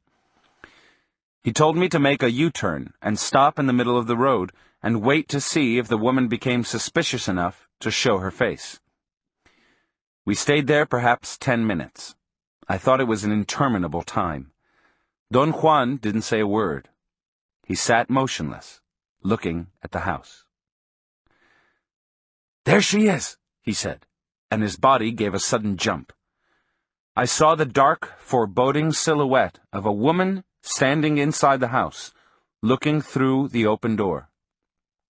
The room was dark, and that only accentuated the darkness of the woman's silhouette. After a few minutes, the woman stepped out of the darkness of the room and stood in the doorway and watched us. We looked at her for a moment, and then Don Juan told me to drive on. I was speechless. I could have sworn that she was the woman I'd seen hopping by the road in the darkness. About half an hour later, when we turned onto the paved highway, Don Juan spoke to me. "What do you say?" he asked. "Did you recognize the shape?" I hesitated for a long time before answering. I was afraid of the commitment entailed in saying yes. I carefully worded my reply and said that I thought it had been too dark to be completely sure. He laughed and tapped me gently on my head. "She was the one, wasn't she?" he asked. He didn't give me time to reply. He put a finger to his mouth in a gesture of silence and whispered in my ear that it was meaningless to say anything, and that in order to survive La Catalina's onslaughts, I had to make use of everything he had taught me.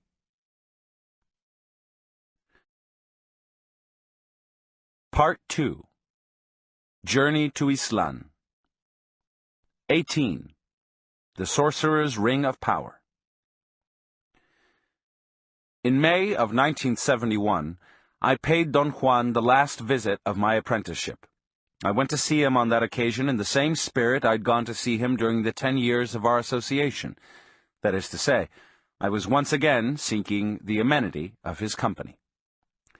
His friend, Don Genaro, a Mazatec Indian sorcerer, was with him. I'd seen both of them during my previous visit 6 months earlier. I was considering whether or not to ask them if they had been together all that time, when Don Genaro explained that he liked the northern desert so much that he'd returned just in time to see me. Both of them laughed, as if they knew a secret. "I came back just for you," Don Genaro said. "That's true," Don Juan echoed. I reminded Don Genaro that the last time I'd been there, his attempts to help me to stop the world had been disastrous for me. That was my friendly way of letting him know that I was afraid of him. He laughed uncontrollably, shaking his body and kicking his legs like a child. Don Juan avoided looking at me, and also laughed. "You're not going to try to help me anymore, are you, Don Genaro?" I asked. My question threw both of them into spasms of laughter.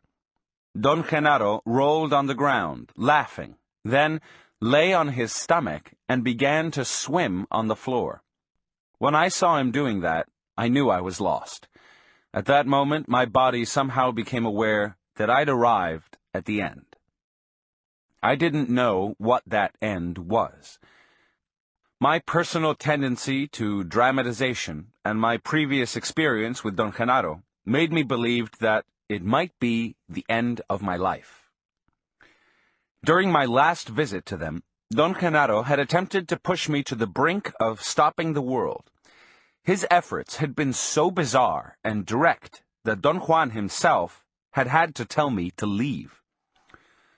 Don Genaro's demonstrations of power were so extraordinary and so baffling that they forced me to a total reevaluation of myself.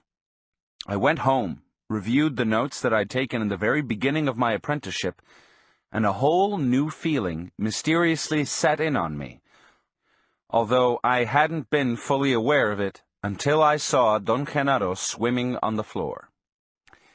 The act of swimming on the floor, which was congruous with other strange and bewildering acts he'd performed in front of my very eyes, started as he was lying face down. He was first laughing so hard that his body shook as in a convulsion. Then he began kicking, and finally, the movement of his legs became coordinated with a paddling movement of his arms, and Don Genaro started to slide on the ground as if he were lying on a board fitted with ball bearings. He changed directions various times and covered the entire area of the front of Don Juan's house, maneuvering around me and Don Juan. Don Genaro had clowned in front of me before, and every time he'd done it, Don Juan had asserted that I had been on the brink of seeing. My failure to see was a result of my insistence on trying to explain every one of Don Genaro's actions from a rational point of view. This time, I was on guard, and when he began to swim, I didn't attempt to explain or understand the event. I simply watched him. Yet I couldn't avoid the sensation of being dumbfounded. He was actually sliding on his stomach and chest. My eyes began to cross as I watched him. I felt a surge of apprehension. I was convinced that if I didn't explain what was happening, I would see, and that thought filled me with an extraordinary anxiety. My nervous anticipation was so great that in some way I was back at the same point, locked once more in some rational endeavor. Don Juan must have been watching me. He suddenly tapped me. I automatically turned to face him, and for an instant I took my eyes away from Don Genaro. When I looked at him again, he was standing by me with his head slightly tilted and his chin almost resting on my right shoulder. I had a delayed, startled reaction. I looked at him for a second, and then I jumped back. His expression of feigned surprise was so comical that I laughed hysterically. I couldn't help being aware, however, that my laughter was unusual. My body shook with nervous spasms originating from the middle part of my stomach. Don Genaro put his hand on my stomach, and the convulsion-like ripples ceased. "This little Carlos is always so exaggerated," he exclaimed, as if he were a fastidious man. Then he added, imitating Don Juan's voice and mannerisms, "Don't you know that a warrior never laughs that way?" His caricature of Don Juan was so perfect that I laughed even harder. Then both of them left together, and were gone for over 2 hours, until about midday. When they returned, they sat in the area in front of Don Juan's house. They didn't say a word. They seemed to be sleepy, tired, almost absent-minded. They stayed motionless for a long time, yet they seemed to be so comfortable and relaxed. Don Juan's mouth was slightly opened, as if he were really asleep, but his hands were clasped over his lap, and his thumbs moved rhythmically. I fretted and changed sitting positions for a while. Then I began to feel a soothing placidity. I must have fallen asleep. Don Juan's chuckle woke me up. I opened my eyes. Both of them were staring at me. "If you don't talk, you fall asleep," Don Juan said, laughing. "I'm afraid I do," I said. Don Genaro lay on his back and began to kick his legs in the air. I thought for a moment that he was going to start his disturbing clowning again, but he went back right away to his cross-legged sitting position. "There is something you ought to be aware of by now," Don Juan said. "I call it the cubic centimeter of chance. All of us, whether or not we're warriors, have a cubic centimeter of chance that pops out in front of our eyes from time to time. The difference between an average man and a warrior is that the warrior is aware of this, and one of his tasks is to be alert, deliberately waiting, so that when his cubic centimeter pops out, he has the necessary speed, the prowess, to pick it up. Chance, good luck, personal power, or whatever you may call it, is a peculiar state of affairs. It's like a very small stick that comes out in front of us and invites us to pluck it. Usually we're too busy, or too preoccupied, or just too stupid and lazy to realize that this is our cubic centimeter of luck. A warrior, on the other hand, is always alert and tight and has the spring, the gumption necessary to grab it. "Is your life very tight?" Don Genaro asked me abruptly. "I think it is," I said with conviction. "Do you think that you can pluck your cubic centimeter of luck?" Don Juan asked me with a tone of incredulity. "I believe I do that all the time," I said. "I think you're only alert about things you know," Don Juan said. "Maybe I'm kidding myself, but I do believe that nowadays I'm more aware than at any other time in my life," I said, and really meant it. Don Genaro nodded his head in approval. "Yes," he said softly, as if talking to himself. "Little Carlos is really tight and absolutely alert." I felt that they were humoring me. I thought that perhaps my assertion about my alleged condition of tightness may have annoyed them. "I didn't mean to brag," I said. Don Genaro arched his eyebrows and enlarged his nostrils.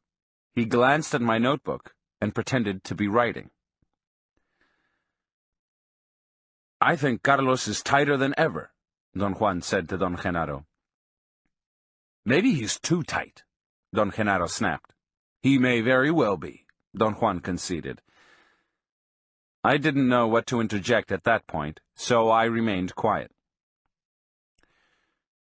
"Do you remember the time when I jammed your car?" Don Juan asked casually. His question was abrupt and unrelated to what we'd been talking about. He was referring to the time when I couldn't start the engine of my car until he said I could. I remarked that no one could forget such an event. "That was nothing," Don Juan asserted in a factual tone. "Nothing at all. True, Genaro?" "True," Don Genaro said indifferently. "What do you mean?" I said in a tone of protest. "What you did that day was something truly beyond my comprehension." "That's not saying much," Don Genaro retorted. They both laughed loudly, and then Don Juan patted me on the back. "Genaro can do something much better than jamming your car," he went on. "True, Genaro?" "True," Don Genaro replied, puckering up his lips like a child. "What can he do?" I asked, trying to sound unruffled. Genaro can take your whole car away, Don Juan exclaimed in a booming voice, and then he added in the same tone, "True, Genaro?" "True," Don Genaro retorted, in the loudest human tone I'd ever heard. I jumped involuntarily. My body was convulsed by 3 or 4 nervous spasms. "What do you mean, he can take my whole car away?" I asked. "What did I mean, Genaro?" Don Juan asked. "You meant that I can get into his car, turn the motor on, and drive away," Don Genaro replied with unconvincing seriousness. "Take the car away, Genaro," Don Juan urged him in a joking tone. "It's done," Don Genaro said, frowning and looking at me askew. I noticed that as he frowned, his eyebrows rippled, making the look in his eyes mischievous and penetrating. "All right," Don Juan said calmly. "Let's go down there and examine the car." "Yes," Don Genaro echoed. "Let's go down there and examine the car." They stood up very slowly. For an instant I didn't know what to do, but Don Juan signaled me to stand up. We began walking up the small hill in front of Don Juan's house. Both of them flanked me, Don Juan to my right and Don Genaro to my left. They were perhaps 6 or 7 feet ahead of me, always within my full field of vision. "Let's examine the car," Don Genaro said again. Don Juan moved his hands as if he were spinning an invisible thread. Don Genaro did likewise, and repeated, "Let's examine the car." They walked with a sort of bounce. Their steps were longer than usual, and their hands moved as though they were whipping or batting some invisible objects in front of them. I'd never seen Don Juan clowning like that, and felt almost embarrassed to look at him. We reached the top, and I looked down to the area at the foot of the hill some 50 yards away where I'd parked my car. My stomach contracted with a jolt. The car wasn't there. I ran down the hill. My car wasn't anywhere in sight. I experienced a moment of great confusion. I was disoriented. My car had been parked there since I arrived early in the morning. Perhaps half an hour before, I'd come down to get a new pad of writing paper. At that time, I'd thought of leaving the windows open because of the excessive heat, but the number of mosquitoes and other flying insects that abounded in the area had made me change my mind, and I'd left the car locked as usual. I looked all around again. I refused to believe that my car was gone. I walked to the edge of the cleared area. Don Juan and Don Genaro joined me and stood by me, doing exactly what I was doing, peering into the distance to see if the car was somewhere in sight. I had a moment of euphoria that gave way to a disconcerting sense of annoyance. They seemed to have noticed it, and began to walk around me, moving their hands as if they were rolling dough in them. "What do you think happened to the car, Genaro?" Don Juan asked in a meek tone. "I drove it away," Don Genaro said, and made the most astounding motion of shifting gears and steering. He bent his legs as though he were sitting, and remained in that position for a few moments, obviously sustained only by the muscles in his legs. Then he shifted his weight to his right leg and stretched his left foot to mimic the action on the clutch. He made the sound of a motor with his lips, and finally, to top everything, he pretended to have hit a bump in the road and bobbed up and down, giving me the complete sensation of an inept driver that bounces without letting go of the steering wheel. Don Genaro's pantomime was stupendous. Don Juan laughed until he was out of breath. I wanted to join them in their mirth, but I was unable to relax. I felt threatened and ill at ease. An anxiety that had no precedence in my life possessed me. I felt I was burning up inside, and began kicking small rocks on the ground, and ended up hurling them with an unconscious and unpredictable fury. It was as if the wrath was actually outside of myself and had suddenly enveloped me. Then the feeling of annoyance left me, as mysteriously as it had hit me. I took a deep breath and felt better. I didn't dare to look at Don Juan. My display of anger embarrassed me, but at the same time, I wanted to laugh.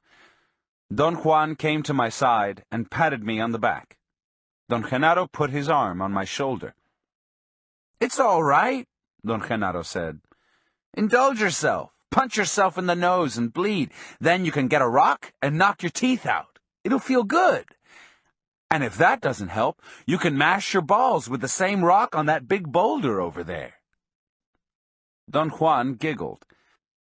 I told them that I was ashamed of myself for having behaved so poorly. I didn't know what had gotten into me. Don Juan said that he was sure I knew exactly what was going on, that I was pretending not to know, and that it was the act of pretending that made me angry. Don Genaro was unusually comforting. He patted my back repeatedly. "It happens to all of us," Don Juan said. "What do you mean by that, Don Juan?" Don Genaro asked, imitating my voice, mocking my habit of asking Don Juan questions.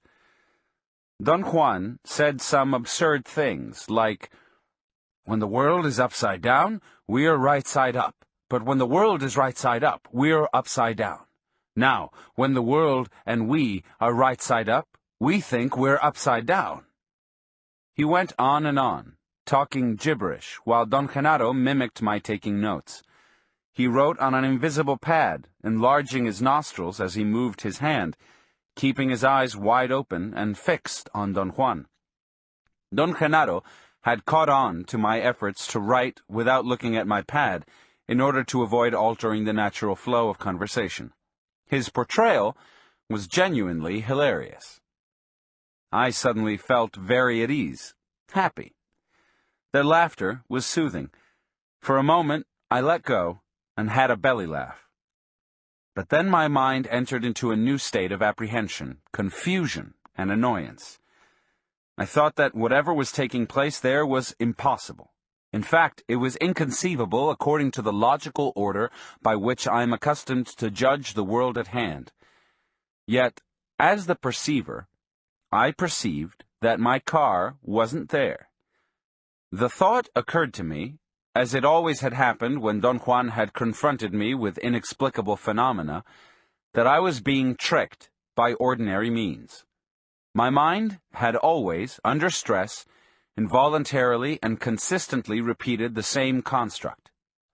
I began to consider how many Confederates Don Juan and Don Genaro would have needed in order to lift my car and remove it from where I'd parked it. I was absolutely sure that I had compulsively locked the doors. The handbrake was on, it was in gear, and the steering wheel was locked. In order to move it, they would have had to lift it up bodily. That task would have required a labor force that I was convinced neither of them could have brought together. Another possibility was that someone in agreement with them had broken into my car, wired it, and driven it away. To do that would have required a specialized knowledge that was beyond their means. The only other possible explanation was that perhaps they were mesmerizing me. Their movements were so novel to me and so suspicious that I entered into a spin of rationalizations. I thought that if they were hypnotizing me, I was then in a state of altered consciousness. In my experience with Don Juan, I had noticed that in such states, one is incapable of keeping a consistent mental record of the passage of time. There had never been an enduring order in matters of passage of time in all the states of non-ordinary reality I had experienced, and my conclusion was that if I kept myself alert, a moment would come when I would lose my order of sequential time. As if, for example, I were looking at a mountain at a given moment, and then, in my next moment of awareness, I found myself looking at a valley in the opposite direction, but without remembering having turned around. I felt that if something of that nature would happen to me, I could then explain what was taking place with my car as, perhaps, a case of hypnosis. I decided that the only thing I could do was to watch every detail with excruciating thoroughness. "Where's my car?" I asked, addressing both of them. "Where's the car, Genaro?" Don Juan asked, with a look of utmost seriousness. Don Genaro began turning over small rocks and looking underneath them. He worked feverishly over the whole flat area where I had parked my car. He actually turned over every rock. At times he would pretend to get angry and would hurl the rock into the bushes. Don Juan seemed to enjoy the scene beyond words. He giggled and chuckled and was almost oblivious to my presence. Don Genaro had just finished hurling a rock in a display of sham frustration when he came upon a good-sized boulder, the only large and heavy rock in the parking area. He attempted to turn it over, but it was too heavy and too deeply embedded in the ground. He struggled and puffed until he was perspiring. Then he sat on the rock and called Don Juan to help him. Don Juan turned to me with a beaming smile and said, "Come on, let's give Genaro a hand." "What's he doing?" I asked. "He's looking for your car," Don Juan said in a casual and factual tone. "For heaven's sake, how can he find it under the rocks?" I protested. "For heaven's sake, why not?" Don Genaro retorted, and both of them roared with laughter. We couldn't budge the rock.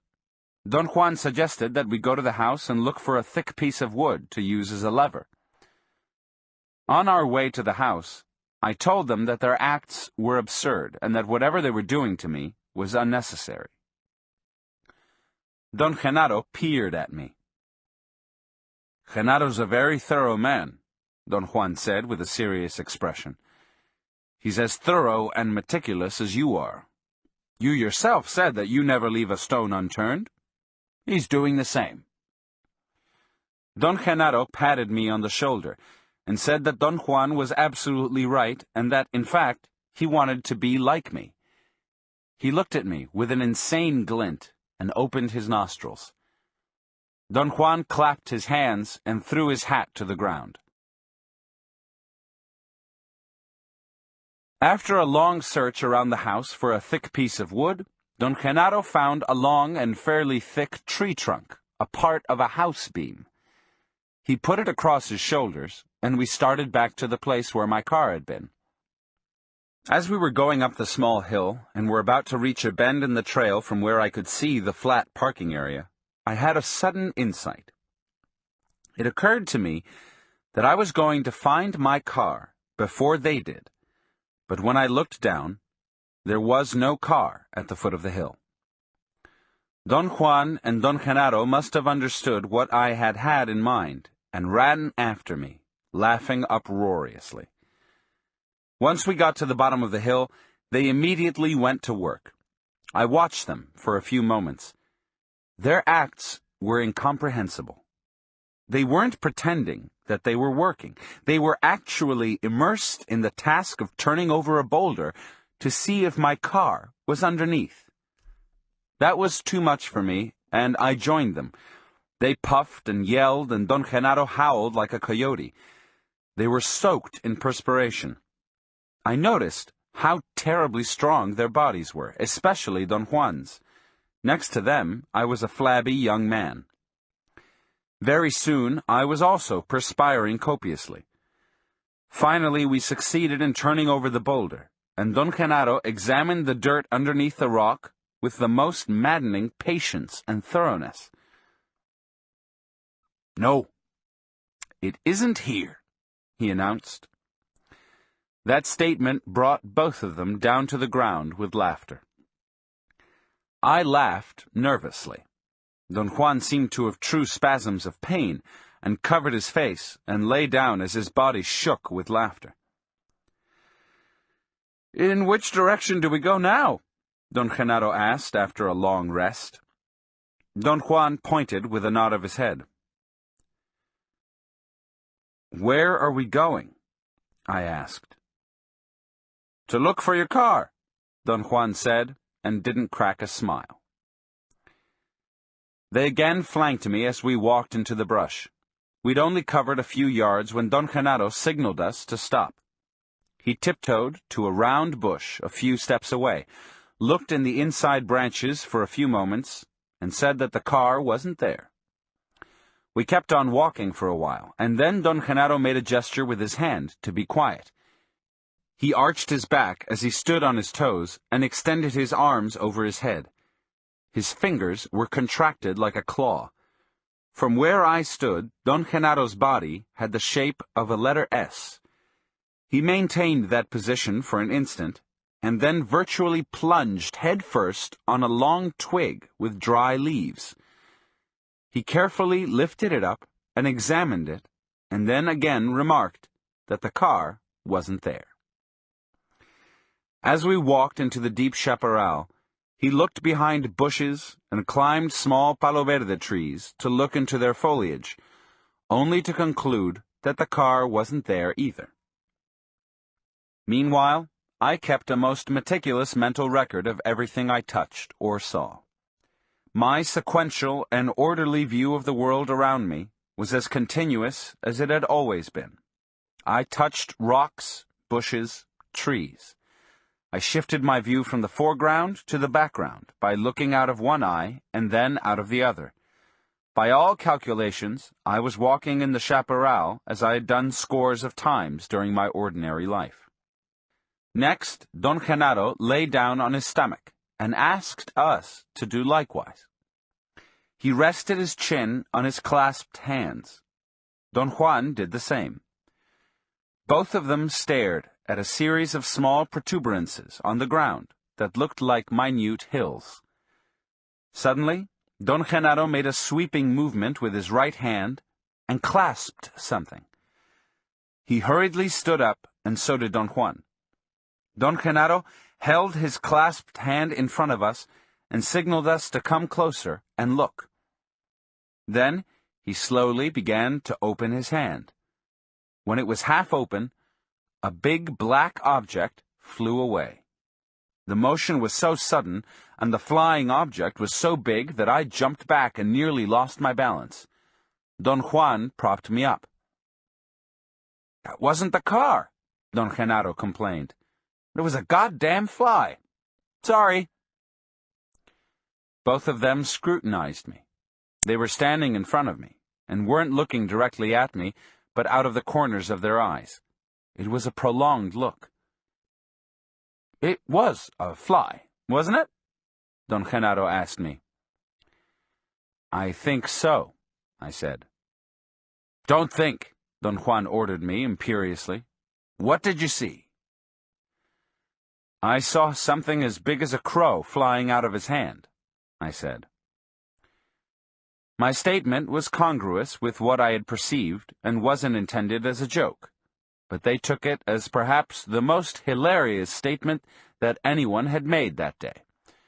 Both of them jumped up and down and laughed until they choked. "I think Carlos has had enough," Don Juan said. His voice sounded hoarse from laughing. Don Genaro said that he was about to find my car, that the feeling was getting hotter and hotter. Don Juan said we were in a rugged area, and that to find the car there was not a desirable thing. Don Genaro took off his hat and rearranged the strap with a piece of string from his pouch. Then he attached his woolen belt to a yellow tassel affixed to the brim of his hat. "I'm making a kite out of my hat," he said to me. I watched him, and I knew that he was joking.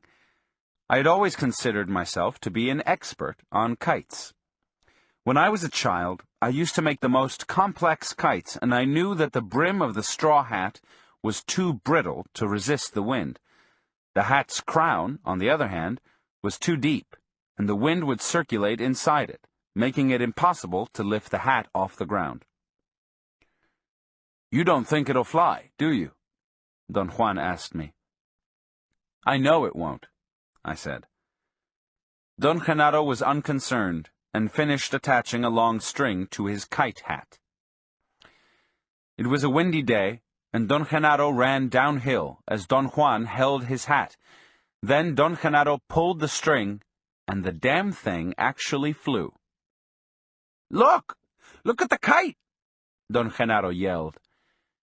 It bobbed a couple of times, but it remained in the air. "Don't take your eyes off of the kite," Don Juan said firmly. For a moment, I felt dizzy. Looking at the kite, I had a complete recollection of another time. It was as if I were flying a kite myself, as I used to when it was windy in the hills of my hometown. For a brief moment, the recollection engulfed me, and I lost my awareness of the passage of time. I heard Don Genaro yelling something, and I saw the hat bobbing up and down, and then falling to the ground, where my car was. It all took place with such speed that I didn't have a clear picture of what had happened. I became dizzy and absent-minded. My mind held on to a very confusing image.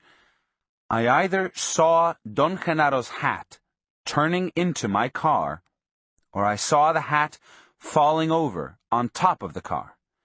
I wanted to believe the latter, that Don Genaro had used his hat to point at my car. Not that it really mattered. One thing was as awesome as the other. But just the same, my mind hooked on that arbitrary detail in order to keep my original mental balance. "Don't fight it," I heard Don Juan saying. I felt that something inside me was about to surface. Thoughts and images came in uncontrollable waves as if I were falling asleep. I stared at the car, dumbfounded. It was sitting on a rocky, flat area about 100 feet away. It actually looked as if someone had just placed it there. I ran towards it and began to examine it. "God damn it!" Don Juan exclaimed. "Don't stare at the car. Stop the world."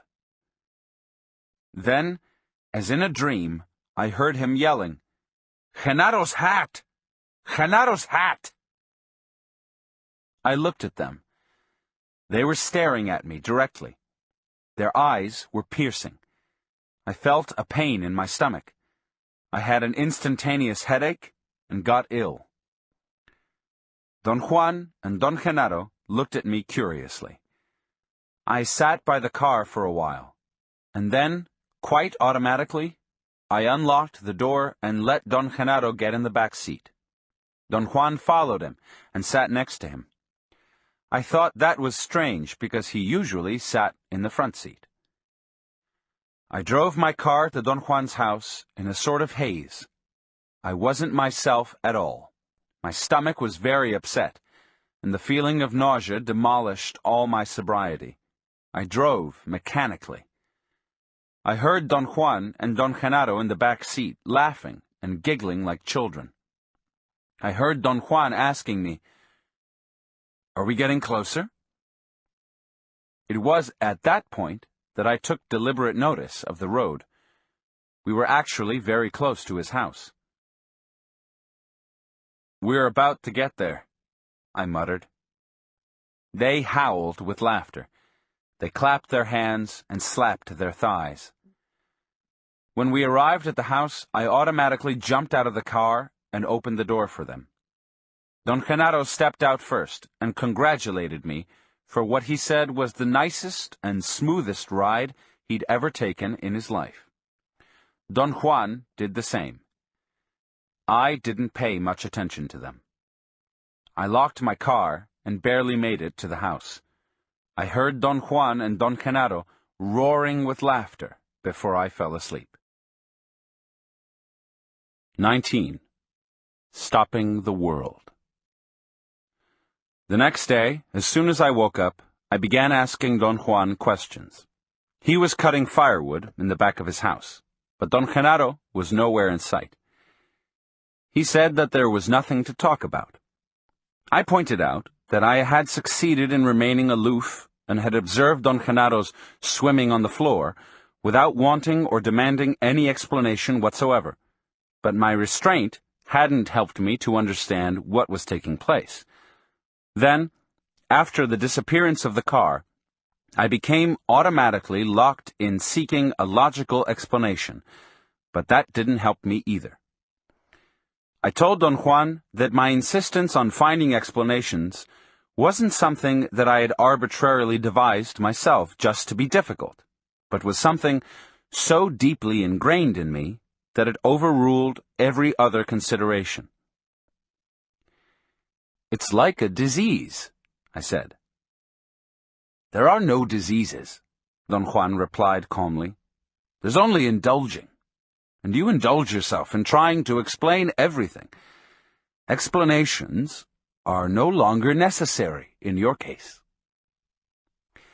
I insisted that I could function only under conditions of order and understanding. I reminded him that I drastically changed my personality during the time of our association, and that the condition that had made the change possible was that I had been capable of explaining to myself the reasons for that change. Don Juan laughed softly. He didn't speak for a long time. "You are very clever," he finally said. "You go back to where you've always been. This time, you're finished, though. You have no place to go back to. I won't explain anything to you anymore. Whatever Genaro did to you yesterday, he did it to your body. So let your body decide what's what." Don Juan's tone was friendly, but unusually detached, and that made me feel an overwhelming loneliness. I expressed my feelings of sadness. He smiled.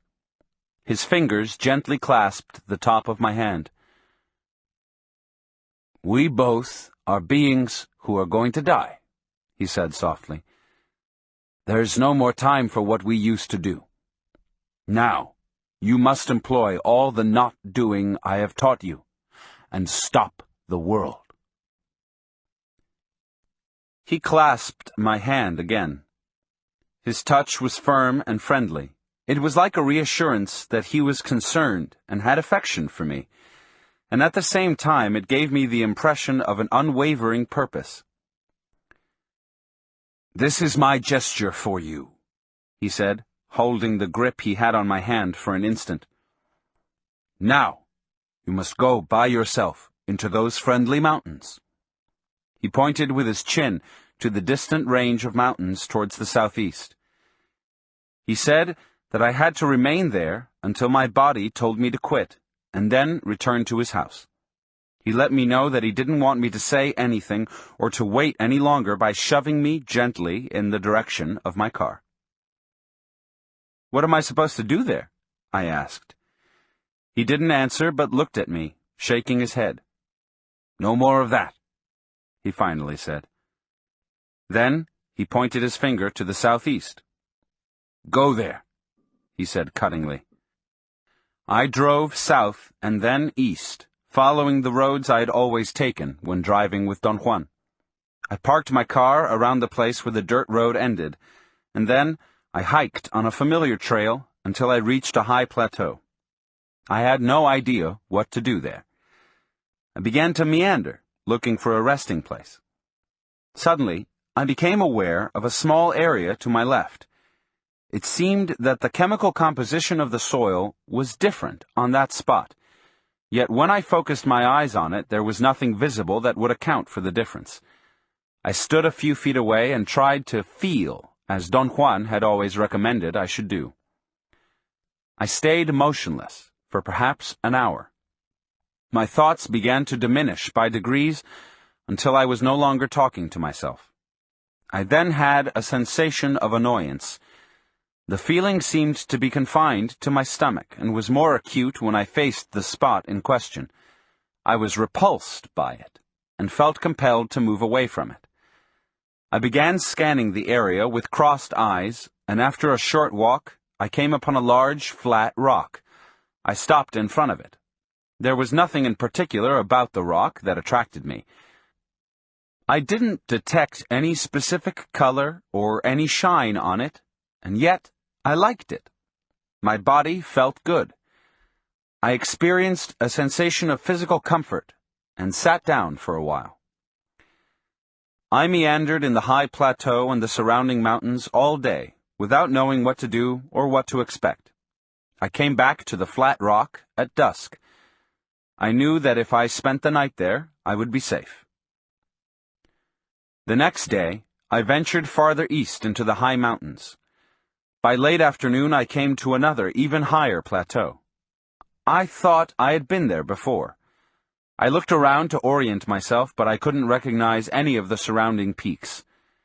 After carefully selecting a suitable place, I sat down to rest at the edge of a barren, rocky area. I felt very warm and peaceful there. I tried to pour out some food from my gourd, but it was empty. I drank some water. It was warm and stale. I thought that I had nothing else to do but to return to Don Juan's house and began to wonder whether or not I should start on my way back right away. I lay down on my stomach and rested my head on my arm. I felt uneasy and changed positions various times until I found myself facing the west. The sun was already low. My eyes were tired. I looked down at the ground and caught sight of a large black beetle. It came out from behind a small rock, pushing a ball of dung twice its size. I followed its movements for a long time. The insect seemed unconcerned with my presence and kept on pushing its load over rocks, roots, depressions, and protuberances on the ground. For all I knew, the beetle wasn't aware that I was there. The thought occurred to me that I couldn't possibly be sure that the insect wasn't aware of me. That thought triggered a series of rational evaluations about the nature of the insect's world as opposed to mine. The beetle and I were in the same world, and obviously the world wasn't the same for both of us. I became immersed in watching it, and marveled at the gigantic strength it needed to carry its load over rocks and down crevices. I observed the insect for a long time, and then I became aware of the silence around me. Only the wind hissed between the branches and leaves of the chaparral. I looked up, turned to my left in a quick and involuntary fashion, and caught a glimpse of a faint shadow or a flicker on a rock a few feet away. At first, I paid no attention to it, but then I realized that the flicker had been to my left. I turned again suddenly and was able to clearly perceive a shadow on the rock. I had the weird sensation that the shadow instantly slid down to the ground and the soil absorbed it as a blotter dries an ink blotch. A chill ran down my back. The thought crossed my mind that death was watching me and the beetle. I looked for the insect again, but I couldn't find it. I thought that it must have arrived at its destination and then had dropped its load into a hole in the ground. I put my face against a smooth rock. The beetle emerged from a deep hole and stopped a few inches away from my face. It seemed to look at me, and for a moment, I felt that it became aware of my presence, perhaps as I was aware of the presence of my death. I experienced a shiver. The beetle and I weren't that different after all. Death, like a shadow, was stalking both of us from behind the boulder. I had an extraordinary moment of elation. The beetle and I were on a par. Neither of us was better than the other. Our death made us equal. My elation and joy were so overwhelming that I began to weep. Don Juan was right. He had always been right. I was living in a most mysterious world, and like everyone else, I was a most mysterious being, and yet I was no more important than a beetle. I wiped my eyes, and as I rubbed them with the back of my hand, I saw a man, or something which had the shape of a man. It was to my right, about 50 yards away. I sat up straight and strained to see. The sun was almost on the horizon, and its yellowish glow prevented me from getting a clear view. I heard a peculiar roar at that moment. It was like the sound of a distant jet plane. As I focused my attention on it, the roar increased to a prolonged, sharp, metallic whizzing, and then it softened until it was a mesmerizing, melodious sound. The melody was like the vibration of an electrical current. The image that came to my mind was that two electrified spheres were coming together, or two square blocks of electrified metal were rubbing against each other, and then coming to rest with a thump when they were perfectly leveled with each other. I again strained to see if I could distinguish the person that seemed to be hiding from me, but I could only detect a dark shape against the bushes. I shielded my eyes by placing my hands above them.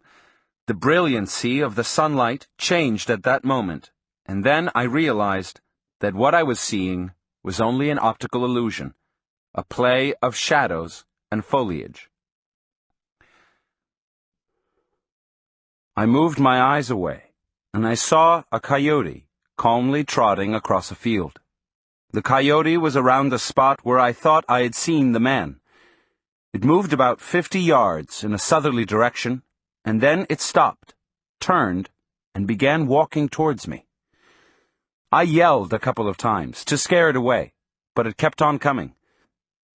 I had a moment of apprehension. I thought that it might be rabid, and I even considered gathering some rocks to defend myself in case of an attack. When the animal was 10 or 15 feet away, I noticed that it wasn't agitated in any way. On the contrary, it seemed calm and unafraid. It slowed down its gait, coming to a halt barely 4 or 5 feet from me. We looked at each other, and then the coyote came even closer. Its brown eyes were friendly and clear. I sat down on the rocks, and the coyote stood almost touching me. I was dumbfounded. I had never seen a wild coyote that close, and the only thing that occurred to me at that moment was to talk to it. I began as one would talk to a friendly dog. And then I thought that the coyote talked back to me. I had the absolute certainty that it had said something. I felt confused, but I didn't have time to ponder upon my feelings because the coyote talked again. It wasn't that the animal was voicing words the way I am accustomed to hearing words being voiced by human beings. It was rather a feeling that it was talking. But it wasn't a feeling that one has when a pet seems to communicate with its master, either. The coyote actually said something. It relayed a thought, and that communication came out in something quite similar to a sentence. I had said, "How are you, little coyote?" And I thought I had heard the animal respond, "I'm all right. And you?" Then the coyote repeated the sentence, and I jumped to my feet. The animal didn't make a single movement. It wasn't even startled by my sudden jump. Its eyes were still friendly and clear. It lay down on its stomach and tilted its head and asked, "Why are you afraid?" I sat down facing it, and I carried on the weirdest conversation I had ever had. Finally, it asked me what I was doing there, and I said I had come there to stop the world. The coyote said, "Que bueno." And then I realized that it was a bilingual coyote. The nouns and verbs of its sentences were in English, but the conjunctions and exclamations were in Spanish. The thought crossed my mind that I was in the presence of a Chicano coyote. I began to laugh at the absurdity of it all, and I laughed so hard that I became almost hysterical. Then, the full weight of the impossibility of what was happening struck me, and my mind wobbled. The coyote stood up, and our eyes met. I stared fixedly into them. I felt they were pulling me, and suddenly the animal became iridescent. It began to glow. It was as if my mind were replaying the memory of another event that had taken place 10 years before, when under the influence of peyote, I witnessed the metamorphosis of an ordinary dog into an unforgettable iridescent being. It was as though the coyote had triggered the recollection, and the memory of that previous event was summoned and became superimposed on the coyote's shape. The coyote was a fluid, liquid, luminous being. Its luminosity was dazzling. I wanted to cover my eyes with my hands to protect them, but I couldn't move. The luminous being touched me in some undefined part of myself, and my body experienced such an exquisite, indescribable warmth and well-being that it was as if the touch had made me explode. I became transfixed. I couldn't feel my feet or my legs or any part of my body, yet something was sustaining me erect. I have no idea how long I stayed in that position. In the meantime, the luminous coyote and the hilltop where I stood melted away. I had no thoughts or feelings. Everything had been turned off, and I was floating freely. Suddenly, I felt that my body had been struck, and then it became enveloped by something that kindled me. I became aware that the sun was shining on me. I could vaguely distinguish a distant range of mountains towards the west. The sun was almost over the horizon.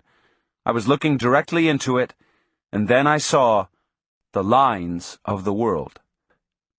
I actually perceived the most extraordinary profusion of fluorescent white lines, which crisscrossed everything around me. For a moment, I thought that I was perhaps experiencing sunlight as it was being refracted by my eyelashes. I blinked and looked again. The lines were constant and were superimposed on, or were coming through everything in the surroundings. I turned around and examined an extraordinarily new world. The lines were visible and steady, even if I looked away from the sun. I stayed on the hilltop in a state of ecstasy for what appeared to be an endless time. Yet the whole event may have lasted only a few minutes, perhaps only as long as the sun shone before it reached the horizon. But to me, it seemed an endless time.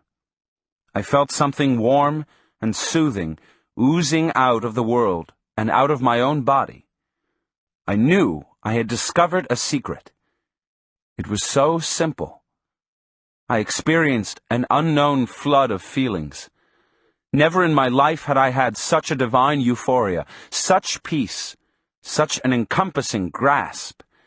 And yet I couldn't put the discovered secret into words, or even into thoughts. But my body knew it. Then I either fell asleep or I fainted.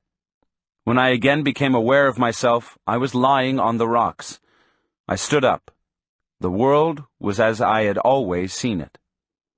It was getting dark, and I automatically started on my way back to my car. Don Juan was alone in the house when I arrived the next morning. I asked him about Don Genaro, and he said that he was somewhere in the vicinity running an errand.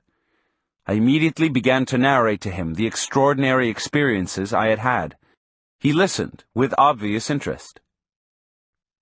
"You have simply stopped the world," he commented after I had finished my account.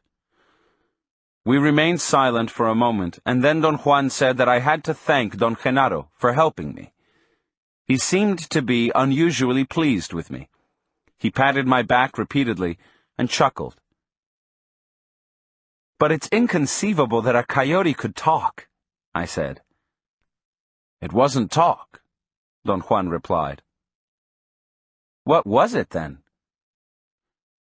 "Your body understood for the first time.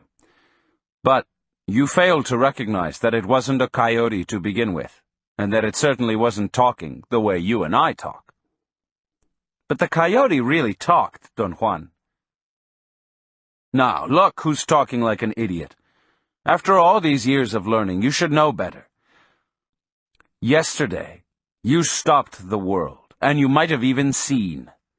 A magical being told you something, and your body was capable of understanding it, because the world had collapsed. The world was like it is today, Don Juan. No, it wasn't. Today the coyotes don't tell you anything, and you can't see the lines of the world. Yesterday, you did all that simply because something had stopped in you. What was the thing that stopped in me? What stopped inside you yesterday was what people have been telling you the world is like. You see, people tell us from the time we are born that the world is such and such and so and so. And naturally, we have no choice but to see the world the way people have been telling us it is. We looked at each other. Yesterday, the world became as sorcerers tell you it is, he went on. In that world, coyotes talk, and so do deer, as I once told you. And so do rattlesnakes, and trees, and all other living beings. But what I want you to learn is seeing. Perhaps you know now that seeing happens only when one sneaks between the worlds, the world of ordinary people and the world of sorcerers. You are now smack in the middle point between the two. Yesterday, you believed the coyote talked to you. Any sorcerer who doesn't see would believe the same, but one who sees knows that to believe that is to be pinned down in the realm of sorcerers. By the same token, not to believe that coyotes talk is to be pinned down in the realm of ordinary men. Do you mean, Don Juan, that neither the world of ordinary men nor the world of sorcerers is real?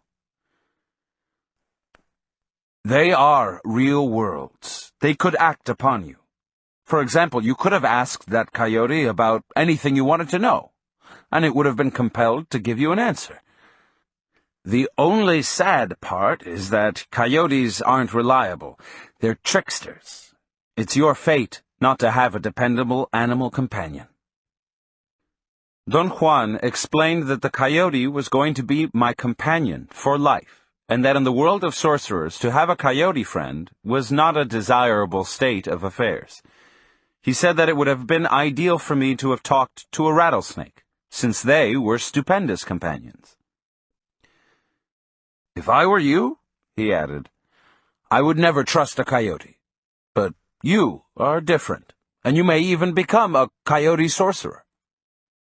What is a coyote sorcerer? One who draws a lot of things from his coyote brothers. I wanted to keep on asking questions, but he made a gesture to stop me. You've seen the lines of the world, he said. You've seen a luminous being. You're now almost ready to meet the ally. Of course, you know that the man you saw in the bushes was the ally. You heard its roar like the sound of a jet plane. He'll be waiting for you at the edge of a plane I'll take you to myself. We were quiet for a long time. Don Juan had his hands clasped over his stomach. His thumbs moved almost imperceptibly.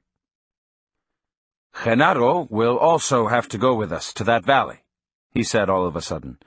He's the one who's helped you to stop the world. Don Juan looked at me with piercing eyes. I'll tell you one more thing, he said, and laughed. It really does matter now. Genaro never moved your car from the world of ordinary men the other day. He simply forced you to look at the world like sorcerers do. And your car wasn't in that world. Genaro wanted to soften your certainty. His clowning told your body about the absurdity of trying to understand everything. And when he flew his kite, you almost saw. You found your car, and you were in both worlds. The reason we nearly split our guts laughing was because you really thought you were driving us back from where you thought you'd found your car. But how did he force me to see the world as sorcerers do? I was with him. We both know that world. Once one knows that world, all one needs to bring it about is to use that extra ring of power I've told you sorcerers have. Genaro can do that as easily as snapping his fingers. He kept you busy turning over rocks in order to distract your thoughts and allow your body to see. I told him that the events of the last 3 days had done some irreparable damage to my idea of the world. I said that during the 10 years I'd been associated with him, I had never been so moved, not even during the times I'd ingested psychotropic plants. Power plants are only an aid, Don Juan said. The real thing is when the body realizes that it can see. Only then is one capable of knowing that the world we look at every day is only a description. My intent has been to show you that. Unfortunately, you have very little time left before the ally tackles you. Does the ally have to tackle me? There's no way to avoid it. In order to see, one must learn the way sorcerers look at the world, and thus the ally has to be summoned. And once that's done, it comes. Couldn't you have taught me to see without summoning the ally? No. In order to see, one must learn to look at the world in some other fashion, and the only other fashion I know is the way of a sorcerer.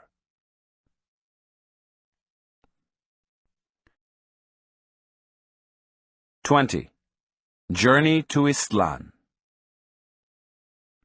Don Genaro returned around noon, and at Don Juan's suggestion, the 3 of us drove down to the range of mountains where I'd been the day before. We hiked on the same trail I had taken, but instead of stopping in the high plateau, as I had done, we kept on climbing until we reached the top of the lower range of mountains. Then we began to descend into a flat valley. We stopped to rest on top of a high hill. Don Genaro picked the spot. I automatically sat down, as I've always done in their company, with Don Juan to my right and Don Genaro to my left, making a triangle. The desert chaparral had acquired an exquisite moist sheen. It was brilliantly green after a short spring shower. Genaro is going to tell you something, Don Juan said to me all of a sudden. He's going to tell you the story of his first encounter with his ally. Isn't that so, Genaro? There was a tone of coaxing in Don Juan's voice. Don Genaro looked at me and contracted his lips until his mouth looked like a round hole. He curled his tongue against his palate and opened and closed his mouth as if he were having spasms. Don Juan looked at him and laughed loudly. I didn't know what to make out of it. "What's he doing?" I asked Don Juan. "He's a hen," he said. "A hen?" Look at his mouth. That's the hen's ass, and it's about to lay an egg." The spasms of Don Genaro's mouth seemed to increase. He had a strange, crazy look in his eyes. His mouth opened up as if the spasms were dilating the round hole. He made a croaking sound in his throat, folded his arms over his chest with his hands bent inward, and then unceremoniously spat out some phlegm. "Damn it! It wasn't an egg," he said, with a concerned look on his face. The posture of his body and the expression on his face were so ludicrous that I couldn't help laughing. "Now that Genaro almost laid an egg, maybe he'll tell you about his first encounter with his ally," Don Juan insisted. "Maybe," Don Genaro said, uninterested. I pleaded with him to tell me. Don Genaro stood up, stretched his arms and back. His bones made a cracking sound. Then he sat down again. "I was young when I first tackled my ally," he finally said. "I remember that it was in the early afternoon. I'd been in the fields since daybreak, and I was returning to my house. Suddenly, from behind a bush, the ally came out and blocked my way. He'd been waiting for me, and was inviting me to wrestle him. I began to turn around in order to leave him alone, but the thought came to my mind that I was strong enough to tackle him. I was afraid, though. A chill ran up my spine, and my neck became stiff as a board. By the way, that's always the sign that you're ready. I mean, when your neck gets hard. He opened up his shirt and showed me his back. He stiffened the muscles of his neck, back, and arms. I noticed the superb quality of his musculature. It was as if the memory of the encounter had activated every muscle in his torso. "In such a situation," he continued, "you must always close your mouth." He turned to Don Juan and said, "Isn't that so?" "Yes," Don Juan said calmly. "The jolt that one gets from grabbing an ally is so great that one might bite off one's tongue or knock one's teeth out. One's body must be straight and well grounded, and the feet must grab the ground." Don Genaro stood up and showed me the proper position, his body slightly bent at the knees, his arms hanging at his sides, with the fingers curled gently. He seemed relaxed and yet firmly set on the ground. He remained in that position for an instant, and when I thought he was going to sit down, he suddenly lunged forward in one stupendous leap, as if he had springs attached to his heels. His movement was so sudden that I fell down on my back, but as I fell, I had the clear impression that Don Genaro had grabbed a man, or something which had the shape of a man. I sat up again. Don Genaro was still maintaining a tremendous tension all over his body. Then he relaxed his muscles abruptly and went back to where he'd been sitting before and sat down. "Carlos just saw your ally right now," Don Juan remarked casually. "But he's still weak and fell down." "Did you?" Don Genaro asked in a naive tone and enlarged his nostrils. Don Juan assured him that I had seen it. Don Genaro leaped forward again with such a force that I fell on my side. He executed his jump so fast that I really couldn't tell how he had sprung to his feet from a sitting position in order to lunge forward. Both of them laughed loudly, and then Don Genaro changed his laughter into a howling indistinguishable from a coyote's. "Don't think that you have to jump as well as Genaro in order to grab your ally," Don Juan said in a cautioning tone. "Genaro jumps so well because he has his ally to help him. All you have to do is to be firmly grounded in order to sustain the impact. You have to stand just like Genaro did before he jumped. Then you have to leap forward and grab the ally." "He's got to kiss his medallion first," Don Genaro interjected. Don Juan, with feigned severity, said that I had no medallions. "What about his notebooks?" Don Genaro insisted. "He's got to do something with his notebooks. Put them down somewhere before he jumps, or maybe he'll use his notebooks to beat the ally." "I'll be damned," Don Juan said with seemingly genuine surprise.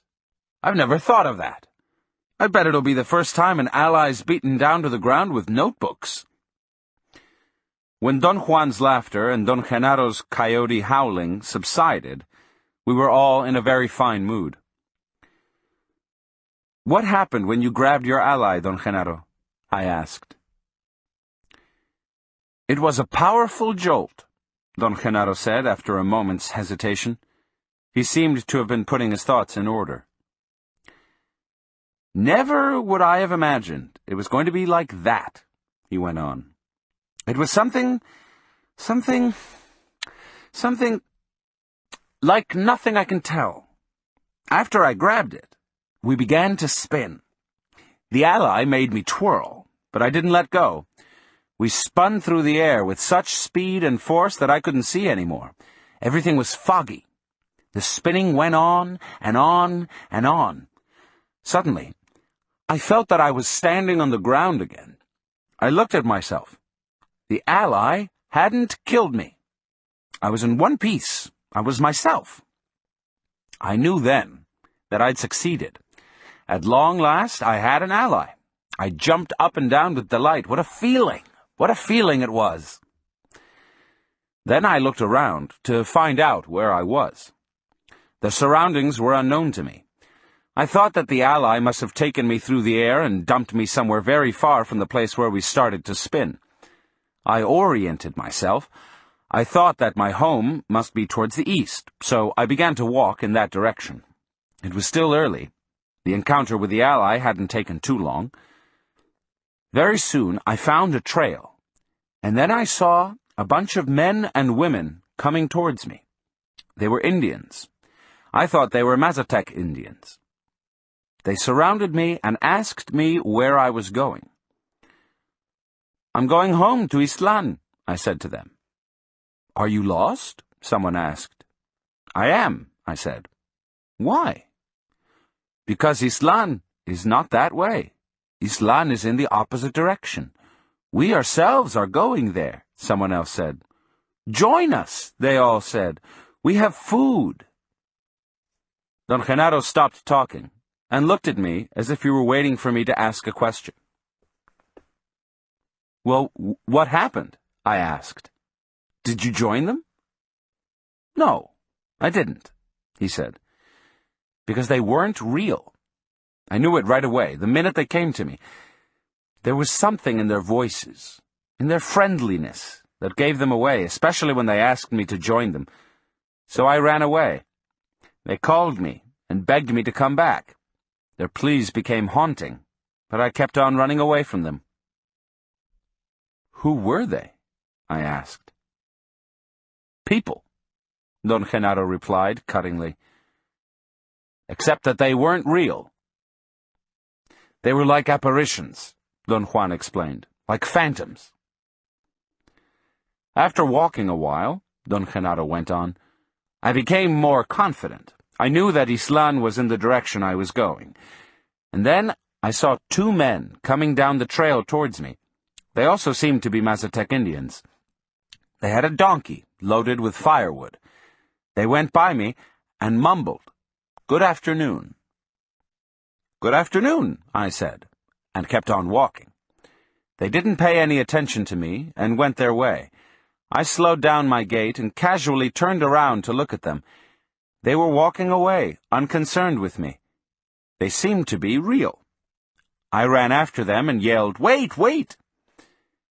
They held their donkey and stood on either side of the animal as if they were protecting the load. "I'm lost in these mountains," I said to them. "Which way is Ixtlan?" They pointed in the direction they were going. "You're very far," one of them said. "It's on the other side of those mountains. It'll take you 4 or 5 days to get there." Then they turned around and kept on walking. I felt that those were real Indians, and I begged them to let me join them.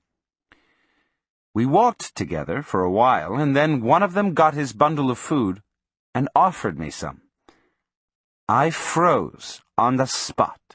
There was something terribly strange in the way he offered me his food. My body felt frightened, so I jumped back and began to run away. They both said that I would die in the mountains if I didn't go with them, and tried to coax me to join them. Their pleas were also very haunting, but I ran away from them with all my might. I kept on walking. I knew then that I was on the right way to Ixtlan, and that those phantoms were trying to lure me out of my way. I encountered 8 of them. They must have known that my determination was unshakable. They stood by the road and looked at me with pleading eyes. Most of them even displayed food and other goods that they were supposed to be selling like innocent merchants by the side of the road. I didn't stop, nor did I look at them. By late afternoon, I came to a valley that I seemed to recognize. It was somehow familiar. I thought I'd been there before, but if that was so, I was actually south of Ixtlan. I began to look for landmarks to properly orient myself and correct my route when I saw a little Indian boy tending some goats. He was perhaps 7 years old and was dressed the way I'd been when I was his age. In fact, he reminded me of myself tending my father's 2 goats. I watched him for some time. The boy was talking to himself, the same way I used to. Then he would talk to his goats. From what I knew about tending goats, he was really good at it. He was thorough and careful. He didn't pamper his goats, but he wasn't cruel to them either. I decided to call him. When I talked to him in a loud voice, he jumped up and ran away to a ledge and peeked at me from behind some rocks. He seemed to be ready to run for his life. I liked him. He seemed to be very afraid, and yet he still found time to herd his goats out of my sight. I talked to him for a long time. I said that I was lost, and that I didn't know my way to Ixtlan. I asked the name of the place where we were, and he said that it was the place I had thought it was. That made me very happy. I realized I was no longer lost and pondered on the power that my ally had in order to transport my whole body that far in less time than it takes to bat an eyelash. I thanked the boy and began to walk away. He casually came out of his hiding place and herded his goats into an almost unnoticeable trail. The trail seemed to lead down into the valley. I called the boy, and he didn't run away. I walked towards him, and he jumped into the bushes when I came too close. I commended him on being so cautious, and began to ask him some questions. "Where does this trail lead?" I asked. "Down," he said. "Where do you live?" "Down there." "Are there lots of houses down there?" "No, just one." "Where are the other houses?" The boy pointed towards the other side of the valley, with indifference, the way boys his age do. Then he began to go down the trail with his goats. "Wait," I said to the boy. "I'm very tired and hungry. Take me to your folks." "I have no folks," the little boy said, and that jolted me. I don't know why, but his voice made me hesitate. The boy, noticing my hesitation, stopped and turned to me. "There's nobody at my house," he said. "My uncle's gone, and his wife went to the fields. There's plenty of food, plenty. Come with me." I almost felt sad. The boy was also a phantom.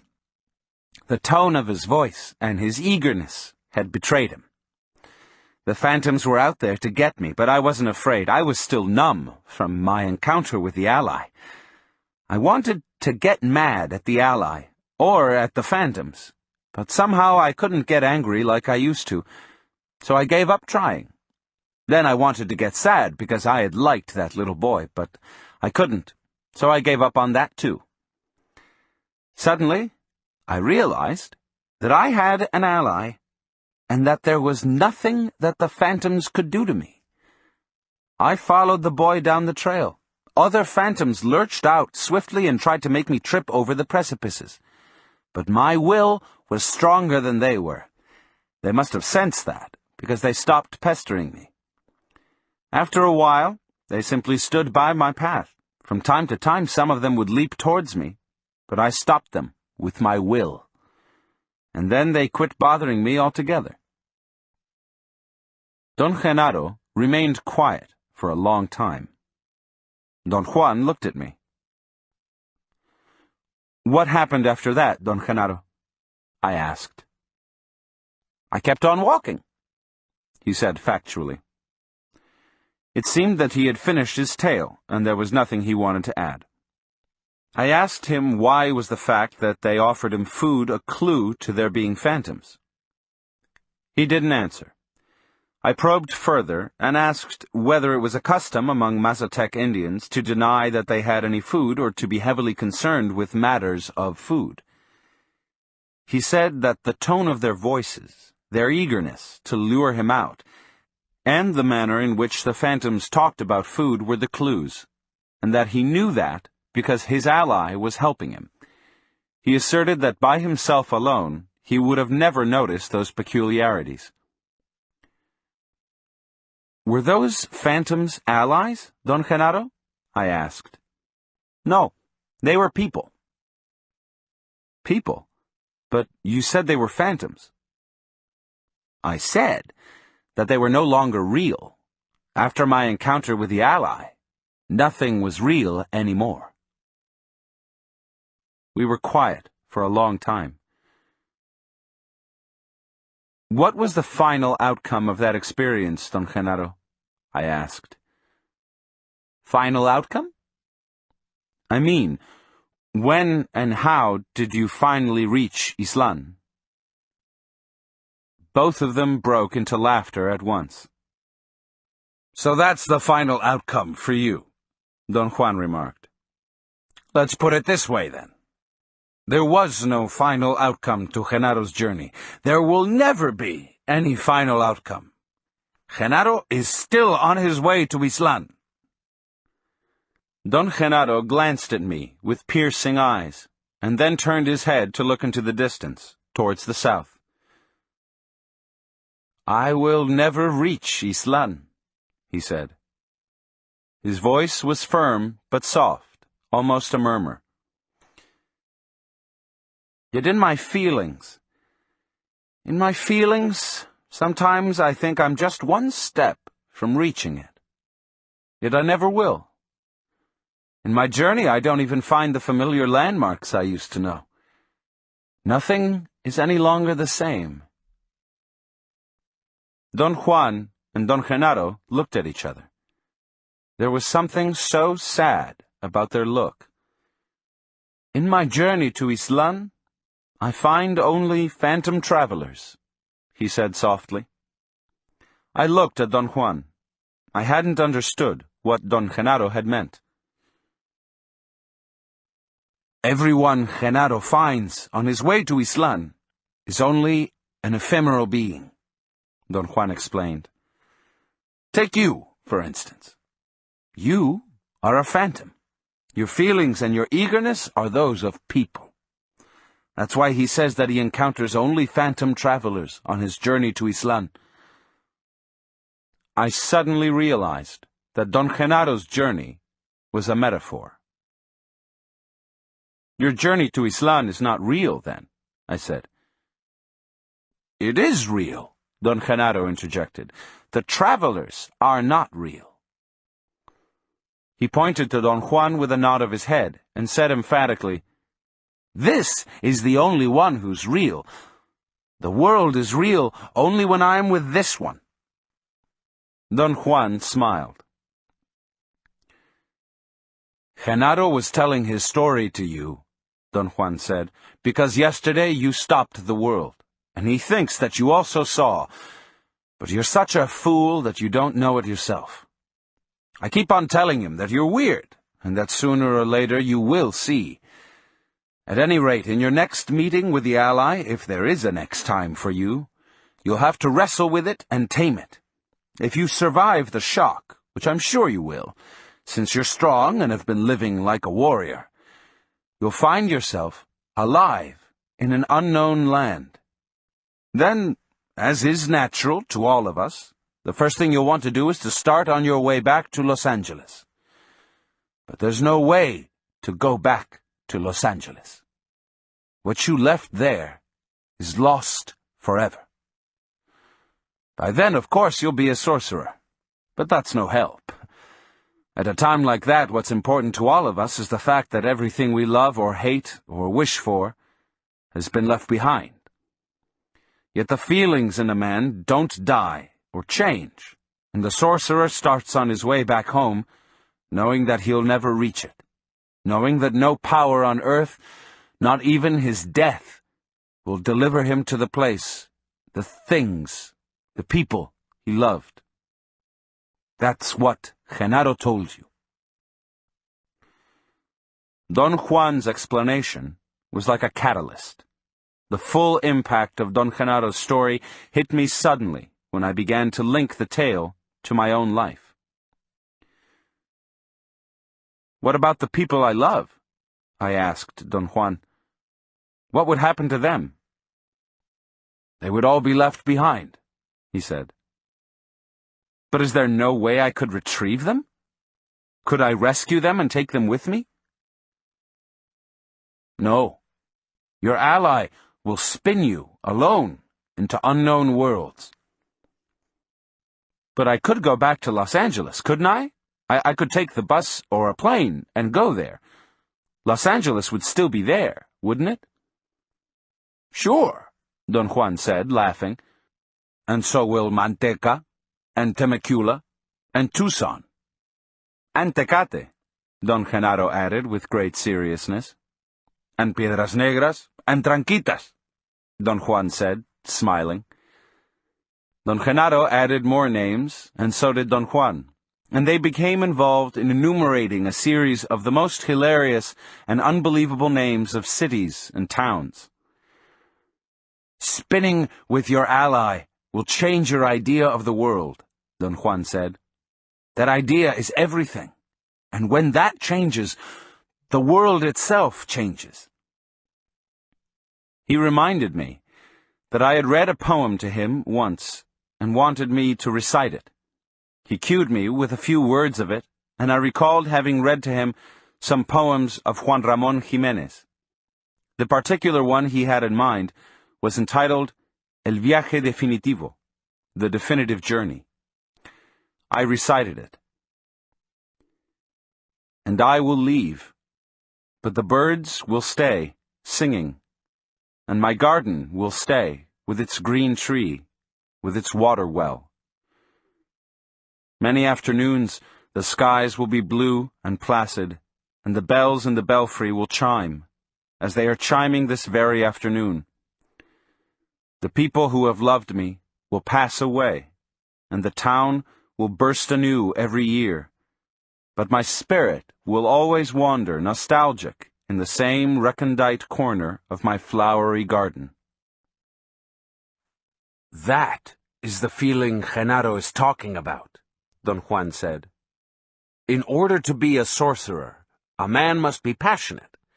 A passionate man has earthly belongings and things dear to him, if nothing else, just the path where he walks. What Genaro told you in his story is precisely that Genaro left his passion in Ixtlan. His home, his people, all the things he cared for. And now he wanders around in his feelings, and sometimes, as he says, he almost reaches Ixtlan. All of us have that in common. For Genaro, it's Ixtlan. For you, it'll be Los Angeles. For me, I didn't want Don Juan to tell me about himself. He paused, as if he had read my mind. Genaro sighed and paraphrased the first lines of the poem. I left, and the birds stayed, singing. For an instant, I sensed a wave of agony and an indescribable loneliness engulfing the three of us. I looked at Don Genaro and I knew that being a passionate man, he must have had so many ties of the heart, so many things he cared for and left behind. I had the clear sensation that at that moment the power of his recollection was about to landslide, and that Don Genaro was on the verge of weeping. I hurriedly moved my eyes away. Don Genaro's passion, his supreme loneliness, made me cry. I looked at Don Juan. He was gazing at me. Only as a warrior can one survive the path of knowledge, he said. Because the art of a warrior is to balance the terror of being a man with the wonder of being a man. I gazed at the two of them, each in turn. Their eyes were clear and peaceful. They'd summoned a wave of overwhelming nostalgia, and when they seemed to be on the verge of exploding into passionate tears, they held back the tidal wave. For an instant, I think I saw the loneliness of man as a gigantic wave which had been frozen in front of me, held back by the invisible wall of a metaphor. My sadness was so overwhelming that I felt euphoric. I embraced them. Don Genaro smiled and stood up. Don Juan also stood up and gently put his hand on my shoulder. "We are going to leave you here," he said. "Do what you think is proper. The ally will be waiting for you at the edge of that plain." He pointed to a dark valley in the distance. "If you don't feel that this is your time yet, don't keep your appointment," he went on. "Nothing is gained by forcing the issue. If you want to survive, you must be crystal clear and deadly sure of yourself." Don Juan walked away without looking at me, but Don Genaro turned a couple of times and urged me, with a wink and a movement of his head, to go forward. I looked at them until they disappeared in the distance, and then I walked to my car and drove away. I knew that it was not my time yet.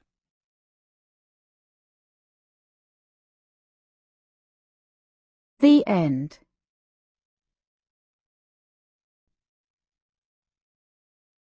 You've been listening to Journey to Ixtlan, The Lessons of Don Juan, by Carlos Castaneda, narrated by Luis Moreno. This book is copyrighted 1972 by Carlos Castaneda. This recording is copyrighted 2010 by Recorded Books. And thank you for being a Recorded Books reader. Audible hopes you have enjoyed this program.